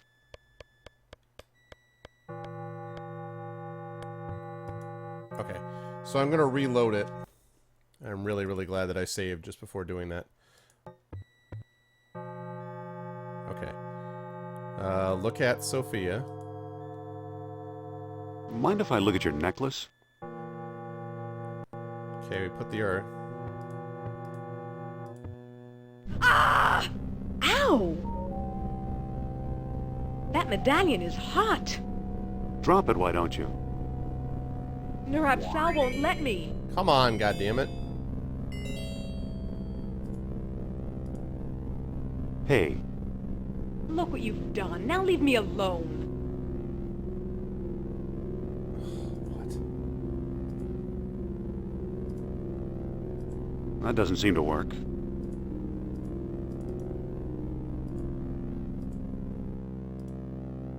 That doesn't seem to work. Now it's cooled off. Damn. How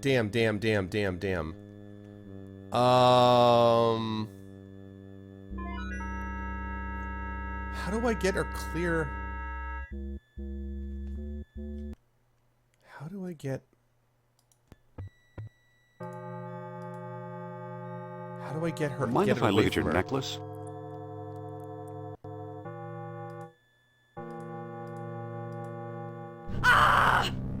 Ow! That medallion is hot. Drop it, why don't you? Nurab Sal won't let me.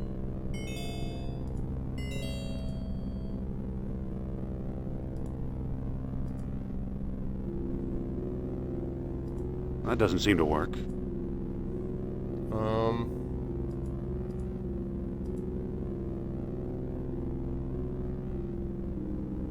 Now it's cooled off. Damn, I don't even understand.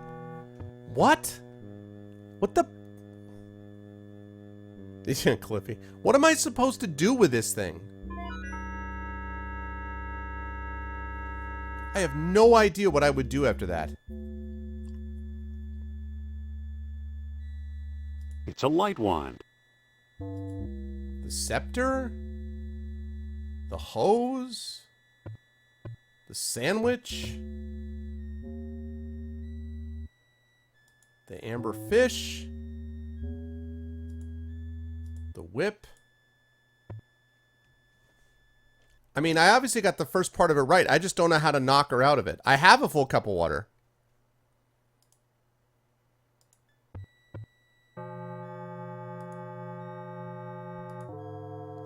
I have to take it from her. Mind Yeah, but if how I look do at I... your necklace? How do I take it from her, though? Ah! Ow!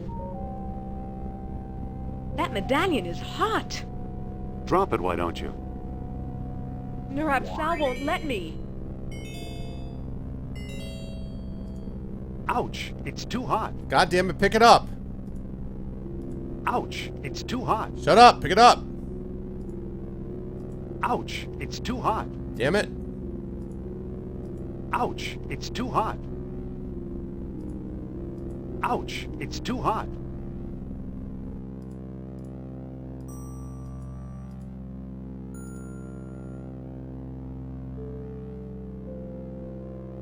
Now it's cooled off. And then I don't have time to take it. What? What's up, Lego? Yeah, but like, I can't use the water-filled jar. I can't use the whip. Can I use the submarine sandwich? Maybe I can use the submarine sandwich. Maybe I can use the 2 loaves of bread. The 2 pieces of bread, I mean. Okay, look at the necklace. Mind if I look at your necklace?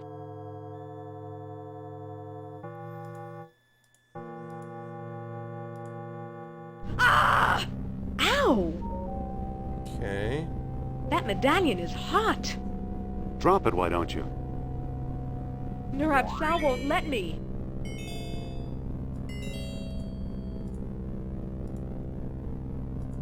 That doesn't seem to work. Damn it. That doesn't seem to work. That doesn't seem to work. That doesn't seem to work. Now it's cooled off. I just used... Oh my god. What? Maybe it's the water-filled jar. Maybe that's what I need.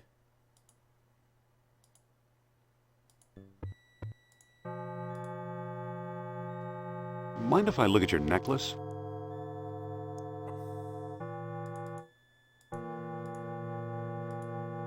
Ah!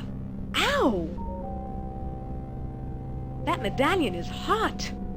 Drop it, why don't you? Nurab Sal won't let me. Okay, so let's use the... Nope, nope. Use... That doesn't seem to work. Damn.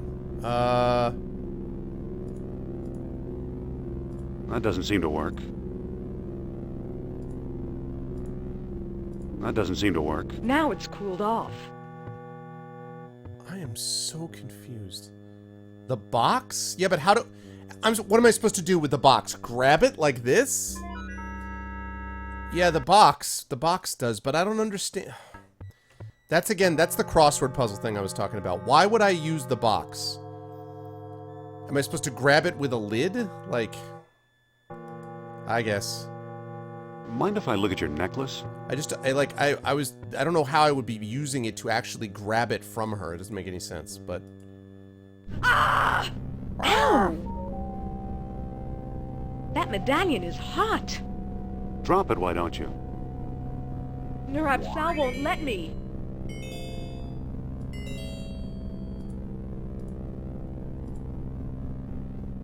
No! So he just like Sorry. snaps it shut. So long, Nurab Sal.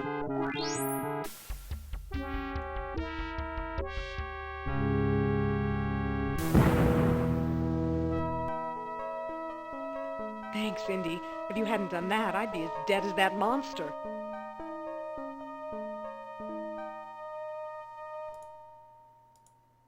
Hey. Yes? Jeez, this place still gives me the creeps. Me too.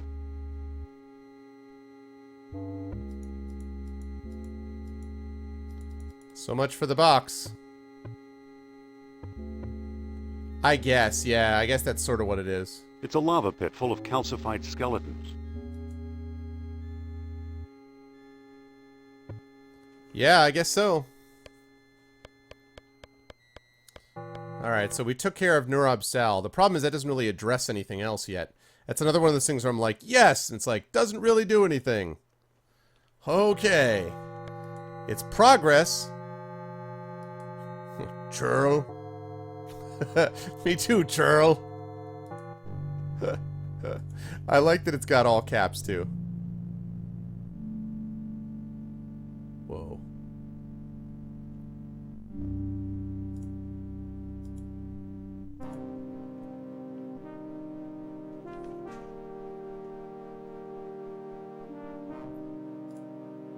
Atlantean graffiti. Atlantean graffiti. I don't see anything special about it. What? More Atlantean graffiti. What is this? This is going to make churl.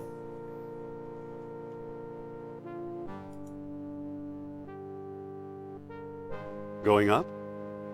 I'll wait down here. Suit yourself. Do I have an Atlantean tank?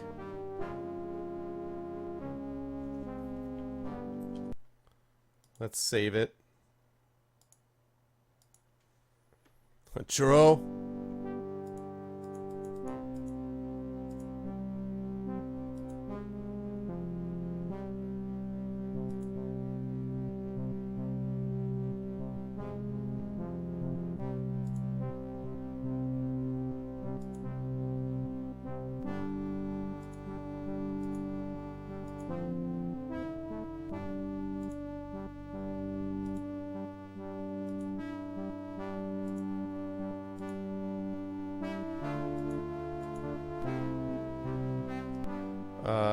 Push.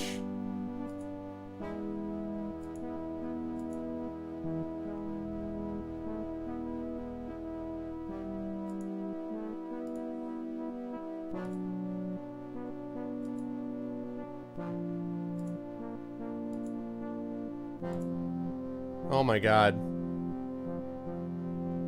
So... First of all, I think I'm... Oh wait, actually maybe I'm not.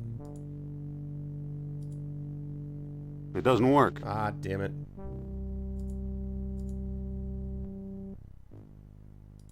It doesn't work. Dead Space 2. So,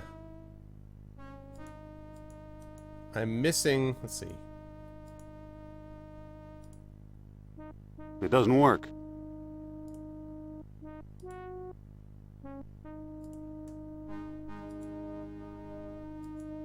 Alright, I need to get one other piece.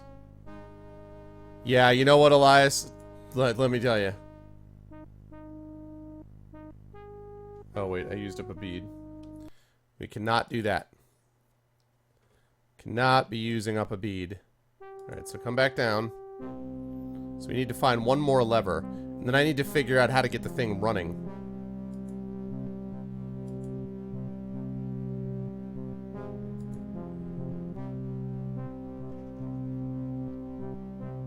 Wonder if that means up, up, and like in the middle.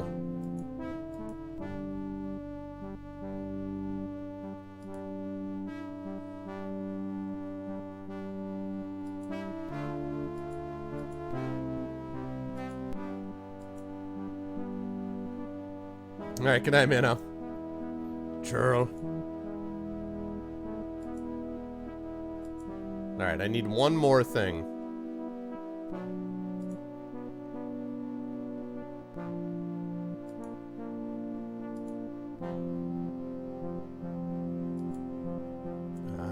Damn. Left and right slots both up and nothing in the middle? Really? Where do you see... Oh, wait a minute. That's... Maybe I was misreading the graffiti. Does this guy look a little bit like Cthulhu to you? So maybe I was misreading the graffiti then. So this means up, up, nothing in the middle, and that's what that arrow is? I see. Up, up, and nothing in the middle. Alright. Could very well be. Up, up, and nothing in the middle.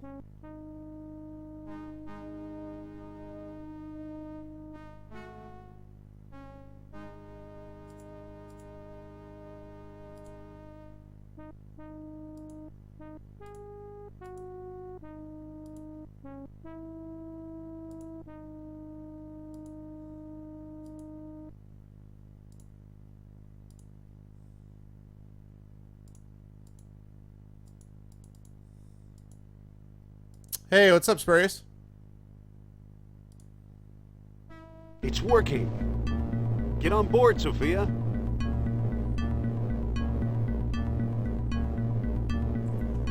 Tank time! Tank. Atlantean tank. Atlantean tank. Atlantean tank. Atlantean tank. Yeah. Tank.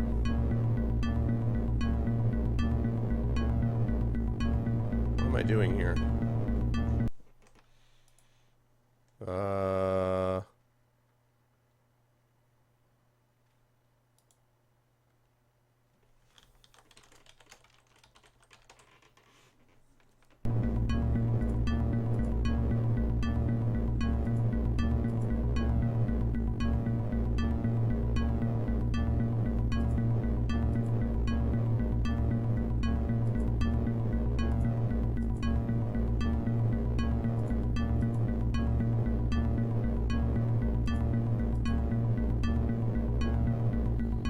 Is this like fast transit? What is this thing? I know, right?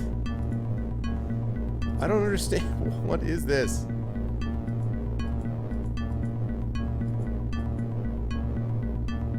Is it just like fast transit? Yeah, there was a spiral. There was a spiral arrow.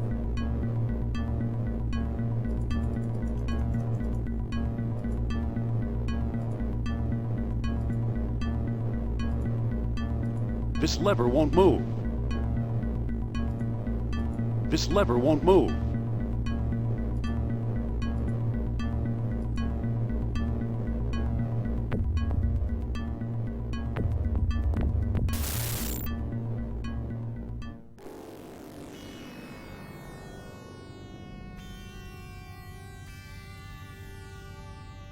Oh my god, it worked. That was close. I thought... Too close.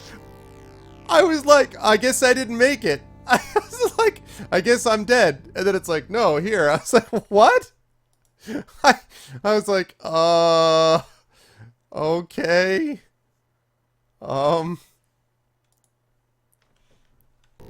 Just like, that's what I thought, Jay. I was like, I'm dead.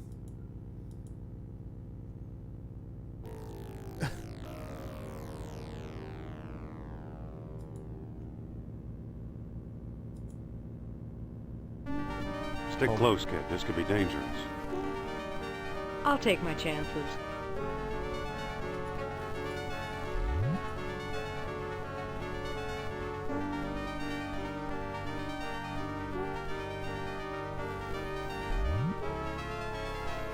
Wow.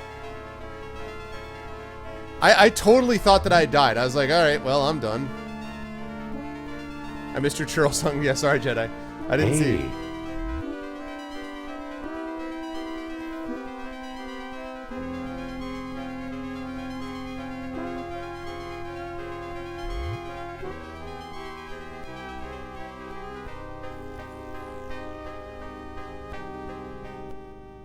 Whoops.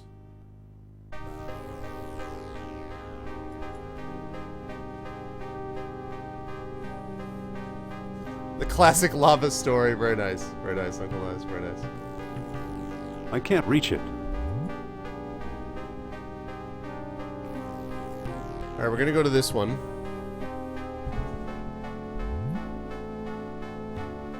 Whoops.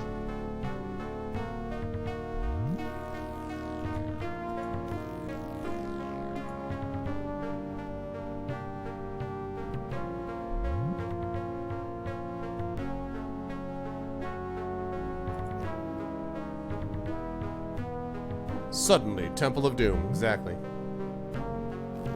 We gotta be close to the end here. Oh no. Because Indiana Jones.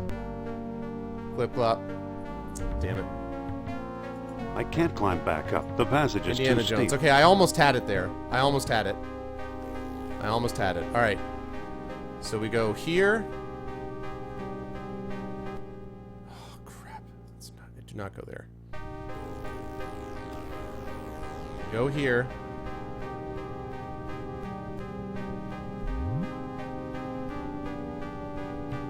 Then I go here. Yeah, they do love their mazes. They really love their mazes. Whoops. Yeah, it's fine.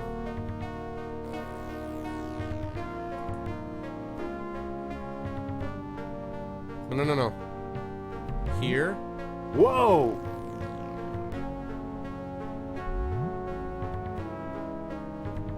Ah, damn it. It's the wrong place.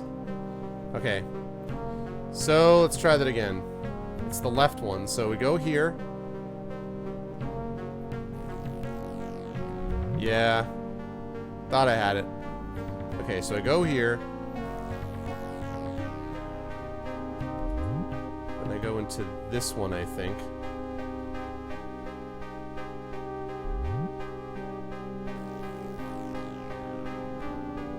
Whoops. Whoops, yeah. So I'm gonna go into the left one.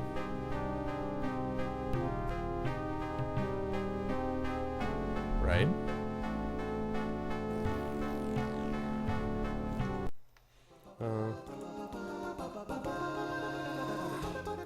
Thank you for the follow, Enhanced Star. Welcome to the Arvanauts. Let's see. Let's do it this way. Okay, we're doing puzzle. And then I think I went in the right one last time, so let's try going in the left one. Thank you, Shadow.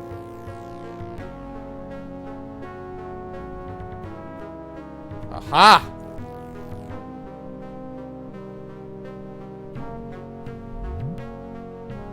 Okay.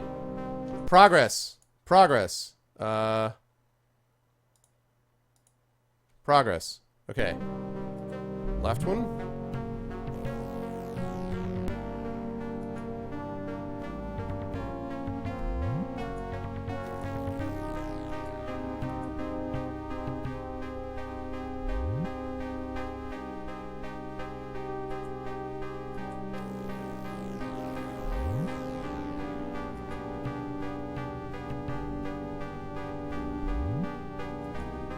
This one, maybe?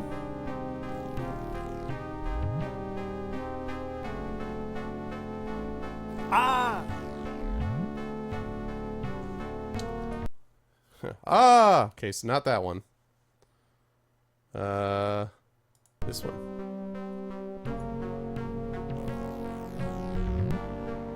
It's lava, not blood.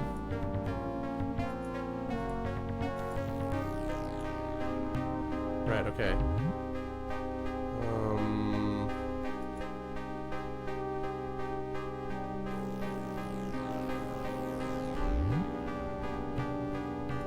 Okay, then through the left one.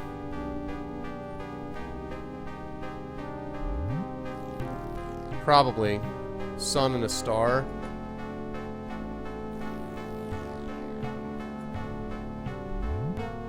This is the one where I go, ah, right? Ah! Yeah. I can't climb back up. The passage... Okay, so... Doing puzzle. So...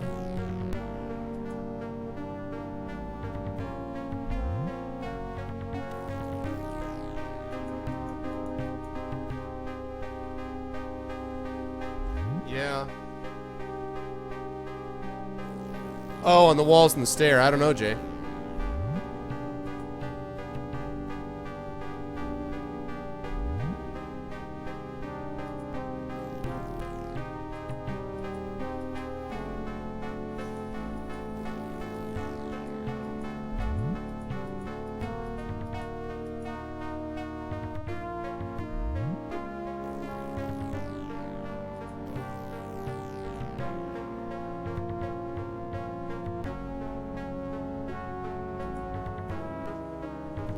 Okay. Now we're cooking with gas. Now we're cooking with gas. Save. Okay, left one.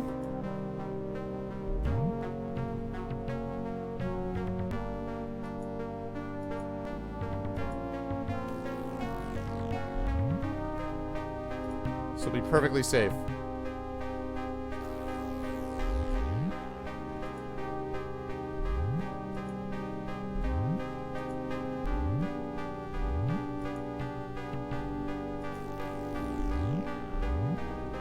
I can't go there.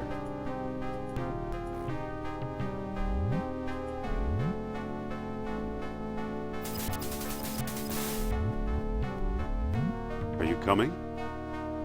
Hold your horses. Wow.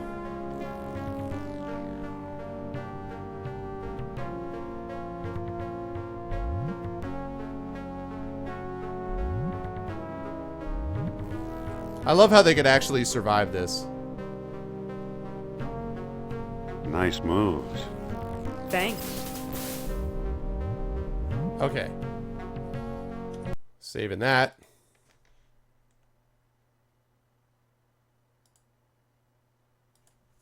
Okay, we're getting there, people. Now down here.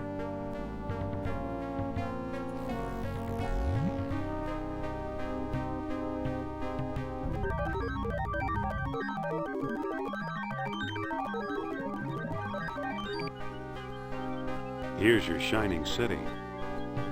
Not what I expected, that's for sure. And the place is still humming, maintaining the air pressure for untold centuries.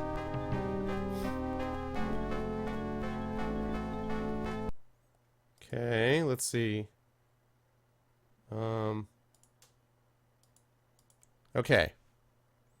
Suddenly Blade Runner.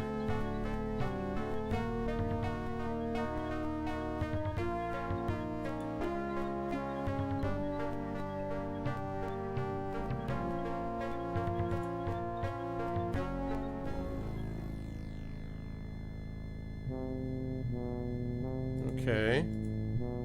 Oh, shoot. The circle. Doesn't seem to fit properly. Okay.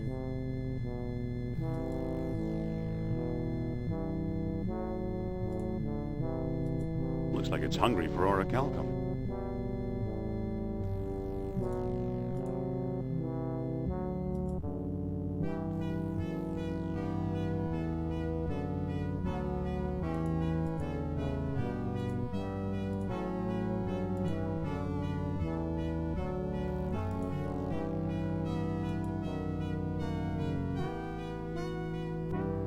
Crap. That didn't do anything. I mean, I remember that drawing. I should have like written down the drawing. Because I think the circle drawings made some difference to something. Let me give this thing some more calcum.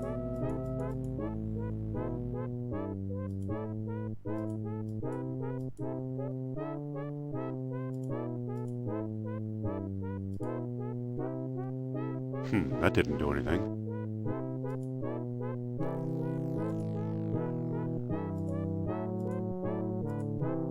I have a handful of beads.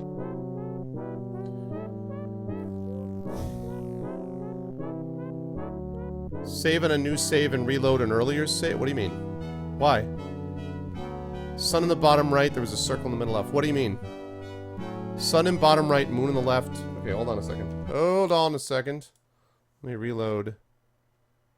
Which is this one?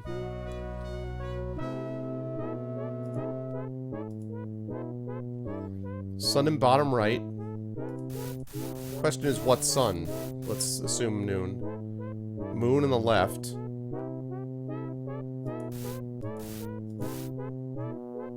Mountain in the bottom.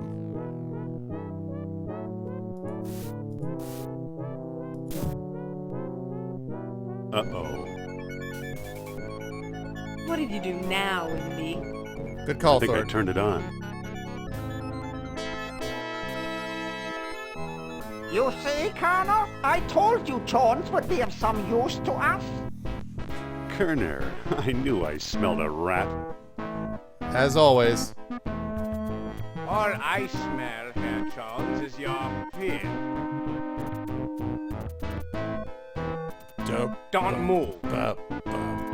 My God, how beautiful! Oh, nice, Thorg. Nice, that's what I should have done. Good job, dude. That's awesome. Congratulations, Dr. Jones. You've just handed the Third Reich its ultimate victory. Ultimate? It'll take more than a few orichalcum bombs to conquer the world, Uberman. Bombs? The gods don't need bombs. Take a look around. What do you think this astonishing machinery was used for?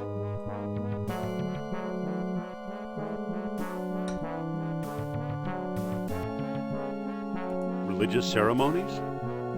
Wrong. As Plato himself well knew, this was Hey, a Flank factory Kitty. for manufacturing higher beings. Oh. While you've been wandering around, we've been stockpiling orichalcum.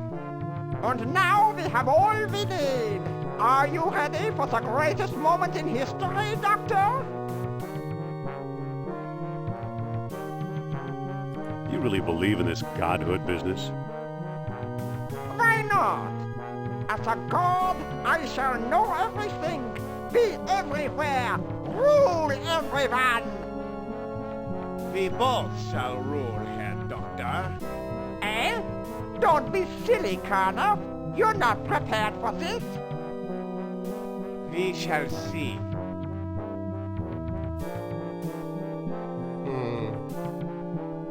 Didn't you notice all those hideously deformed bones? Yeah, I was thinking the same thing, Thorg. Experiments gone awry. Unworthy slaves sacrificed in the name of knowledge. Yeah, what could go wrong? Progress has its price, you know. Maybe they were all too human, like you. Subhuman, you mean? They were destroyed by their physical imperfections when they bathed in the awesome power of this device. The awesome power! Fortunately, we suffer from no such imperfections. Godhood sounds good. I like a crack at that. I like a man with courage. No! What? I'm trying to get this guy fired If up. anyone's going to become a god, it must be me. You don't make me laugh. I am in charge of this operation, you spineless sausage.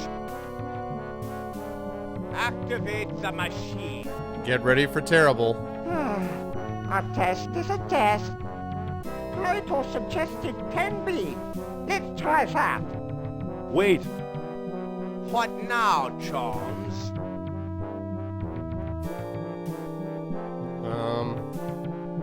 What about Plato's tenfold error? What about it?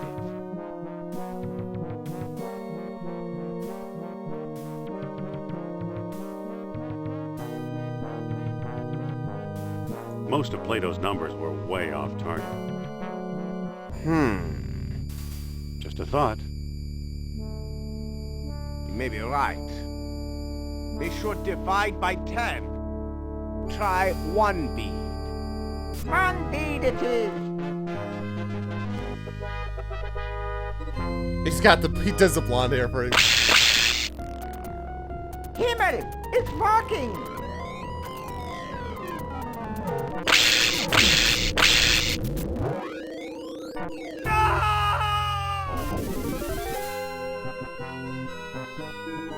A small deed for a small man, eh, Jones?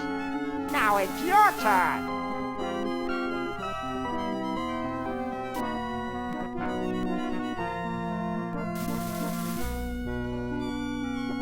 No thanks. Godhood's for egomaniacs like you. Yep. Move, unless you want my men to move you. That's better. I gotta delay him. What makes you think you can outdo the old kings? Science, my boy. We have it and they didn't. Here goes. Hang on a second.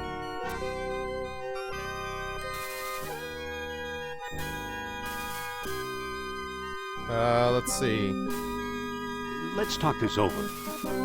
There's no time. How many beads should we use? Whatever you say.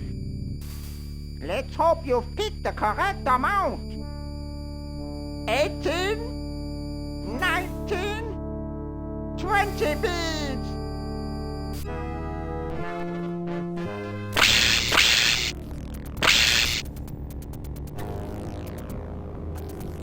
Indy, no! Ha ha ha ha!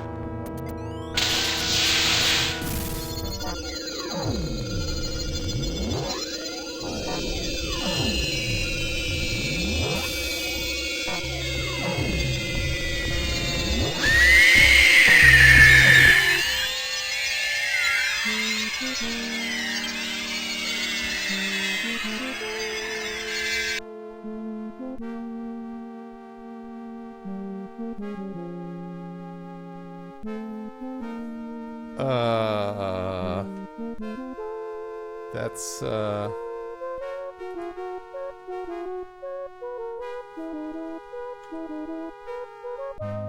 feel like that's not the right ending. That can't be the right ending. That can't be the that's not the right ending. For God's sake.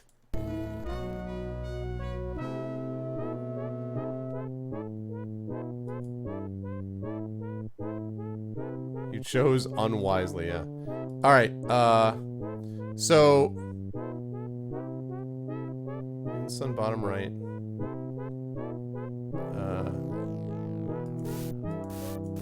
Oops, full moon left. Mountain bottom. Alright. Still nothing. Because I haven't freaking done anything yet, jackass. Yeah, we did it! What did we do? Actually, wait, I want to read... What's well-aligned mean, I wonder? Shut up, Indy. I want to look at the lost dialogue. Okay. Instead of lying 3,000 miles hence, he may well have been 30,000 miles away.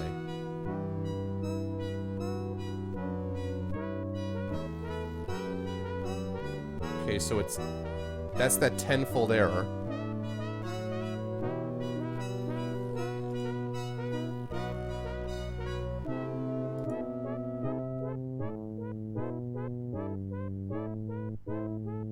$10 beads. 10 beads. So not 20, 10. Alright, so 10 beads, but not for the Nazi. Uh-oh. So for the Nazi, we're doing what we're doing. What did you do now, Indy? I think I turned it on. Oh, I can save it here?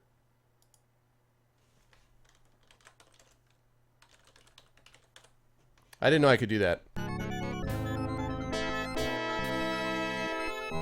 You see, Colonel? I told you Jones would be of some use to us. Kerner, I knew I smelled a rat. So I got the tenfold error thing right. All I smell, Herr Jones, is your fear. Don't move. My God, how beautiful! Churl. Yeah, Churl chose poorly. Congratulations, Dr. Jones. You've just handed the Third Reich its ultimate victory. Ultimate save state. Okay. All right. This is clearly right near Take the more end. than a few orichalcum bombs to conquer the world, Uberman. Bombs? The gods don't need bombs. Take a look around. What do you think this astonishing machinery was used for? Save scumming.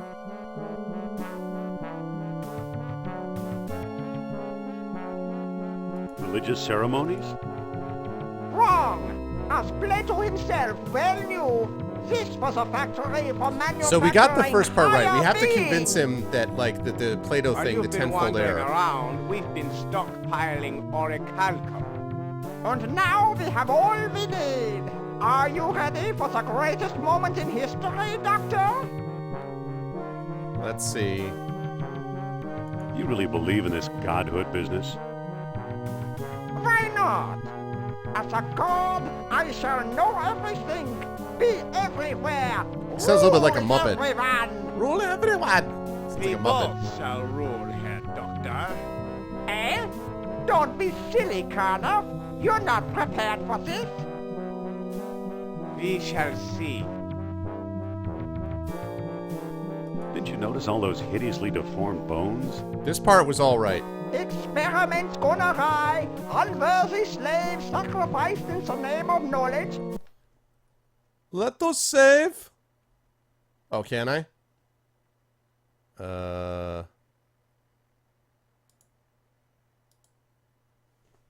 Progress has its price, you know. Maybe they were all too human, like you. Subhuman, you Nah, it mean. doesn't allow me to. They were Trying the escape destroyed key. by their physical imperfections, and they bathed in the awesome power of this device. Some power Fortunately, of this we fully suffer from operational. no such imperfections. Godhood sounds good. I like a crack at that. I like a man with courage. Right, that gets him to go No. here. What? If anyone's going to become a god, it must be me. You don't make me laugh. I am in charge of this operation, you spineless sausage. Activate the machine. A test is a test. Plato suggested 10 beats. Let's try that. Wait! What now, Jones? What about Plato's tenfold error? What about it? Let's see. Most of Plato's numbers were way off target. Okay, so this Just a actually thought. destroys him. You may be right. We should divide by 10. Try 1 bead. 1 bead it is.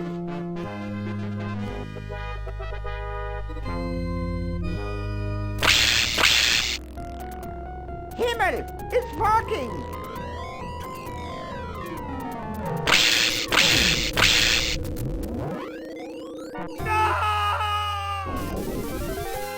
Okay. A small bead for a small... Now let's see. I'm gonna save this under.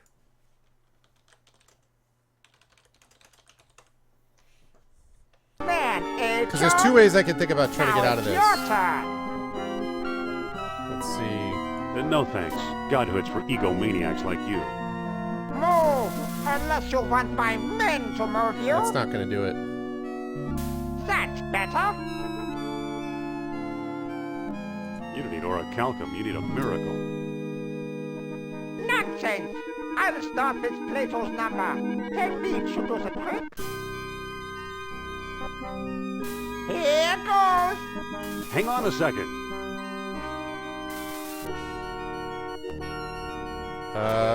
Listen, what if Plato's error went the other way? How do you mean?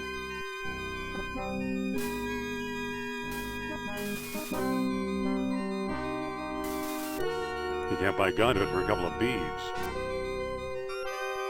All right, Jones. You decide.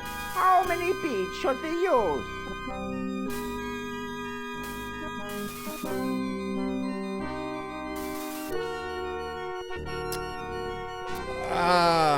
So do I go with no beads?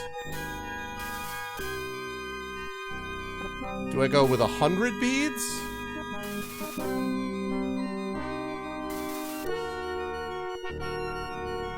Do I go with no beads? Do I go with 100 beads?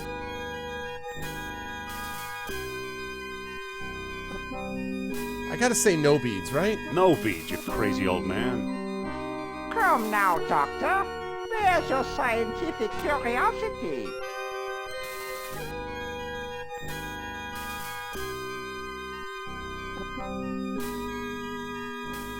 Please, Professor, don't make me do this. Look on the bright side. You'll be leaving your cares behind. See. You know, you'd make a much better god than me. That goes without saying, but there's no reason to turn up your nose at the chance to become one of the lesser immortals. Please, Professor, I've got classes to teach. Stop whining, man. How many beads should we use?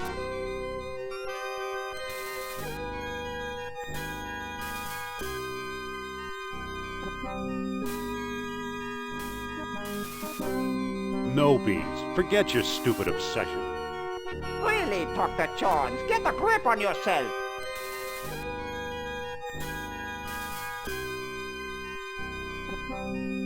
It's not too late. Let's call the whole thing off. Show some spine, man. How many beads should we use? No beads. No beads. Let's get out of here. Not yet. I'm just picking new things as I get them. We've still got a chance if we leave now. Delay, delay, delay, delay, delay. Glory belongs to the fearless, Jones. I feel like we've gone pretty far down this tree. All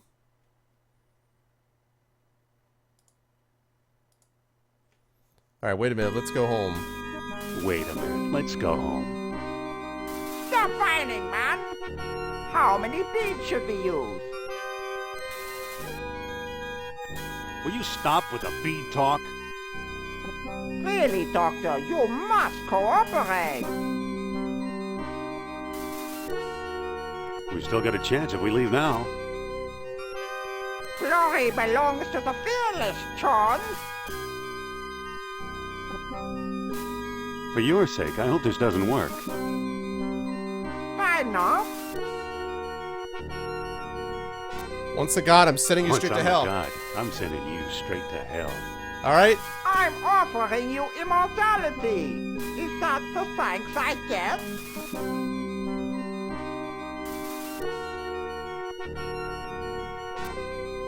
You ever hear the term angry god? Wait till you see me. Hang on. Perhaps I haven't thought this through. You want to go first. You're scheming against me in spite of my generosity. Well, you won't get the upper hand that way. Stand aside, Jones. Stand aside, Jones. 98. 99. Here we go. 100 beads. Prepare to feel my wrath. Suck it, Prof.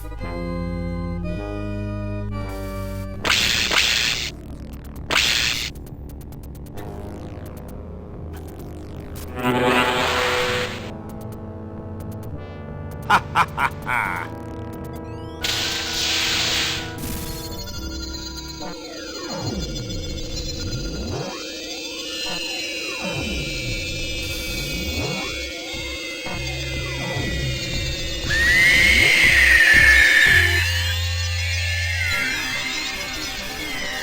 Indy! Follow me, Sophia. Oh, snap.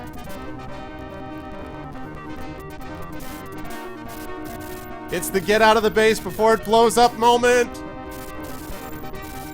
Gotta get it out, da, da, da, da.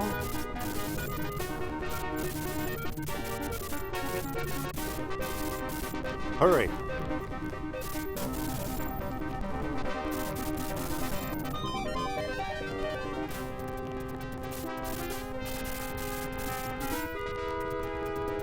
Get to the chopper! Must have been a load-bearing boss.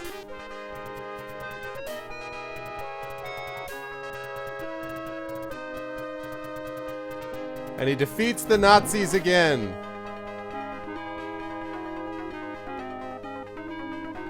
Right.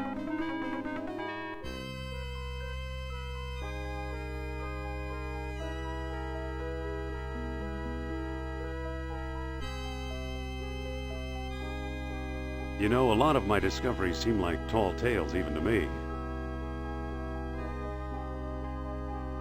At least there's some evidence this time. Then again, maybe not.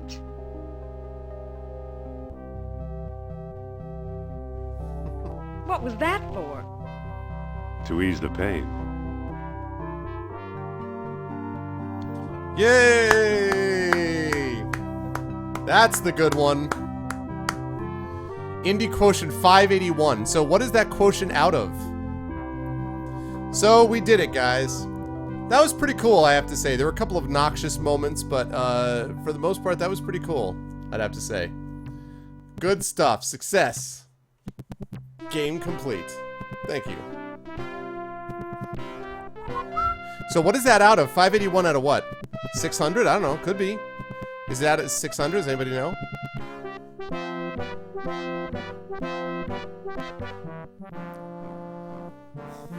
Good stuff. What did you guys think? Those of you who hadn't seen it before. It's kind of fun, right?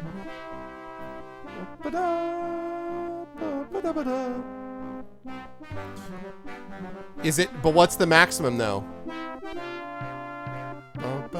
Thank you. Thank you, and thank you for the help, ECAG and everybody else. Thank you, Saber. You have to do it all to max it out, yeah.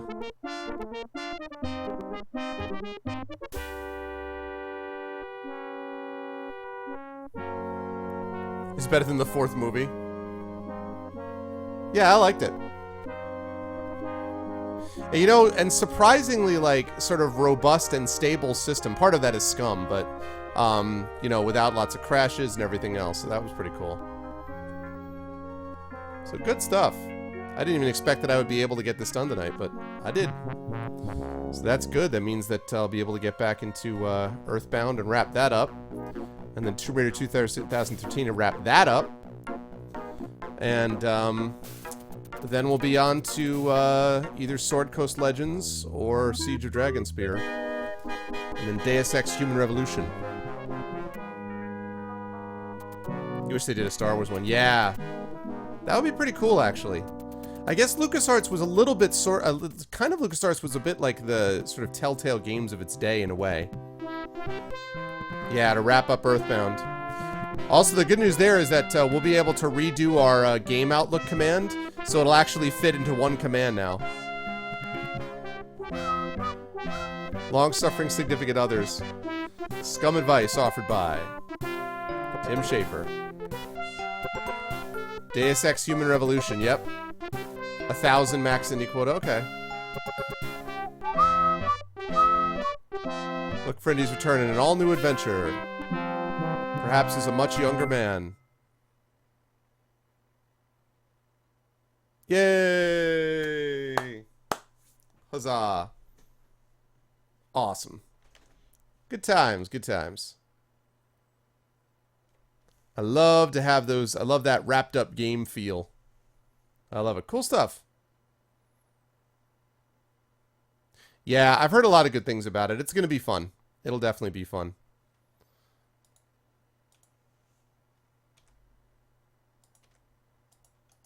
All right. Success.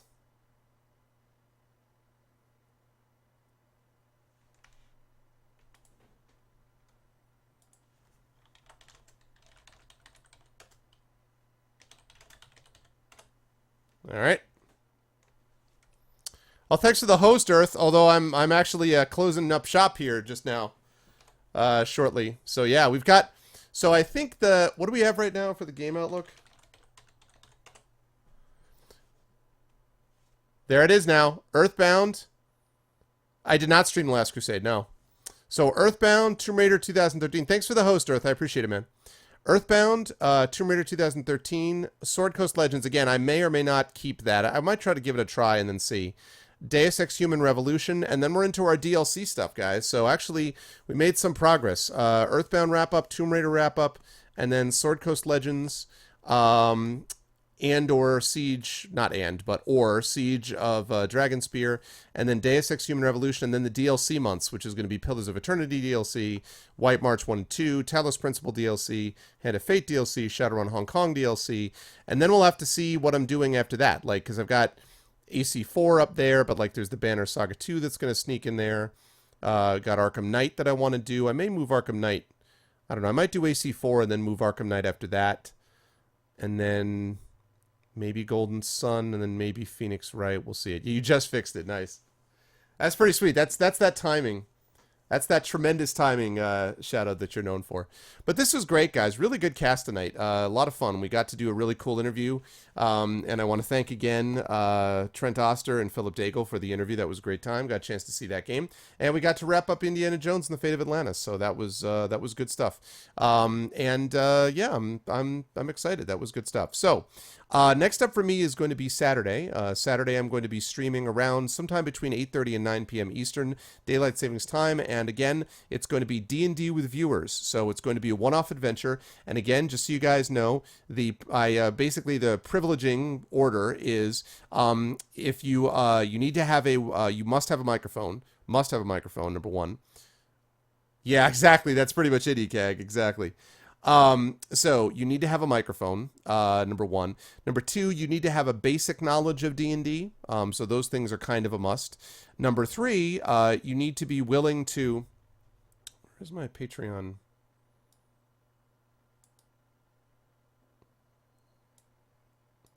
There we go. Number three, it would be preferred if you have a webcam. That's not an absolute requirement, but I'm going to privilege people who have a webcam over people who don't. You need to be able to be there for the 4-hour session at least, so you can't, if you're going to have to bail out after an hour, then it's not going to work out. And preferably if you haven't done it before with me. So if you have not played with me before, then that sort of moves you to the top of the list, assuming all those other things are in play. But we're going to be doing that on Saturday night. That's D&D with viewers. That's brought to you by there we go. That thing, by the Patreon. Number three, need to be willing to be eaten by a gelatinous cube. Yes. Number three, need to be able to be sacrificed at my whim. Yes. So that's going to be happening on Saturday night. Then next Tuesday, I'll be back over at GOG at 7 p.m. Eastern Daylight Savings Time for my standard Pen and Pixel show, where I'm going to be continuing Wasteland 2. And then I will be back over here. Now, it turns out, I'm going to be playing Earthbound. I thought I was going to be playing this game, but I wrapped it up. So we're going to be playing Earthbound, seeing whether we can wrap it up or get close to wrapping it up on Tuesday. And a week from today, so next Thursday, is going to be the Our Vocalists, the triumphant return of my voiceover team, and they are going to be taking on the Sacred Tears True, which thanks to JRAB I have a copy of, and we're going to be giving away some codes to that game. So we're going to be doing that on Thursday the 28th. Then Saturday the 30th, I'm going to be in Canada, in Toronto, Canada at Ad Astra. I'm going to bring with me the Trial of Champions Fighting Fantasy Gamebook and ARVBox in an attempt to see if I can stream from up there Saturday night. So hopefully that will be the case. That will be happening Saturday, and then the week after that will be May. We'll be wrapping up the Fighting Fantasy Gamebook in early May, and then we'll be moving on to the rest of the things that you see here, finishing up Earthbound if we need to do that, then Tomb Raider 2013, then Sword Coast Legends, / Siege of Dragonspear, Baldur's Gate, and then Deus Ex Human Revolution, and then on to the DLC month. So that is what we're looking at. It should be good times. But next up for me is going to be the D&D with viewers on Saturday. Right now we are going to do our raid, and the way that a raid looks like this. I hope you're right, Isterma. I hope you're right. I hope that Canadian internet is the best internet. So many things about, Canada are the best things ever. I mean, so many things. So I have to assume that this is one of those two.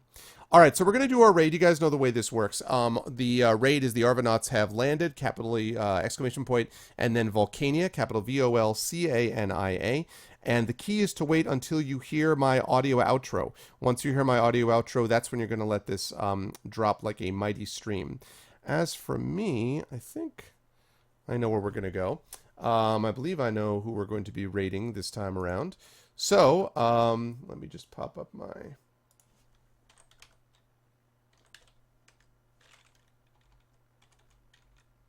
following list and make sure that this person is still going. Canadian women, yeah. Lies, her internet sucks.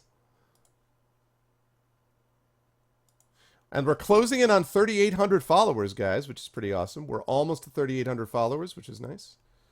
So I dig that.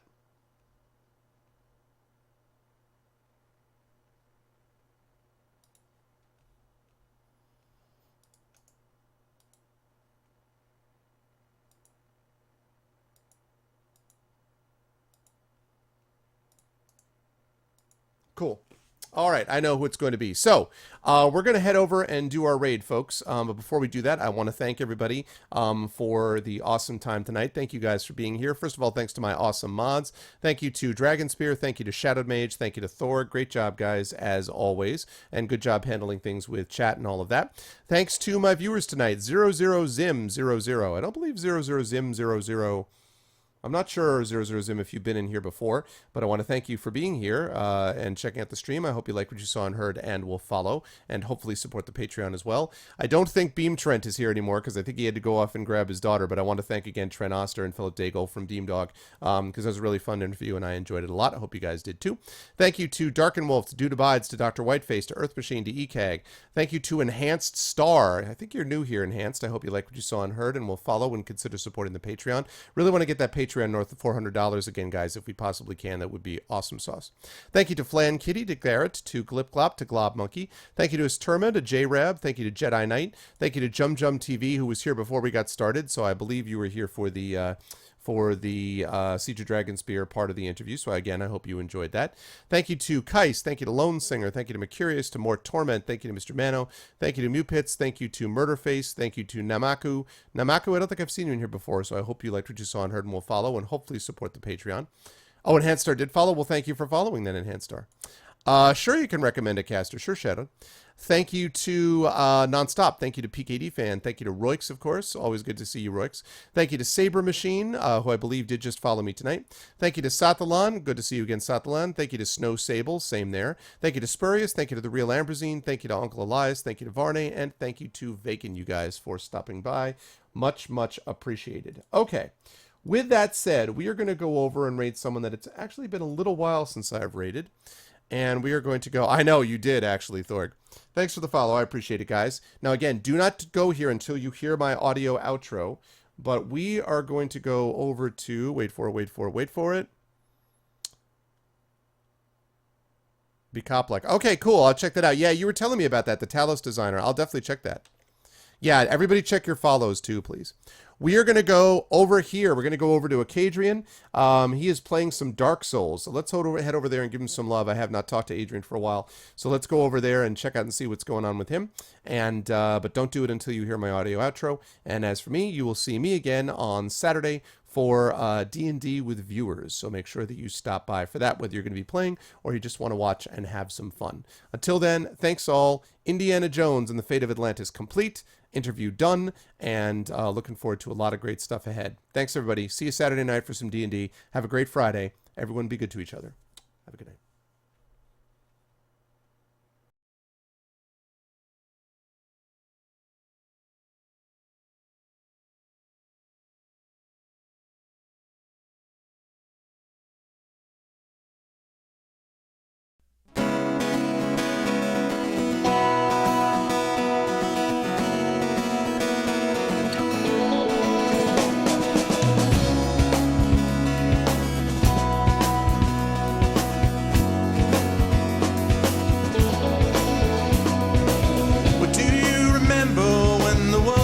Fresh and new, when it all seemed clear to you, when your aim was straight and true. Were your mind untroubled by the questions in the dark, content to play your part, open pathways to your heart?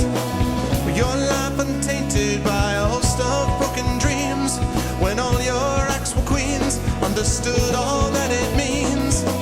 Could you have understood the way your life was bound? Did you ever